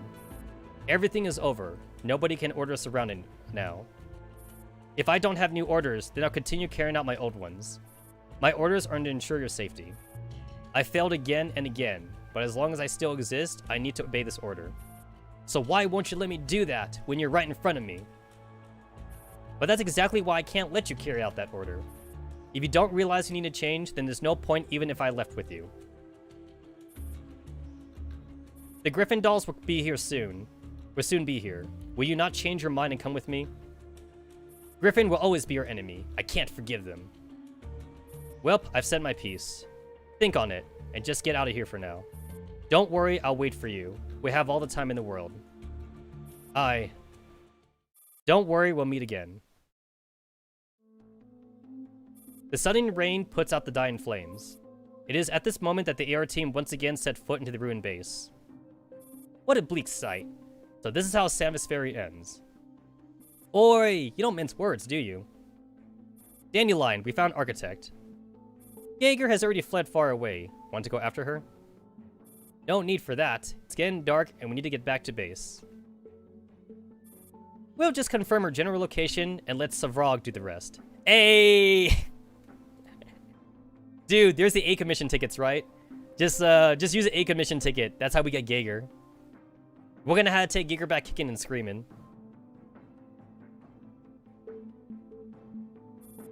Is that what you're thinking? We've completed our main task. I found a lot of information about M16 and SS command systems. How exciting. I can't wait to get back to base. Can we go back? Awesome. I'm so tired. Hey! You ran away from me, eh? What even is love with us wrong? So, I know that, like, it definitely does get elaborated more and more as the story goes around. It's kind of sad that they don't give us the information all right away. But, like, it's supposed to... I know that it's supposed to be tied to Persica and Architect. So, basically... So, we got Hawks because of Architect, right? Architect worked with Persica. We got Hawks out of that. But Persica did more than just make Hawks, though. So, Persica scanned, like, Architect's, like, base system. She learned how the SF works. So, the whole thing about the Samus Fairy's capture system is that like they learned how they can use impulses to like put them down like without destroying them, and then basically with the help of scanning like the SF program from Architect, we can like somewhat reprogram them a little bit and get them to come to our side. I mean, at least that's for the mooks, right? That's for like the regular dudes. When it comes to the ringleaders, it's a little bit different though. When it comes to the ringleaders, they do still need to, like, somewhat willingly give up to Griffin, the same way Architect did. However, what Persica did, though, is that Persica at least found compatibility with, like, Griffin Tech and the SF mainframe to at least allow for, like, more direct control with that. Now, again, like, they still have a little bit of freedom, because that's kind of like how Griffin works anyway. Like, for example... Architect is still autonomous. Architect can still kind of do shit on her own. But she still takes orders from the commander, though. And stuff like that. So, yeah.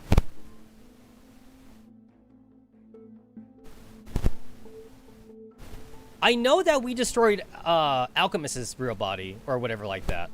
Alchemist definitely got blown to pieces. And when it comes to, like, the other ringleaders, they still have, like, their main bodies and shit like that. Architect should be the only one in lore that is her real self. Well, no, that's not technically true. We have Ouroboros' core. We have the real Ouroboros. But she doesn't have a body, though. Or, I mean, not counting the Jashin Devil collaboration. I'm not counting that. But we do have the Ouroboros actual core, though. We have the real Ouroboros, and we have the real Architect. We have not in story. In lore, we do not have the other ringleaders just yet, though. So gameplay is a little bit different. Gameplay is a little bit different on there. And obviously, again, like I said, I'm not counting the Jashin collaboration, whatever. I'm not counting that. So basically, in lore, we have Architect and we have Ouroboros. Ouroboros does not have a body though, because we blew that shit up. But they took the core though. They took the core from Ouroboros' dead body. Architect gave up though. Architect is the only one in lore to give up in person. Alchemist is dead. I have not seen any counter evidence to say that Alchemist is not dead. So any Alchemist we see is a dummy. And we also saw a little bit of this in the Halloween event. Of course, a Halloween event, take that with a grain of salt, because again, it's like one of those half-canon things. In the Halloween event, we found a Alchemist dummy, and we took her back to base. We have an Alchemist dummy back in base, assuming you assume that the Halloween event is fully canon. For me, though, I do see the side events and the collaborations as half-canon. Even though the devs keep saying the same thing, though, the devs keep saying, they're canon, guys, they're canon. It's like, not really. Half canon. I'm gonna go with half canon. Take what you can about the half canon, but it is what it is. Hello, Dubstep Alive. This is a Weeable channel, so if you don't like Weeable shit, this is the wrong channel for you. But if you like Weeable shit, you might like this. So yeah.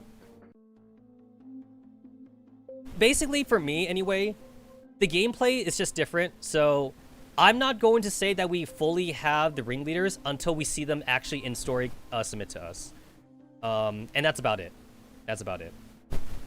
So even though, you know, again, even though they give a Scarecrow for free with the Samus Ferris thing, even though we have Scarecrow for free, even though we have, even though, like, obviously we could gacha for, like, Executioner and shit, for me, I'm not going to take that as canon lore until I see it, like, in an actual campaign thing. And for now, as far as actual campaign is concerned, Architect is the only one we have. That's all I'm saying for canon. I'm just going to wait until we get the other girls, basically. This also means, too, that, like, we saw Agent also in the Jashin anime collaboration. Again, I'm taking that with a grain of salt. I am willing to believe, though, that, like, there is, like, the Samus Ferris room for, like, indoctrinating Samus Ferris units, though, into Griffin. I am going to believe that one, at least. Because, like I said, half canon, right? Half canon. In the Jashin anime collaboration, Ouroboros had to go into, like, into a classroom. There was, like, an SF classroom that Ouroboros had to go through. And Agent walked up, and Agent was like, Ouroboros, you need to take this class, and you need to say that you're loyal to Griffin. If you don't say you're loyal to Griffin, then they're going to scrap you, or they're going to put you back in the system. They probably weren't going to scrap her. They're probably just going to put her back in the 16-lakh computer or whatever. But Agent was telling her, though. Agent was telling her, like, you need to take the class, and you need to, like, you need to say you're loyal for them to give you freedom. Again, though, we have not seen Agent walk around in an actual campaign story, though. We've only seen Architect do that, so, yeah.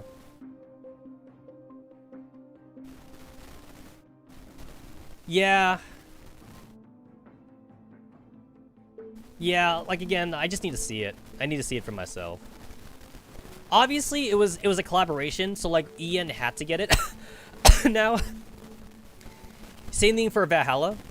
Because when Ian's server got Valhalla, we got Valhalla before Paradius showed up on the Ian server. So Valhalla actually spoiled Paradius for us. So they actually had to nerf. They had to nerf the Paradius units for us when we got them. Thank you, Dubstep, for the subscribe. And yes, that was a double audio play. Haven't managed to fix that shit yet, but yeah, hope you enjoy your time here. But yeah, every time there's a collaboration thing, though, Ian's server always gets a little bit spoiled. And that's just because of the nature of collaboration events. So we'll see if, like, in Mirror Stage, we'll see if, like, we get Agent or whatever. But I'm not, it is a copyright thing. That's why we're never going to get Honkai Impact. Because Honkai Impact literally said they're not doing it. So, yeah. It's definitely a copyright thing. Imagine if Paradius wasn't nerfed. I mean, it would have been almost impossible, I think. Because we didn't have, like... We just didn't have the units available to do Valhalla. Full shields and we don't get a Hawk? I know. I mean, to be fair, you can still kill them with shields. It just would have been really hard, though. Would have been super hard to do it. It would have been a hardcore event, basically. You'd need to be, like, massively over-leveled to do it. But yeah, here's hoping, though, that, like, in Mirror Stage, and then, like, the next one, that, like, we get to see more canonized ringleaders actually join Griffin. Honestly, I'm sad to see what I'm seeing now, that Geiger isn't joining Griffin. I'm not saying anything bad about the writers, by the way. I'm just saying that, like, I understand what I'm reading for what Geiger's reasoning is for Architect. I'm just saying that, like, Architect be spitting facts, though. Basically, the thing I see about Geiger's reasoning is that, like, Geiger is still, like, in robot mode, basically. Which is kind of funny, though, because, like, the whole thing about the ringleaders is that they were more autonomous than, like, you know, the regular T-Dolls were, like 2- and 3-star T-Dolls. If you're not anti-rain, if you're not Team 404, a lot of the T-Dolls are not, like, fully self-aware. It kind of annoys me to see that Geiger is still, like, in robot mode. And like, Architect is spitting facts. Architect be all like, okay, I go with you, now what, right? So, yeah. It just annoys me about Geiger. But I'm not mad at the writers, though. I'm just thinking that, like, maybe there could have been a way to write out Geiger to join, but maybe they were saving that for later. If there is going to be a campaign story later on, where Geiger kind of, like, does some kind of, like, soul finding or something, then I'd be okay with that. Architect was right, though.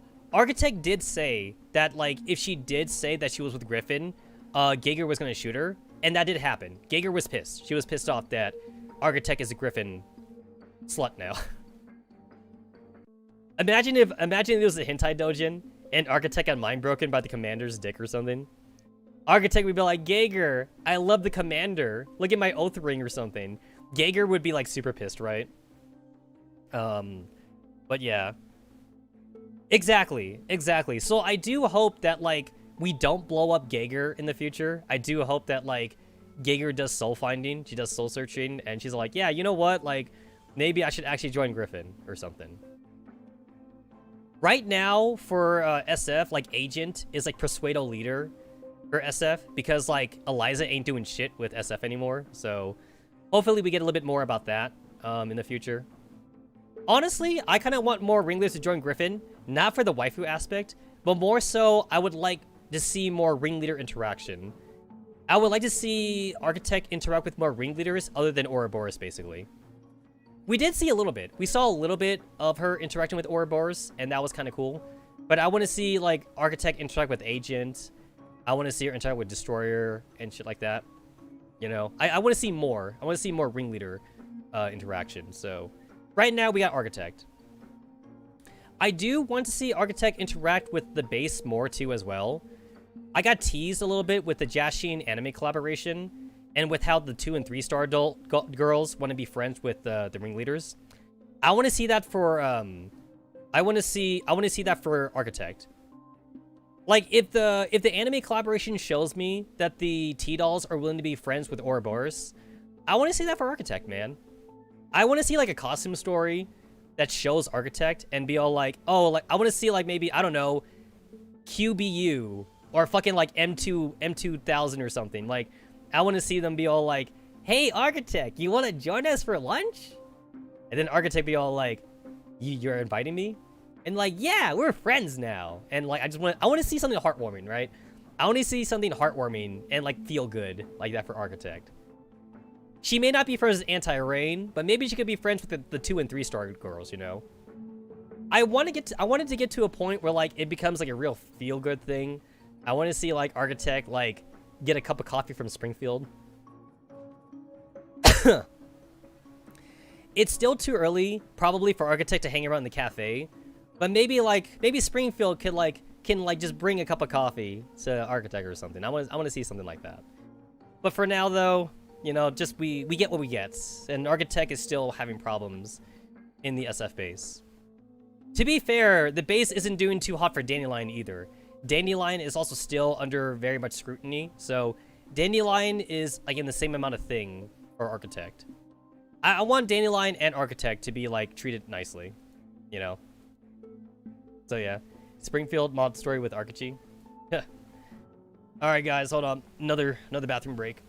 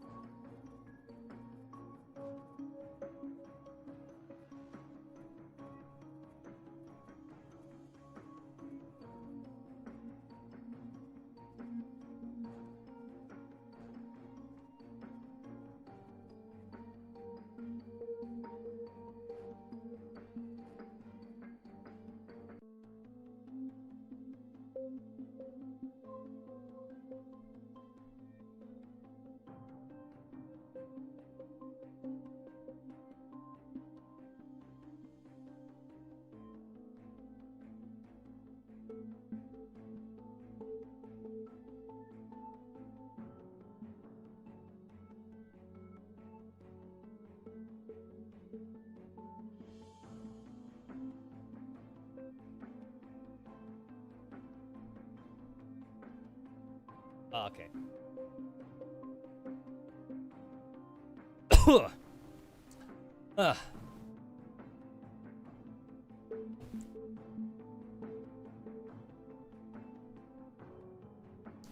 But yeah, Springfield though. They did kind of tease that a little bit. I forget which Digimon story it was in. It was in someone else's Digimon story, but like, they were like, Springfield, if you ask the commander for a Digimon, he would say yes. And then Springfield was all like, no, it's not my time yet. It's not my time yet. The fucking tease. The tease, man. I mean, honestly, Springfield is definitely one of the more popular characters. It's like, they gotta do it. They gotta do it, you know? She's definitely one of the more popular characters. But yeah, that line was spoken, though. The commander would say yes if she asked for it. And she said, it's not my time yet. It's like, not yet. Not yet.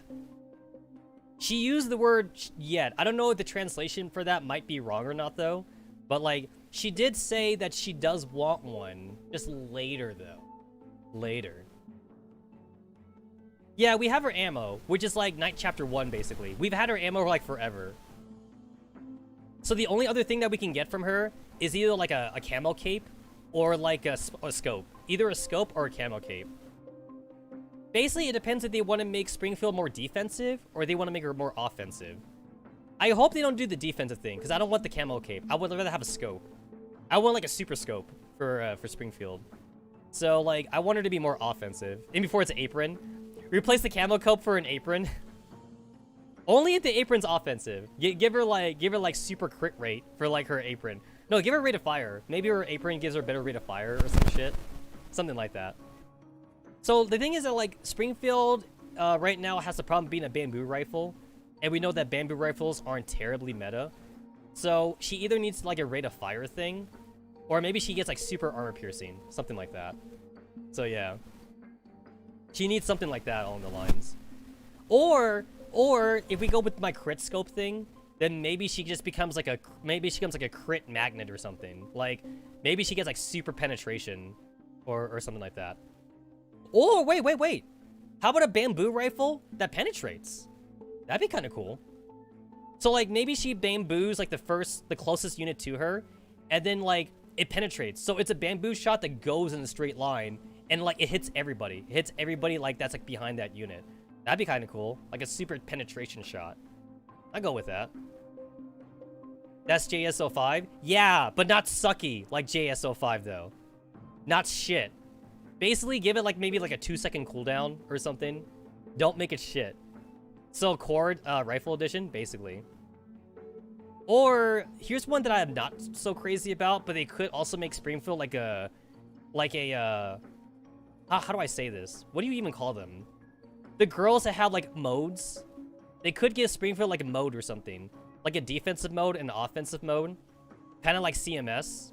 Like CMS has like an accuracy mode, an offensive mode, and defensive mode, or something, or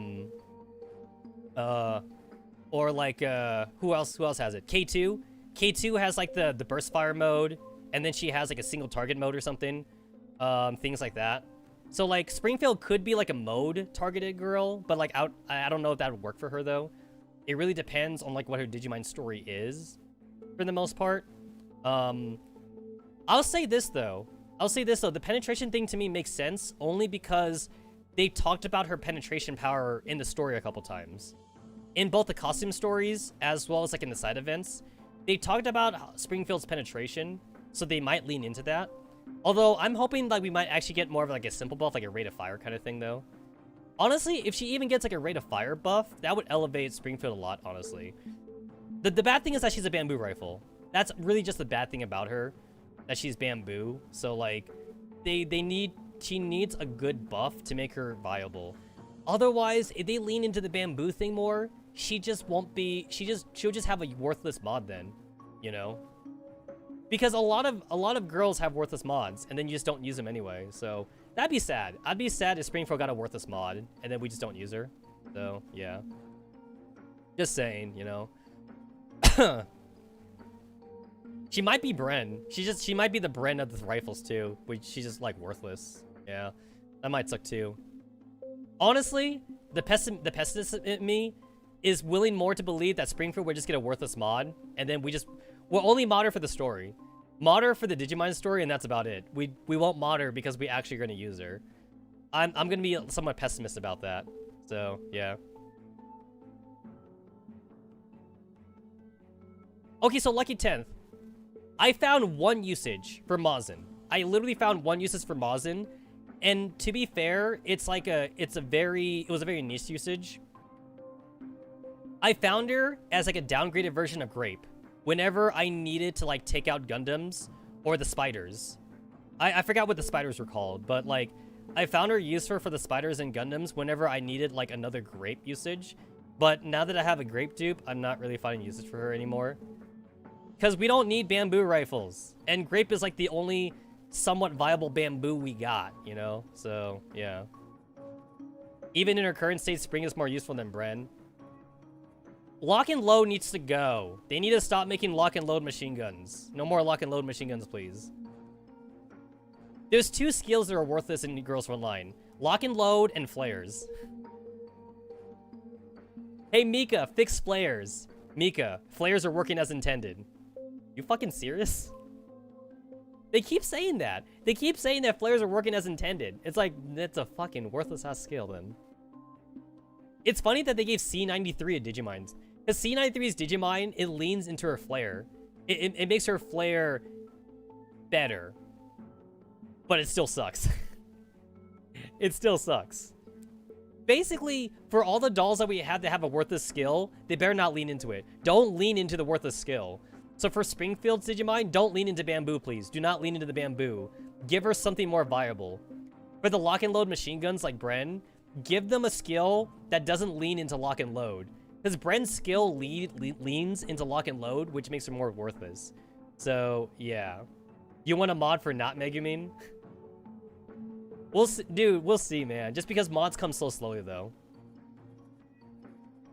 They honestly, like, it's kind of annoying that, like, I feel like 75% of the mods that we get are, like, worthless. It's kind of sad that so many of the mods are worthless. But you know what? Like, whatever. It's story. I'm happy for story. Honestly, I'm more happy for story than I am for the meta usage of mods. I'm honestly rather just have the story, really. Alright, let's keep going with this. You went away from me, eh? It's scrap time! I can't let that slide. I'm going to rip your legs off right now to prevent it from happening again. Snap. Ah! Give me back my legs! Well, that was easy. I was actually expecting more of a struggle. She just went and snapped her legs off. Well, you made Sop 2 mad. Looks like you're pretty much done for at this point. If you don't confess what you did just now, I'm guessing your next move will be to chop your head off. Enthusiastic cackle. Eep! I didn't try to escape. That was an accident. It just so happened that a shell fell between me and Sop 2. I even fought Geiger to try and capture her. I mean, look at me. I'm covered in wounds here. But you lost. And Geiger got away. Haha, well, how could a princess beat a knight? Still, I can't believe she didn't just drag you away. Doesn't that make everything she did before totally meaningless? You really think so? I think it's a lot more meaningful than what she started out doing. Could you give me back my legs now? I would really appreciate that. You must have told her something, right? Otherwise, I doubt she would have given up that easily, given the personality of most Samus dolls. How should I put this? My aims and hers are completely different, and we're doing different things. But as long as we're both alive, we'll be able to meet again someday, and work hard towards the same goal again. But if she's only concerned about carrying out her orders, then I'd rather she not be with me. Humph. You talk as if Samus dolls had a sense of camaraderie. I mean, you Griffin dolls are all made to order. Unlike you, the balance between us Samus dolls are a lot more genuine. Architect realizes that she just said the wrong thing. She nervously looks up and finds 3 Griffin dolls staring down at her with cold eyes. I think it's about time we headed back to base. The chopper is going to land around the Samus base. ETA is around 3 minutes. Got it. We better move then. Would you mind returning my legs before you head out? What should we do, leader? After we leave the base, dump her legs in the first grass patch that you see. Sure thing. What? You're not going to leave me here, are you? Well, the mission's over. She can't even beat Geiger, so she'll just be dead weight. Might as well just dump her here. Hold it! How are you going to explain this to the commander when you get back? It'll be fine. I'll tell the commander of your heroic sacrifice, where you were blasted into sightless atoms. Don't go! Are you really going to abandon me? I mean, you were starting to trust me, right? Come back! Someone please bring back to Griffin! Jaeger, help me! And so the Griffin dolls leave the base while ignoring Architect's mournful cries. Is it really okay to leave her there? She and Geiger are in the same sector. When Savrong people come by later, they'll pick her up too. How cruel. She'll be crying there for a long time, won't she? What's got you so mad all of a sudden? Even if we're dolls, our feelings aren't manufactured. Every moment of our memories is precious to us. These feelings are real beyond any shadow of a doubt. Our memories and feelings have forged us into what we are now. So what Architect said was especially infuriating. Ro looks at the other 2 dolls of the AR team, who both give her approving looks. It's just as the commander said. You really are much like Lunashia. Don't act like you're such a know-it-all. You haven't completely earned our trust yet.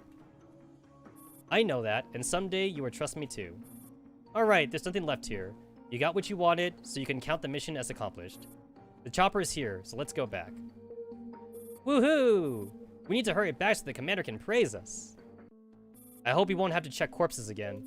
Honestly, it does no good to the body or the mind. Speaking of which, stop waving architects' legs around like that. Throw them away. It's super gross. Okay. Heave-ho. Wow, they went really far.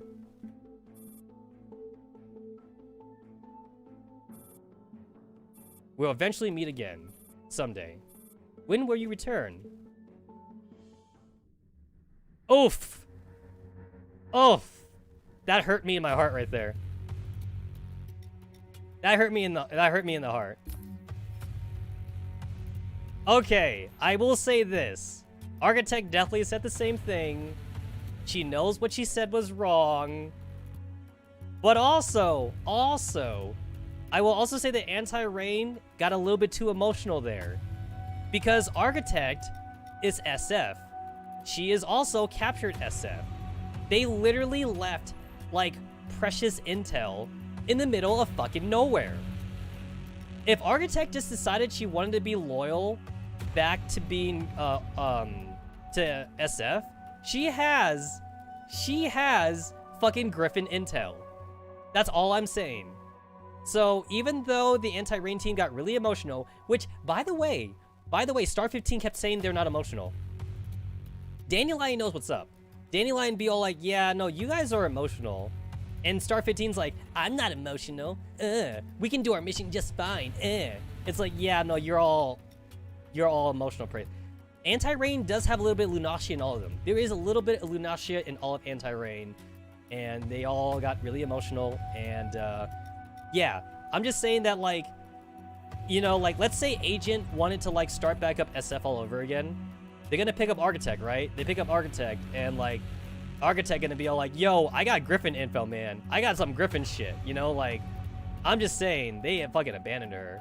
So, you know, I'm just saying that, like, it really is still dumb to, it really is still dumb of, like, Row 65 not to give the okay to bring back Architect. Yeah, no, like, what the fuck? What the fuck? Here's the thing. No. Here's the thing. If they really were mad at Architect, they could have let, like, Sopmod, like, break her down and, like, bring her core back. No, that's what they could have done. In the worst case scenario, they could have just let Sopmod, like, have her way with, like, Architect and bring her core back. The core is important. The core has fucking data. The core has info. You know what I'm saying? Like, they could have, like, done an Ouroboros. They could have pulled an Ouroboros and just brought back the core or some shit. The fact that they left her there shows how spiteful they were being. They were kind of like a bunch of kids who were kind of like sulking that, like, someone kind of made fun of them a little bit. They didn't rip her apart. They didn't kick her while she was down. They kind of just left her. So they were just really, yeah, they were really salty. They were really salty about it. Basically, they didn't even go all the way. They didn't bring her back, but they also didn't break her apart either. You know, they just kind of just left her. They just left her there. So really not smart. Really not smart of Row 65 or anything like that. Here's the thing. If I were the commander, I'd be pissed. I would be super pissed. I'd be like, you go back. You're fucking going back. You're gonna fucking bring Architect back. Go back right now. Don't come back to base until you bring Architect. That's what I would say. That's what I would fucking say.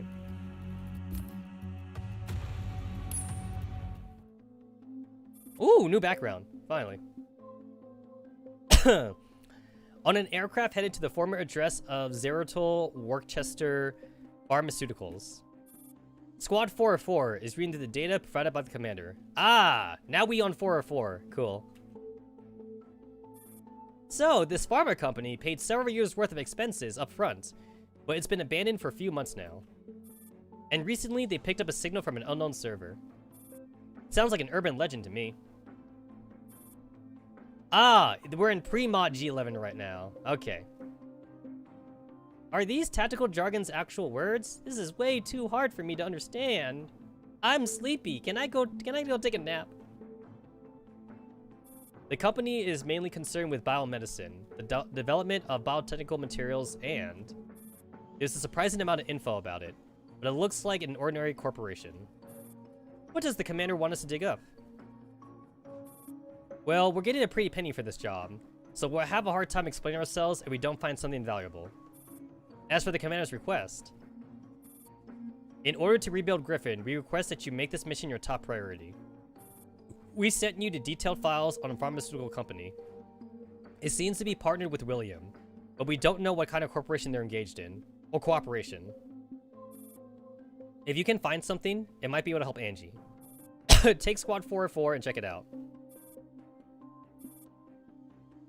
416 follows the voice and pulls Anna out of a supply crate. When did this brat sneak on board?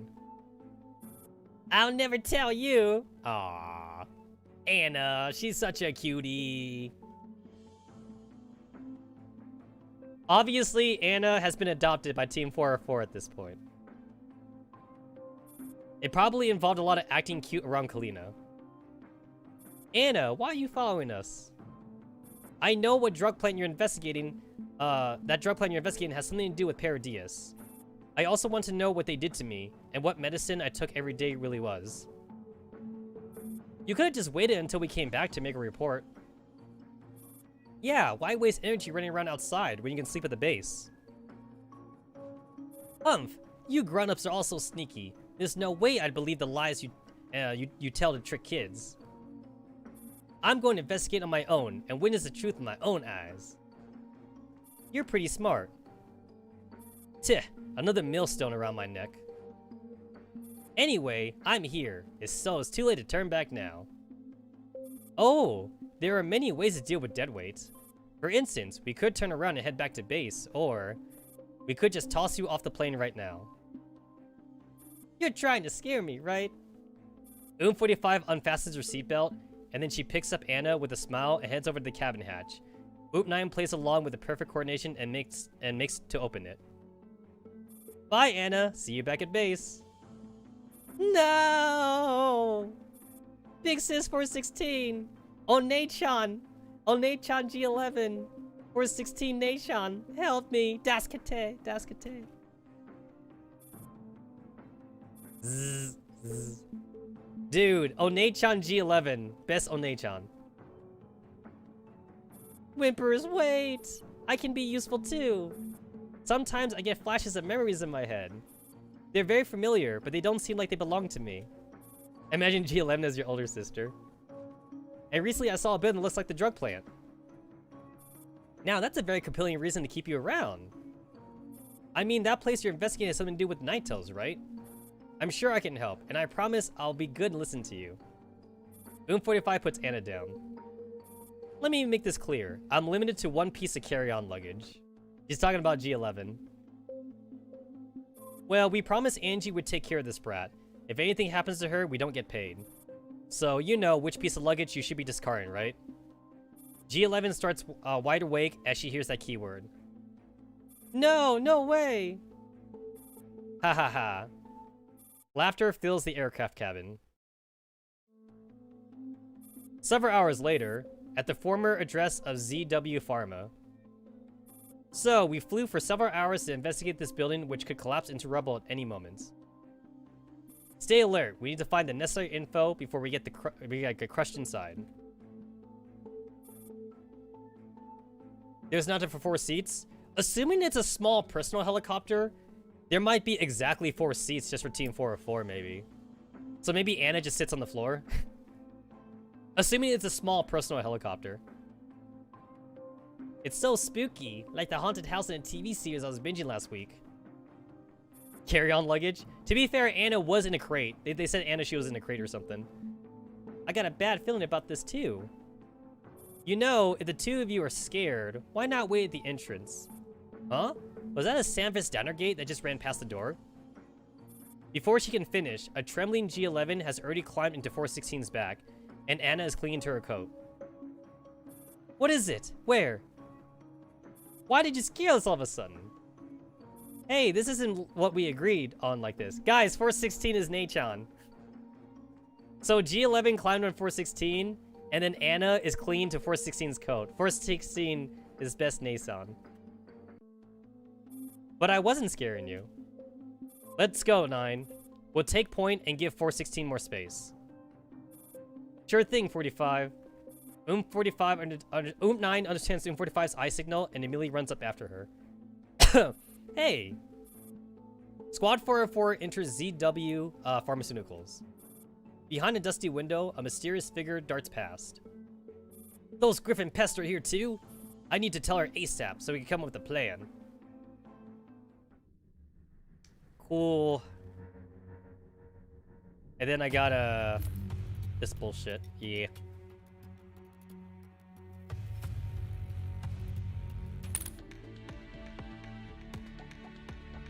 Logistics. Logistics. みんないる？部隊が戻りました。異常はそろそろ出発します。Alright, stupid spaghetti code. Stupid spaghetti code. Gotta drop in the game again. I'm neutral about spaghetti. I think I was like 16 years old the first time I tried spaghetti. Yes, I was super old when I tried spaghetti. So yeah, 16 years old when I tried spaghetti. It was alright. It was in a diner, like a diner spaghetti kind of thing. I tried spaghetti from like some fancy restaurants too. It's okay. I'm too Asian. I'm too Asian. I'm a rice kind of dude.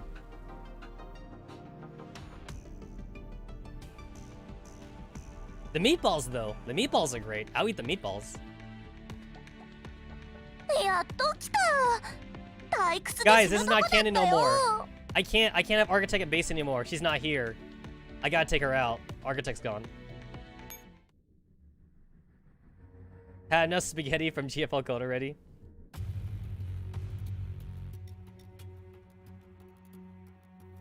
I mean, we all know that this is easy mode, so might as well try out hard mode.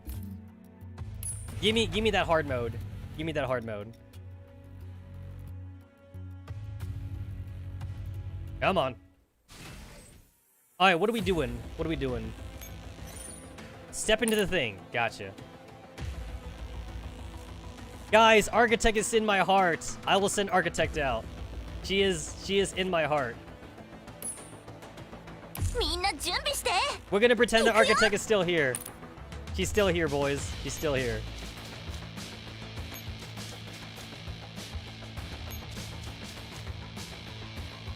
Oh, I can't send anyone else out. I'm stuck with Architect now. Alright. I sent Architect on a solo mission, guys. It's fine. Architect's on a solo mission.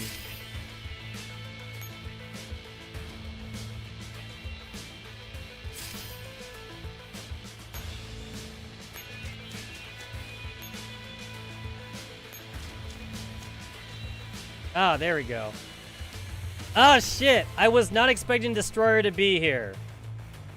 I don't know if I could win this.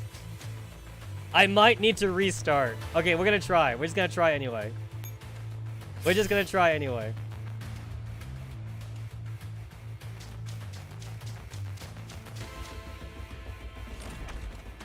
Nah, actually, I can just bring someone else out. We're fine. We're fine. We're fine.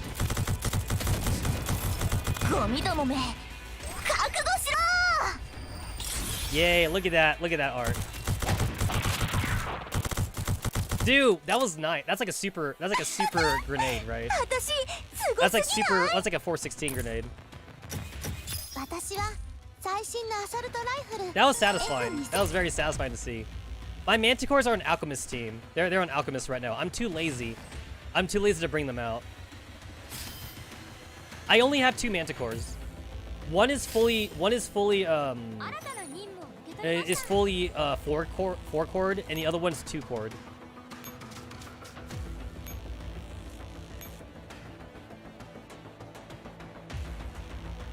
All right, here we go. This should be fine. This should be fine. Sorry, Architect, I don't trust you to beat Destroyer. I don't trust you.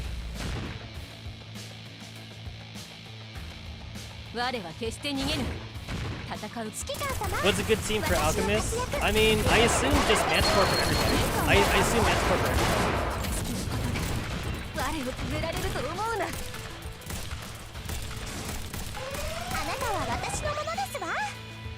Oh wait, that's Gaia. Oh, that's not Destroyer, that's Gaia. I mean, it's Destroyer. It's still Destroyer, but it's Gaia Destroyer. I didn't realize that was Gaia. I thought it was Destroyer. There's titties. There's titties on that one. 私のおもてなしどこで間違ったのでしょうか。指揮官様、 I'm so close. No, wait, I can win! Guys, I can win! I can win! I can win! I'm so close! I'm so close! Guys! Guys, I did it! I won! I haven't fought Gaia since she first came out. Yeah, I haven't fought Gaia since she first came out. Let me see. What's Alchemist's buff tiles? I'll check. I could check. I think she hold on. I think she buffs everybody. Wait, let me check. Let's see. She buffs machine. So she's a manticore. She's a manticore thing. So yeah, all machines.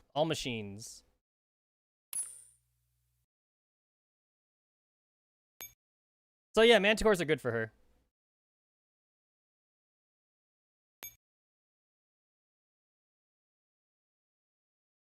And then I could summon up one of these bad boys. Oh, deployment reach, whatever. Type 88, you looking fine. Dude, that damage art though. Oof, that damage dart. It's live action too, which is awesome. ごめんなさい。今回ばかりはご主人様にご迷惑をかけます。 It's so lewd. It's too lewd. I'm too horny. このままじゃご主人様に怒られますわ。Gojijin-sama. 私のおもてなし、どこで間違ったのでしょうか。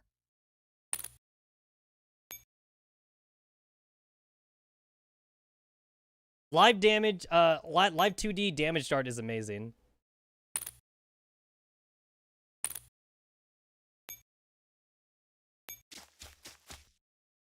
Sorry, type 88, but BSK is more cool than you. Hey guys, repair tickets. They exist. Awesome. Wait, what the fuck am I doing? Eliminate all enemies. Ah, that's what I'm doing. Okay, I can do that. I can do that.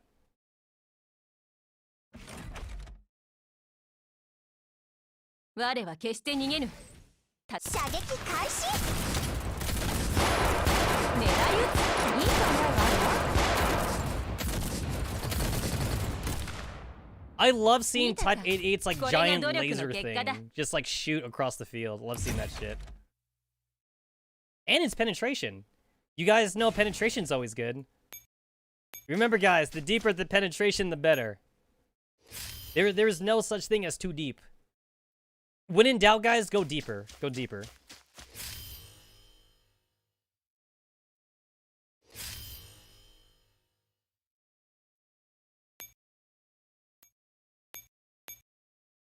Alright, cool. Everyone's dead. Ugh.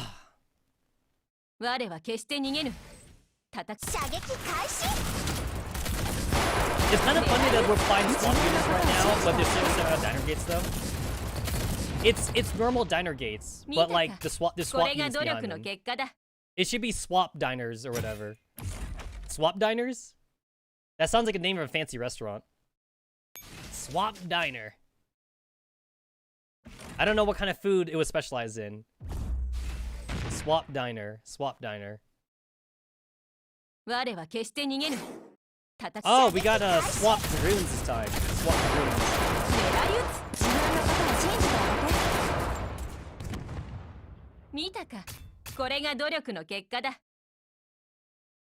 I think tarantulas are considered something different, just because like the tarantulas are like armored.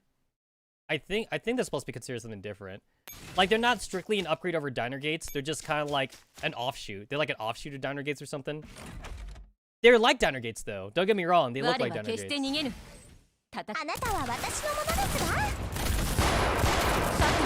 They're like in the same form of like the Dynasties and shit. Yeah. They are armored diners. これが努力の結果だ。 They're not cute though. They're not cute. And cute is what matters. The diner gates are cute. The tarantulas are not cute. What channel do you think you're on? Do you think on Hachima channel? スペクトラ M4 正式に入隊します。 This ain't no Hachima channel. I'm not gonna start cooking spiders now.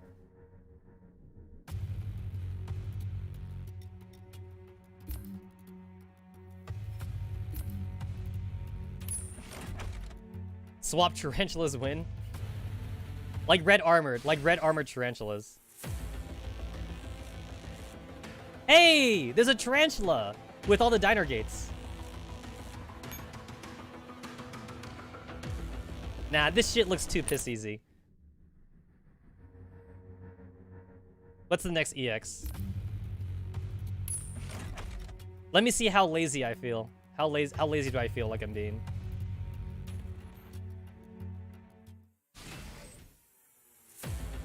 The fuck is this? Fucking Garm?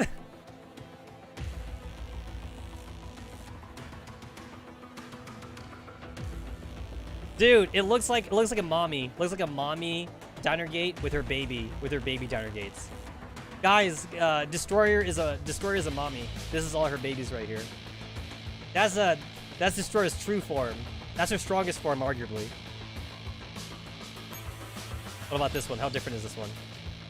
60. There's more of them. Ah, there's two groups. There's the first group, and then there's the second group. Ah, okay.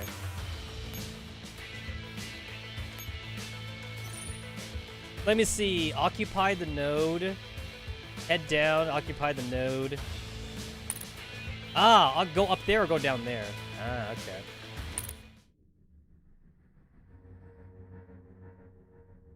Ro needs to learn from Destroyer. At least Destroyer has like a strong diner gate for him. She has like a really strong diner gate for him. The Garm is annoying to fight. Diner gate is the peak form. Lose waifu body. Embrace diner gate. Return to diner gate. I'm gonna go easy mode. We're gonna go easy mode though.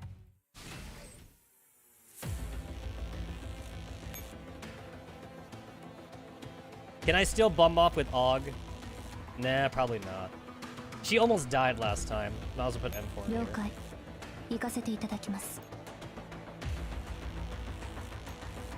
And then like, I need to make sure I actually put her in there, just because like she's not at max affection right now. 人形の作戦ってどうやって指揮したらいいのでしょうか? Alright, so what the hell am I doing? What do you want me to do? Approach the SF diner gate on the edge of the map. Oh, you mean the one with 18. The one with 18 power. Okay. I will use Alchemist, because she's in my heart still. みんな準備して行くよ! Also, the free action command. The free action command is nice. God damn it, I didn't read the thing again. I didn't read it. I'm only allowed one. Well, okay, I guess it's Architect. We're using Architect again. Oopsie doodle.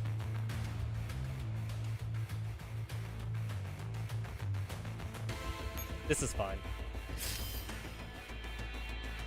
I keep like not reading how many echelons I'm about to send out.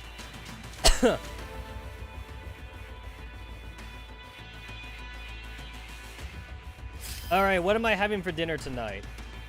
I need to eat something for dinner that like my stomach can actually digest. Cause that udon really did a number on me. I need to look in my I need to look in my fridge, see what I got.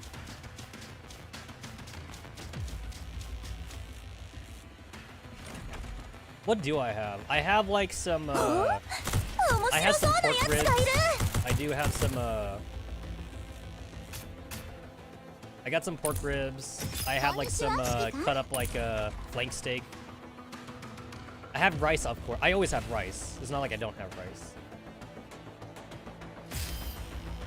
Rice sounds good, though.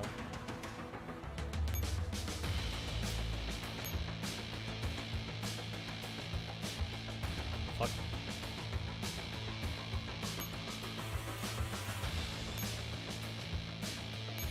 Oh, I gotta go that way. Okay. What's your deal? Oh, you use Patronus square. Okay, that's your thing. You're a square. Fuck.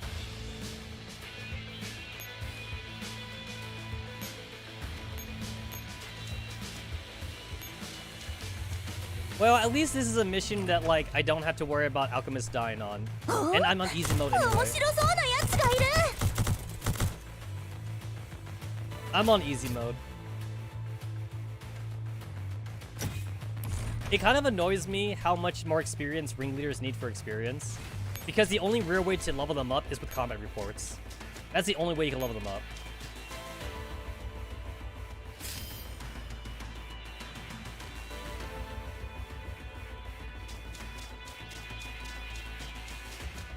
Why are the Renegades running away from me? Come back.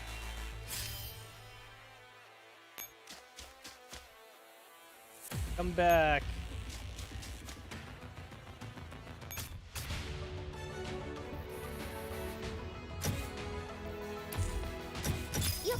Is this the Alchemist only run?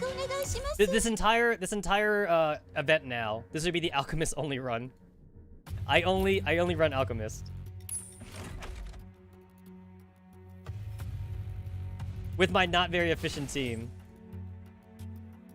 Okay, I see Destroyer. No, wait. This is even better.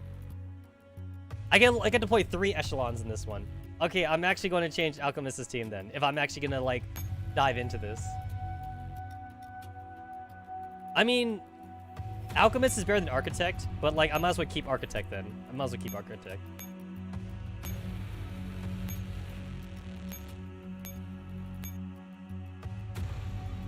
I will equip that. All right.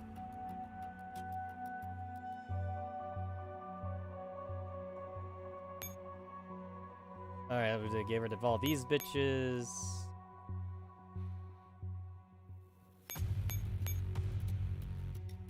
I got a medium manticore and an extra large manticore.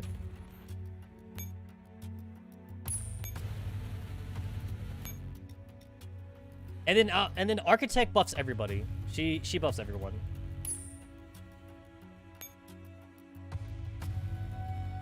All right, I'm going to rely on Architect to do this for me. I believe in her. I could use Alchemist, and I know Alchemist is better. But I'm in this. I'm in this for Architect.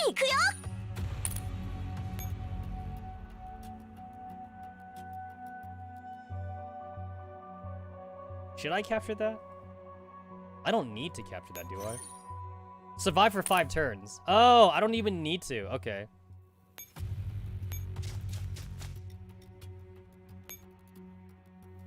I don't have to.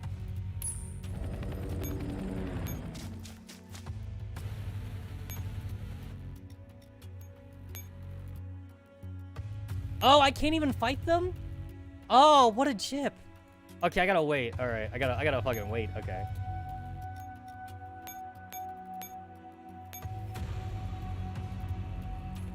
I'll wait, game. I'll do what you want. I'll wait.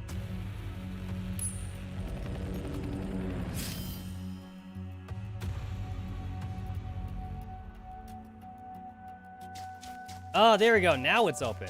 Okay. Now it'd be open.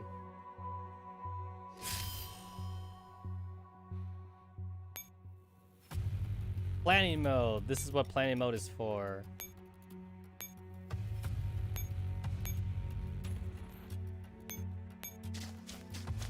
I mean, this is easy mode anyway. But I get to have fun with Destroyer and Dreamer. That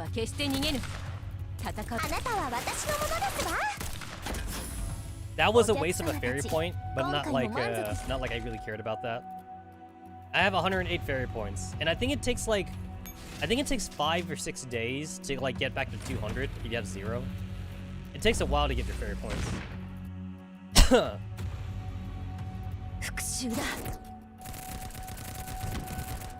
I don't need Architect wasting ammo doing her hawk thing. I should probably avoid that. Let's not waste ammo. There we go, let's not waste ammo. Let's go ahead and turn that shit off. There we go. Alright, round two. Round two, I go fight Gaia. I go fight Gaia round two.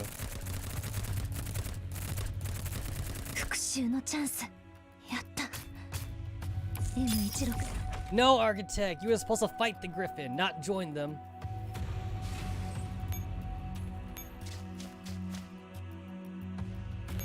Oh, that's bull. It's one way? Oh, it's one way. That's bull. That's so bull that it's one way. Yeah, we'll go and resupply.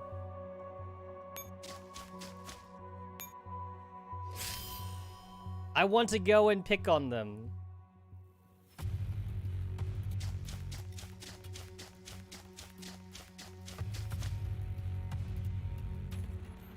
I mean, I guess technically I could parachute ferry over there. Not that it would matter, but I could. I could parachute ferry.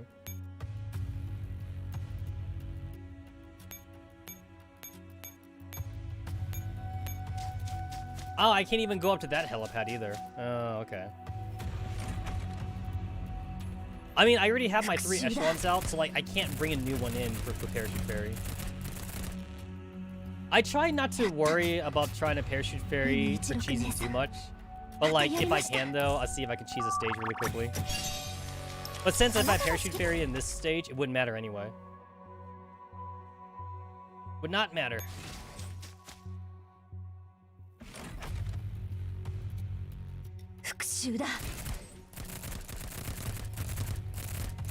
Oh, I have M4 in the middle. I should change that. M4 is not buffing AN94. You know what? I appreciate that Team Defy has like very efficient clothing and shit. But even when I Digimon Team Defy, I'm gonna keep them in their ballroom outfits because it's pretty, and I like my girls to look pretty. If there was like a bikini costume for AK-12, I'll put her in that too. But AK-12 doesn't really have a bikini costume. It's more like a sports swimsuit or something. Not really sexy. And AN94 has like a dive suit or something like that.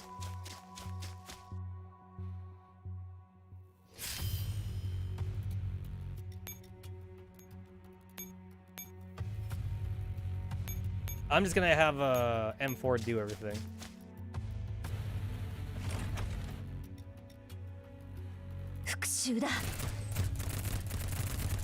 The dive suit for AN94 is kind of cute, but it's not sexy.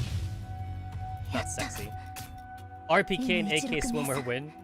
I feel like AK-15 would have a dive suit just like AN94, and then I feel like RPK would actually have like an authentic bikini, like an actual bikini, not the sporty thing that like AK-12 was wearing. I feel like she's flirty enough to have a swimsuit, to have like a bikini swimsuit. AK-15 seems like a dive suit kind of girl, a wetsuit kind of girl. AK-15 doesn't get a sexy swimsuit.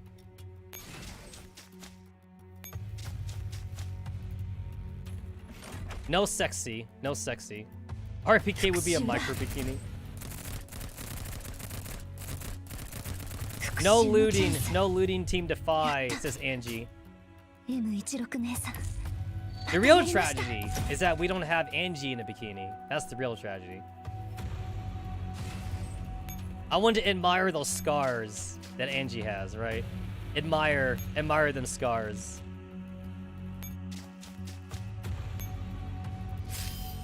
Yeah, baby, show me those radiation scars. I wanna touch your robotic arm. Let me feel your robot parts. What if Team Defy lose themselves? Angie called dibs. Angie called dibs on Team Defy.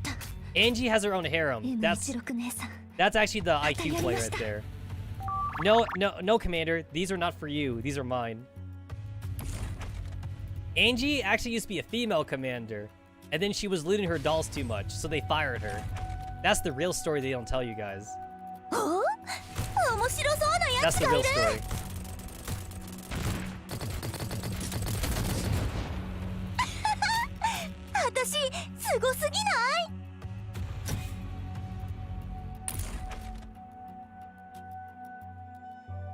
The origin of Angie is that she was lewd female commander. That's the true origin.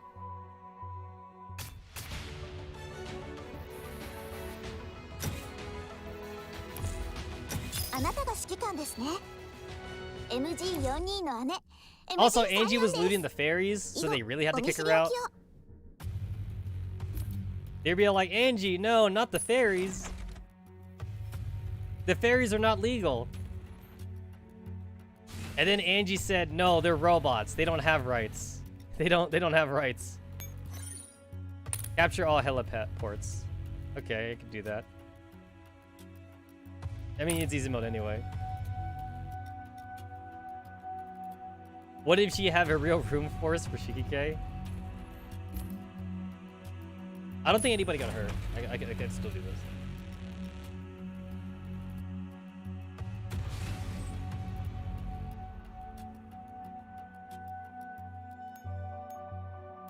No, the real thing would be that, like, RPK would get pregnant with the commander's child, and then she'd be like, Commander, you have to join me now, because this is your kid. You can't let me raise this kid on my own. That'd be the real thing. Commander, this is your child. This is your child right here. 行くぞ。己が手で運命の引き金を引くのだ。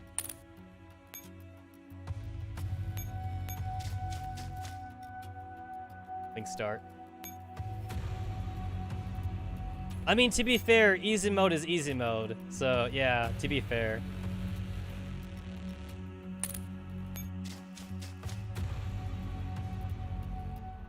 Portals! How do they work? How do they fucking work, man? Now we're thinking with portals.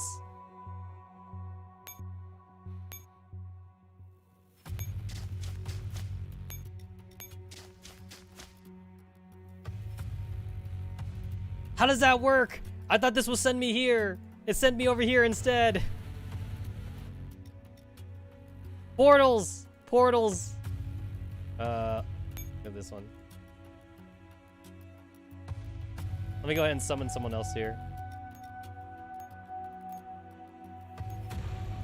Do I want to pop out a dreamer? Sure, I'll pop a dreamer. Let's pop a dreamer. In before RPK, real GFL2 wifer grows his side bitch.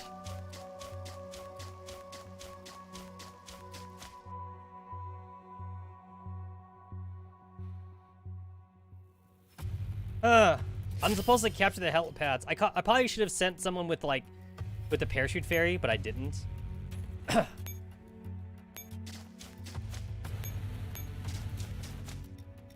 Clear interference.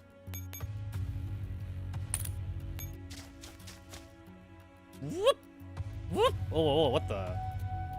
Oh, what the? We go with this one. Whoop. Hey, this actually makes canon sense, guys, because M4 teleported, right? She teleported at the end of chapter 13. So, like, this is canon. She's teleporting all over the place. Yeah, it's super canon.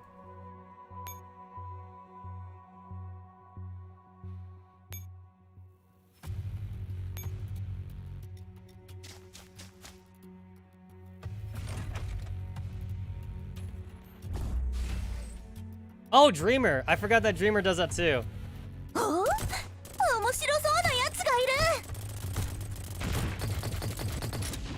Yeah, Dreamer is also a hawk. I forgot about that.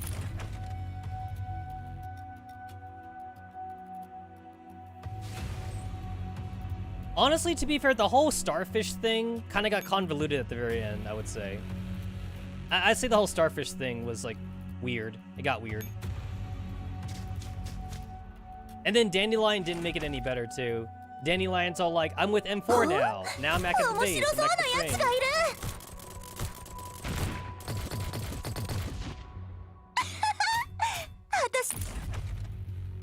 And then Eliza's all like, I must be one.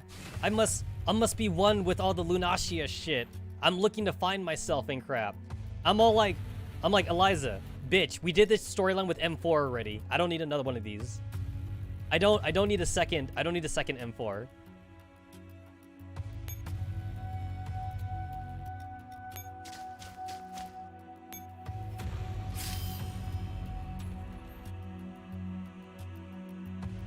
M4 did her fucking soul finding arc, and now Eliza's doing her soul finding arc.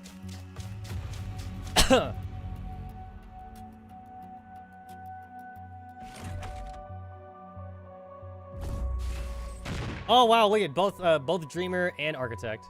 I need to turn that shit off. I don't need it. I need to turn that shit off. I'm wasting ammo.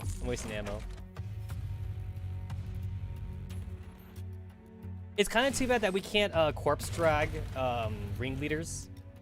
Not the normal way. I mean, you can corpse drag ringleaders with the you could corpse drag ringleaders with the destroyer method, but that's the only way though. That's the only way.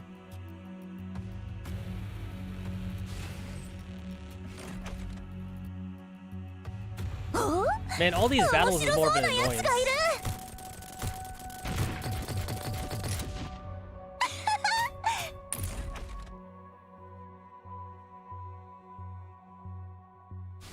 Alright, we good?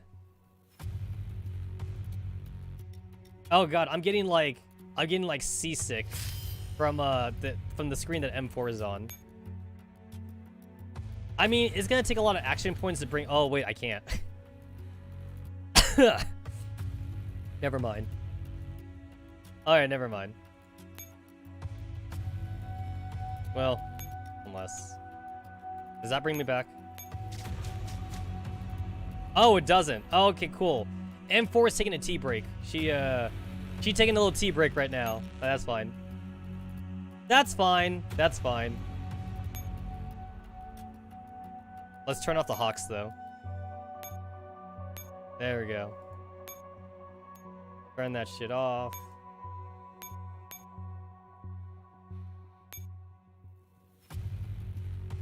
Oh, that's annoying. I can't take this teleport right now just because there's too many dudes around it. You know what? This is canon, guys. M4 yeeted. She yeeted herself out of the base. It's canon. What I'm doing is 100% canon.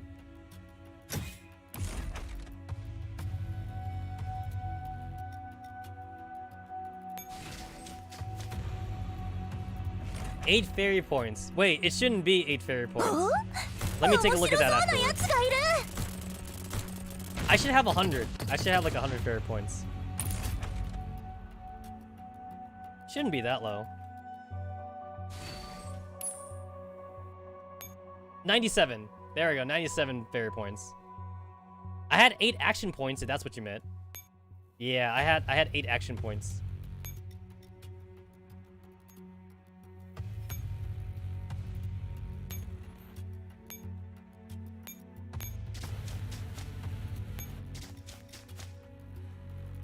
M4 can't teleport herself from her little hellhole.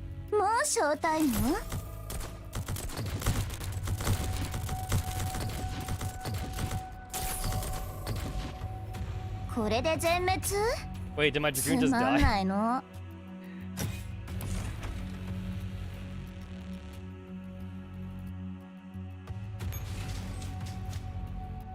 Whatever. Oh yeah, my Dragoon did die. Whatever.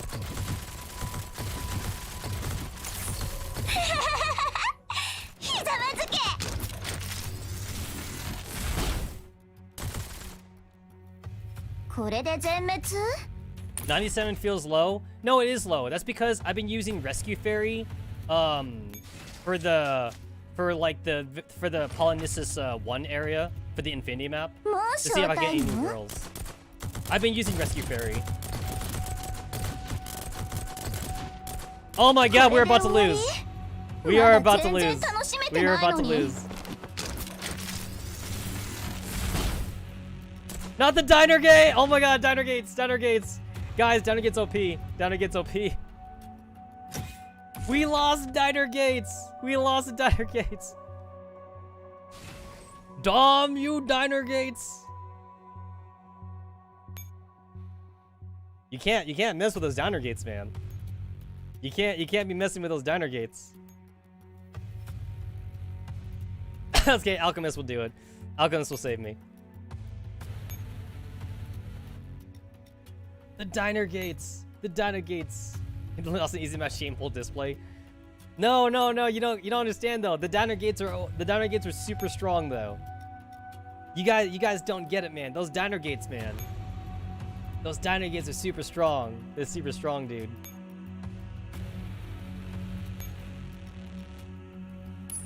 I'm telling you, it's those Diner Gates. 100% those Diner Gates. I mean, remember Banana? Remember how strong Banana is? And remember Destroyer? Telling you, man. I'm telling you.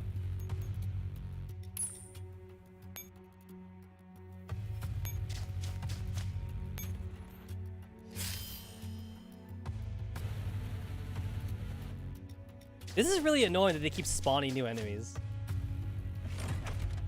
Despite being a video game, Tessa's ancestors be looking down on Shane. Oh please, my ancestors were already looking down on me because I can't do math. I already can't do math. Banana can't even handle a large file without dying.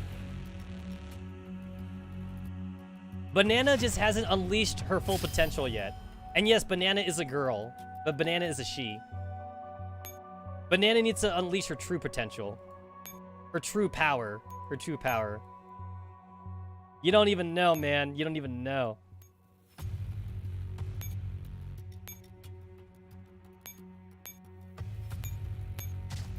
Canon interaction?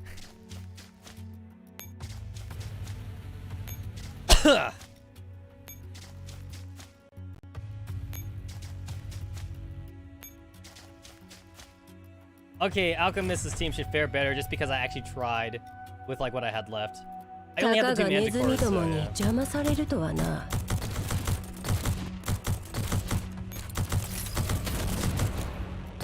There we go. That worked. That worked in our favor.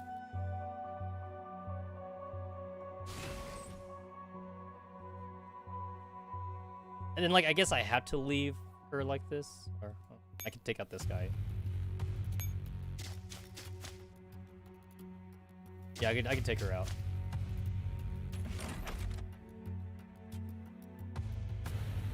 Taka ga nezumi domo ni jama sareru to wa na.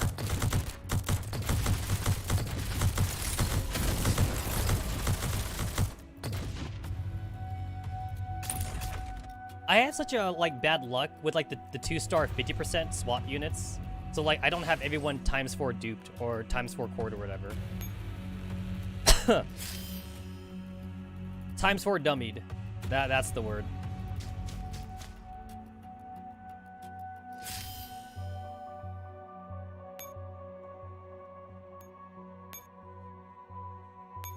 All right. I want to use Architect. I want to use Architect to fight the other two. I'm gonna use Architect to fight the other two.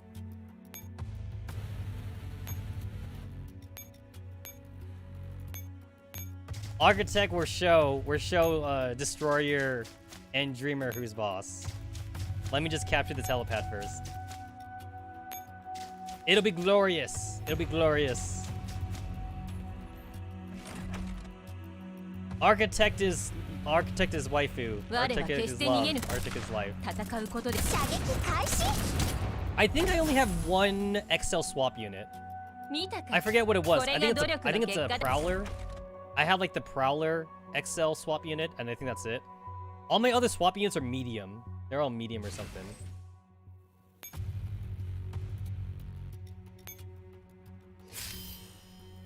The Prowler and the stupid Vespid. The Prowler and the Vespid or something. The shield one, I think it's guard. I think they're just called guards. Hold on, I think Alchemist. Yeah, I think they're just called guards.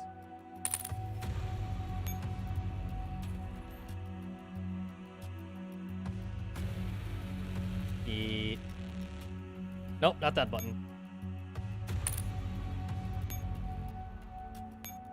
Guard. Swap guard.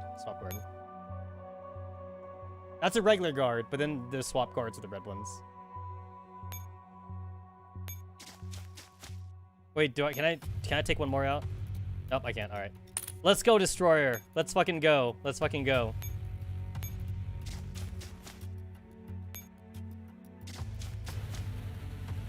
I believe in you, Architect. お面白そうなやつがい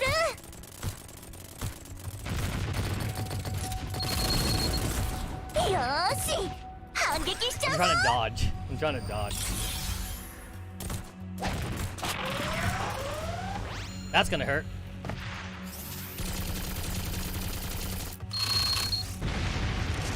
No, my sniper. Oh, that's fine. Trying to dodge with the Manticore is funny. Dodge with the Manticore. That didn't do as much damage as I thought it would. There we go. That was okay. 私すごいボンジュール指揮官 AT5 に聞か You know what's funny though? It's funny that like the prowlers and like all like the prowlers and like the diner gates and shit have affection. I think that's hilarious.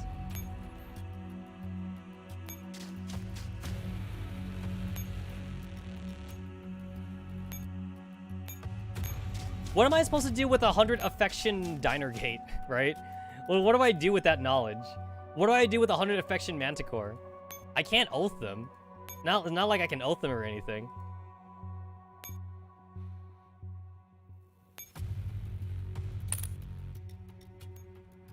Mika, when can I oath Hawks? And when can I oath the diner gate and like the Aegis units? So I don't have to do this, but I'm gonna do it anyway. Let's go, Dreamer. 今度はあなたが相手なの？楽しみね。みんな爆破用意。 Use the power of my oath ring. Use the power of the oath ring. Oh, you bitch. You bitch. I forgot. Dreamer, she does a shooty the bit thingy. ゴミどもめ、覚悟しろ。 Is she gonna keep aiming for the middle? If she's gonna keep aiming for the middle, then I should just move her. Dreamer, stop running like a little bitch. Stop running. Not using Dreamer to defeat Dreamer. よーし、反撃しちゃうぞ。 Game. I used the Dreamer to beat the Dreamer.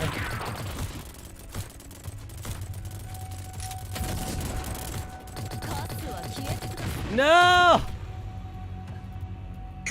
I'm so close. I'm so close. I'm so close. Oh, there it is. よーし、反撃しちゃうぞ。 Oh, cool. I get to finish her off with Architect Special. Hey, she's dead. So I didn't have to use Architect, but I want to use Architect. 信じがたい。私はさ。 You use Destroyer so she can have her revenge. So yeah, on my main account, I have Alchemist, Architect, and Scarecrow. Oh, no one gives a shit about Scarecrow, obviously. And then Dreamer. Good old Dreamer. Whoopsie. Good old Dreamer. My Dreamer's not maxed out yet for skills. She's like skill level 7 on like her second skill right now. I could like flex my gems by unlocking a new echelon if I wanted to.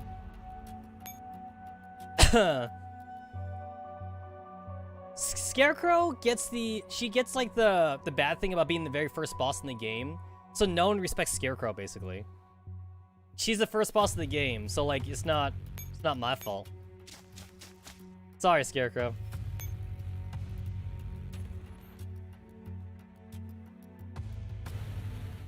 So this mission took way longer than it needed to be, but that's because I'm messing around too much.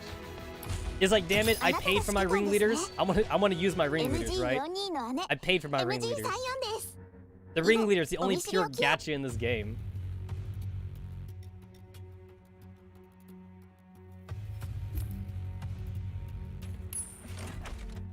She's the free bitch. The thing is, though, is that like all the guides do say that Scarecrow's not terrible, though. Like Scarecrow is better. Scarecrow is better than Executioner, because Executioner is like bottom tier for ringleaders. Yeah, Scarecrow be bottom tier, or not Scarecrow, Executioner. Executioner bottom tier, I mean. So yeah, like Scarecrow is better than Executioner, but like she's still the first bitch that everyone gets, so no one likes her.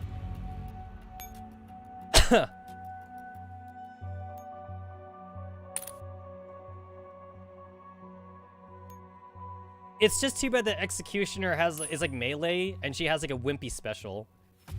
It's just too bad about that. Okay. Capture the radar system. Capture the radar system.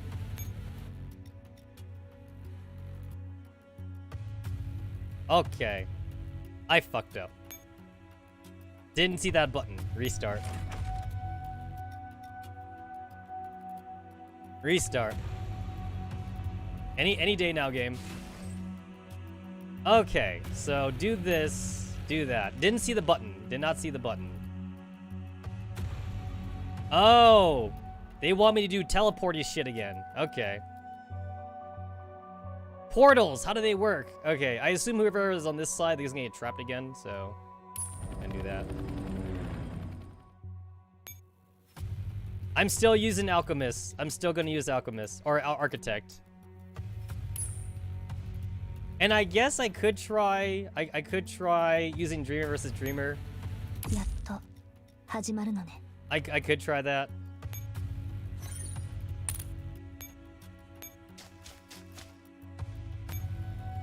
Let's see, my Dreamer team. I probably should take out that Tarantula. That Tarantula ain't doing shit for me.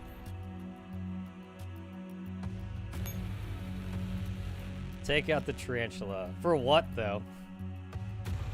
I ain't got shit to work with, honestly.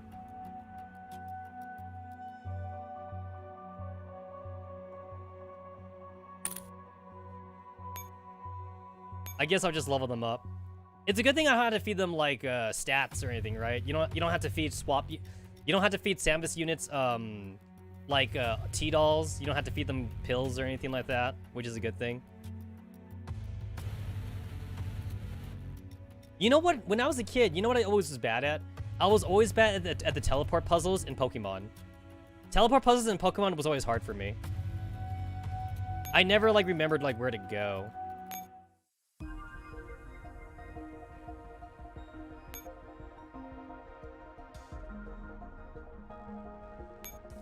Might as well. Might as well. Oh, you're XL. My guard swap is XL. I didn't realize that. I didn't remember that she was XL.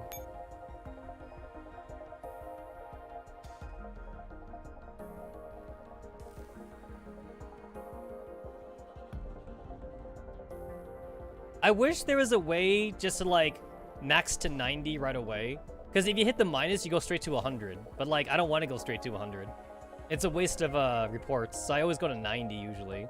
Unless it's like for a Digimon girl or something. I wish you could just go straight to 90. Oh, look, I lost affection. I lost affection for my Samus. Oopsie.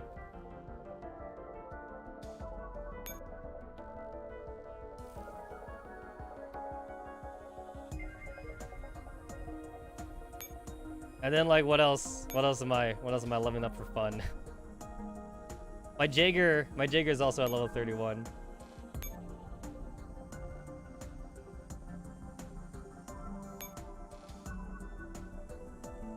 Oh yeah, you can't use XP to get SF reports. Yeah, you're right.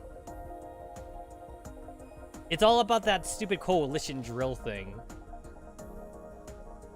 That coalition drill thing is annoying. You can buy reports from the Savrong capture system though. If you like dismantle all your 2-star bitches, you could do that. It's really expensive though.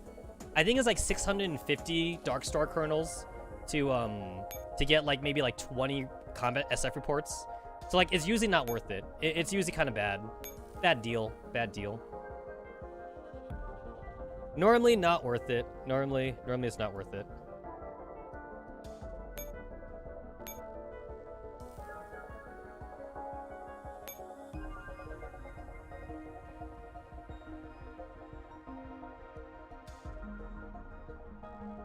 The only thing that I use my Darkstar corners for is for I use it to buy the spray cans.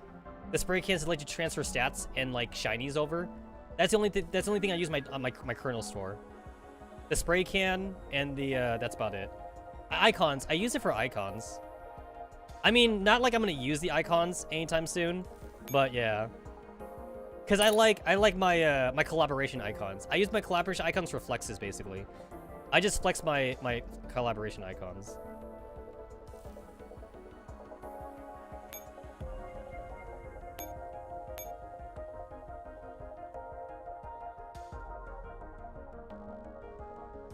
Okay, this is fun.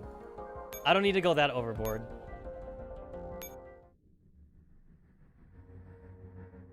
Man, I'm just so glad we really don't have like pills. I don't have to feed pills to them. No pills. No pills. For me, I get impatient just because I don't get XL all the time. So like I might as well just like level up the medium, and then when I do get XL, I'll transfer it over. Because like I want to use my SF. You know what I'm saying? I want to use them. It's annoying for me to like to have them and not use them, so I might as well.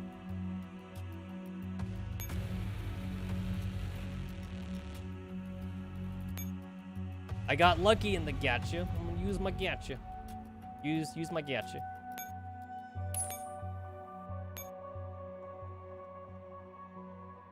Fucking scalp. Yeah, this is fine. You buff everybody, and I guess like this is fine.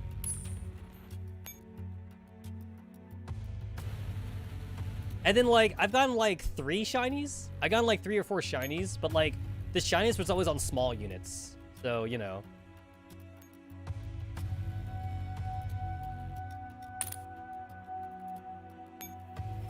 Fine, I'll bring a real team out. I'm gonna bring a real team out. Just in case I actually have to fight Dreamer. My Dreamer's just not strong enough. Oh shit, I forgot to move M4. No, that's what I'm saying though. Like I use Callus for the shinies, and I'm saying that like the shinies I've always gotten were always on small units. So I need to use my Callus for that. Basically, like, I don't mind leveling medium units just because, like, I want to use my ringleaders. If I was waiting for extra larges, I wouldn't even be using my ringleaders right now then. Because I've only gotten 1 extra large manticore. All my manticores have been small and mediums. I haven't been lucky enough to get an extra large shiny yet.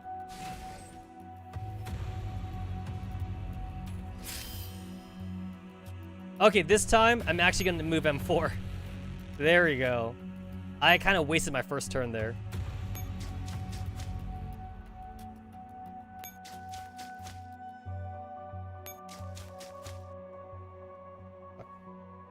Oh. Oh, I get it. It depends on the direction. Well, that was a waste of a turn. That was a waste of a turn. It depends on the direction. So there's exit points and then there's entrance points.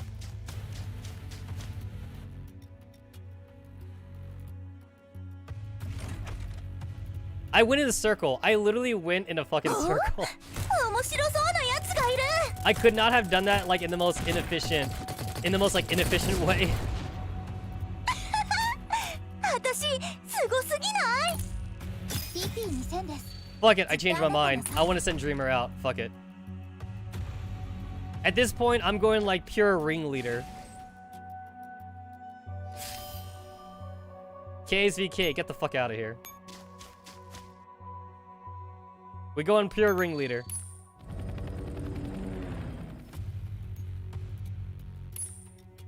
Alright, nice.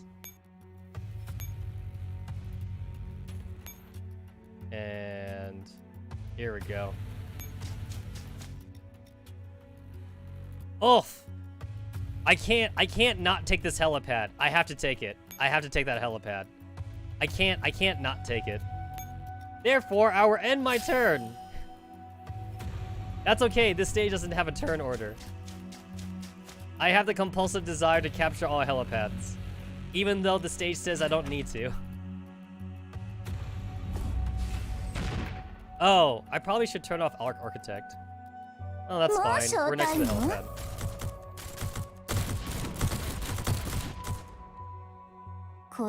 Hey guys, turns out there's a really big difference when you have like a level 20 unit and when you have a level 90 unit.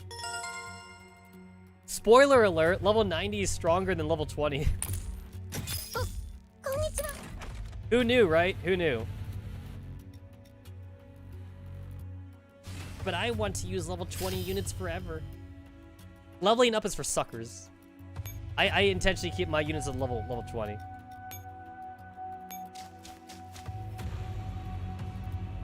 Son of a whore, bitch, fuck my...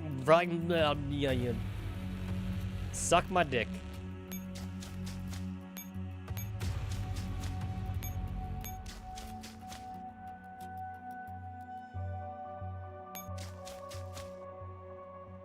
This is Pokemon. This is fucking Pokemon all over again. I remember the first time I played Gen 1, I got stuck in like Sabrina's gym. Not gonna lie, literally for like 2 hours when I was a kid. That's not even an exaggeration. It really was like 2 hours. I didn't know that the concept that like you could like just move down and eventually get to Sabrina's gym. So like I just went into different telepaths. I was like randomly going into teleport things in Sabrina's gym. It wasn't until like I got the strategy guide. I needed the strategy guide to tell me that like, oh, just hit down. As long as you keep going down, you get through it.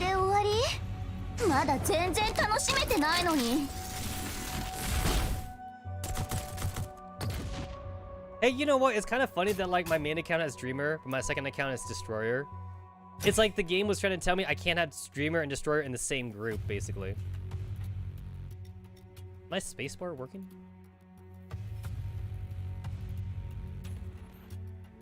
Okay, there we go.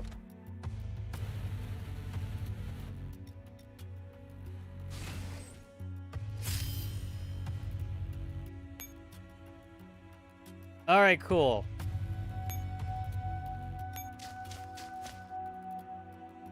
What are the fucking odds?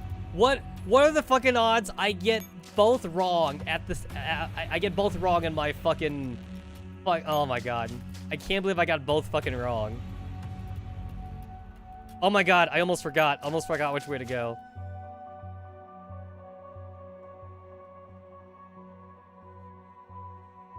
Okay, wait. I went down, right? I went down. Oh my god! I forgot. I fucking forgot. Wait, did I forget? Oh my god, I forgot! Oh my god, I forgot. Okay, okay. Smooth brain Tetsamaru here. Okay, go down. I'm going down. Okay, go down. Go up. Smooth brain Tetsa. Alright, we're cool. We're just fine. Smooth brain. Alright. Next turn, boys. Next turn.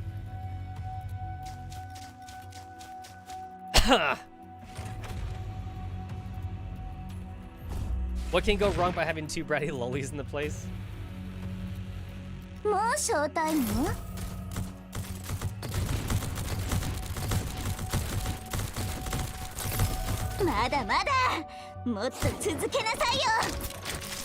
love her gun. Her gun's awesome.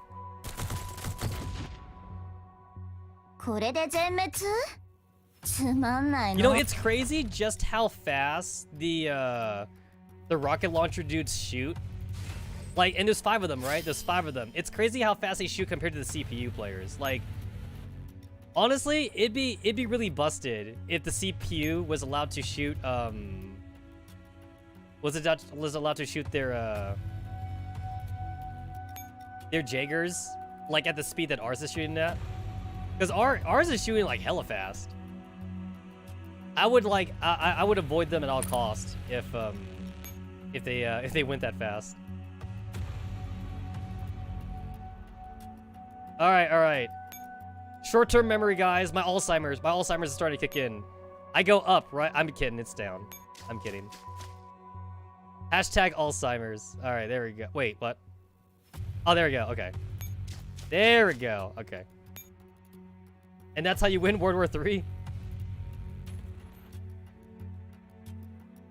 There we go. It took me too many turns to beat that. Also, I brought out Dreamer for no reason. I brought out Dreamer just for the chance of fighting Dreamer versus Dreamer. It didn't happen. It did not happen. Tactical Doll, PM 1910. Cool.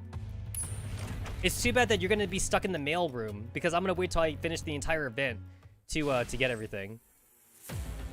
Oh, good. This is just goes a straight line, just like all the other ones. Eliminate all enemies on map.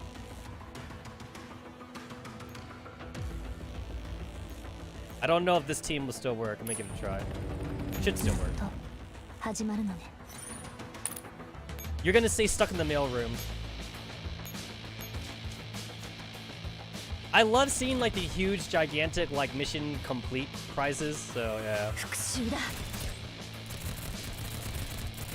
Oh yeah, this is fun.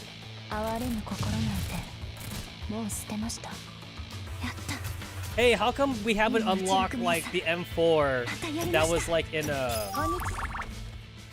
We haven't unlocked the M4 that was like when she was like fighting Dandelion. I want that M4.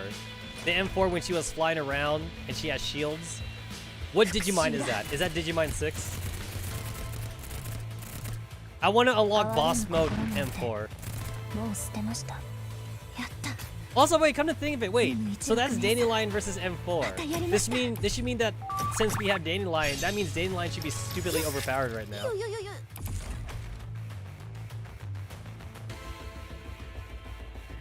Can you imagine if this game was trying to be an RPG and we actually couldn't use M4 just because she's not here in the base with us? If this was like a real like Final Fantasy RPG, we wouldn't be allowed to use M4 for like 90% of the game. Since like a majority of the game, M4 is not at base. We would be stuck to using the 2 and 3 star girls all the time. Because even a lot of the 5-star girls, they only like are available at certain parts in the game. And then like they're on a mission or they leave or something. Final Fantasy loves doing that shit, and I kind of like love and hate that about Final Fantasy. Obviously, it makes some story sense when you can't use certain characters, but like I'm just saying that like sometimes I'm salty when like one of my favorite characters leaves the party in like a Final Fantasy game, and like I can't use my favorite character now. Well, I didn't get lucky on stream. I'm using Rescue Fairy too. Oh, although like my thing's not on right now. Gotta turn that on. Gotta turn that shit on.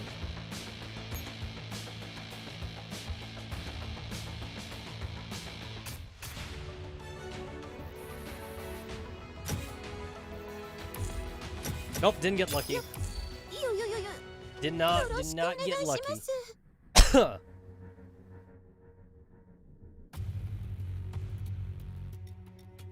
Alright, cool. I guess tomorrow I got Ghost Sisters thing to do.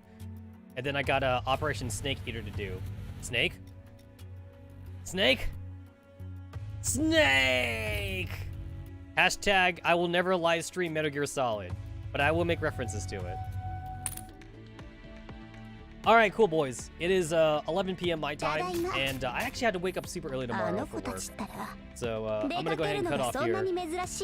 I don't know if I'll even be able to complete Duo Randomness tomorrow, but Friday is Pokemon. We're Pokemoning on Friday, so I'll see you boys. I'll see you boys tomorrow. So, bye-bye. I'm gonna eat.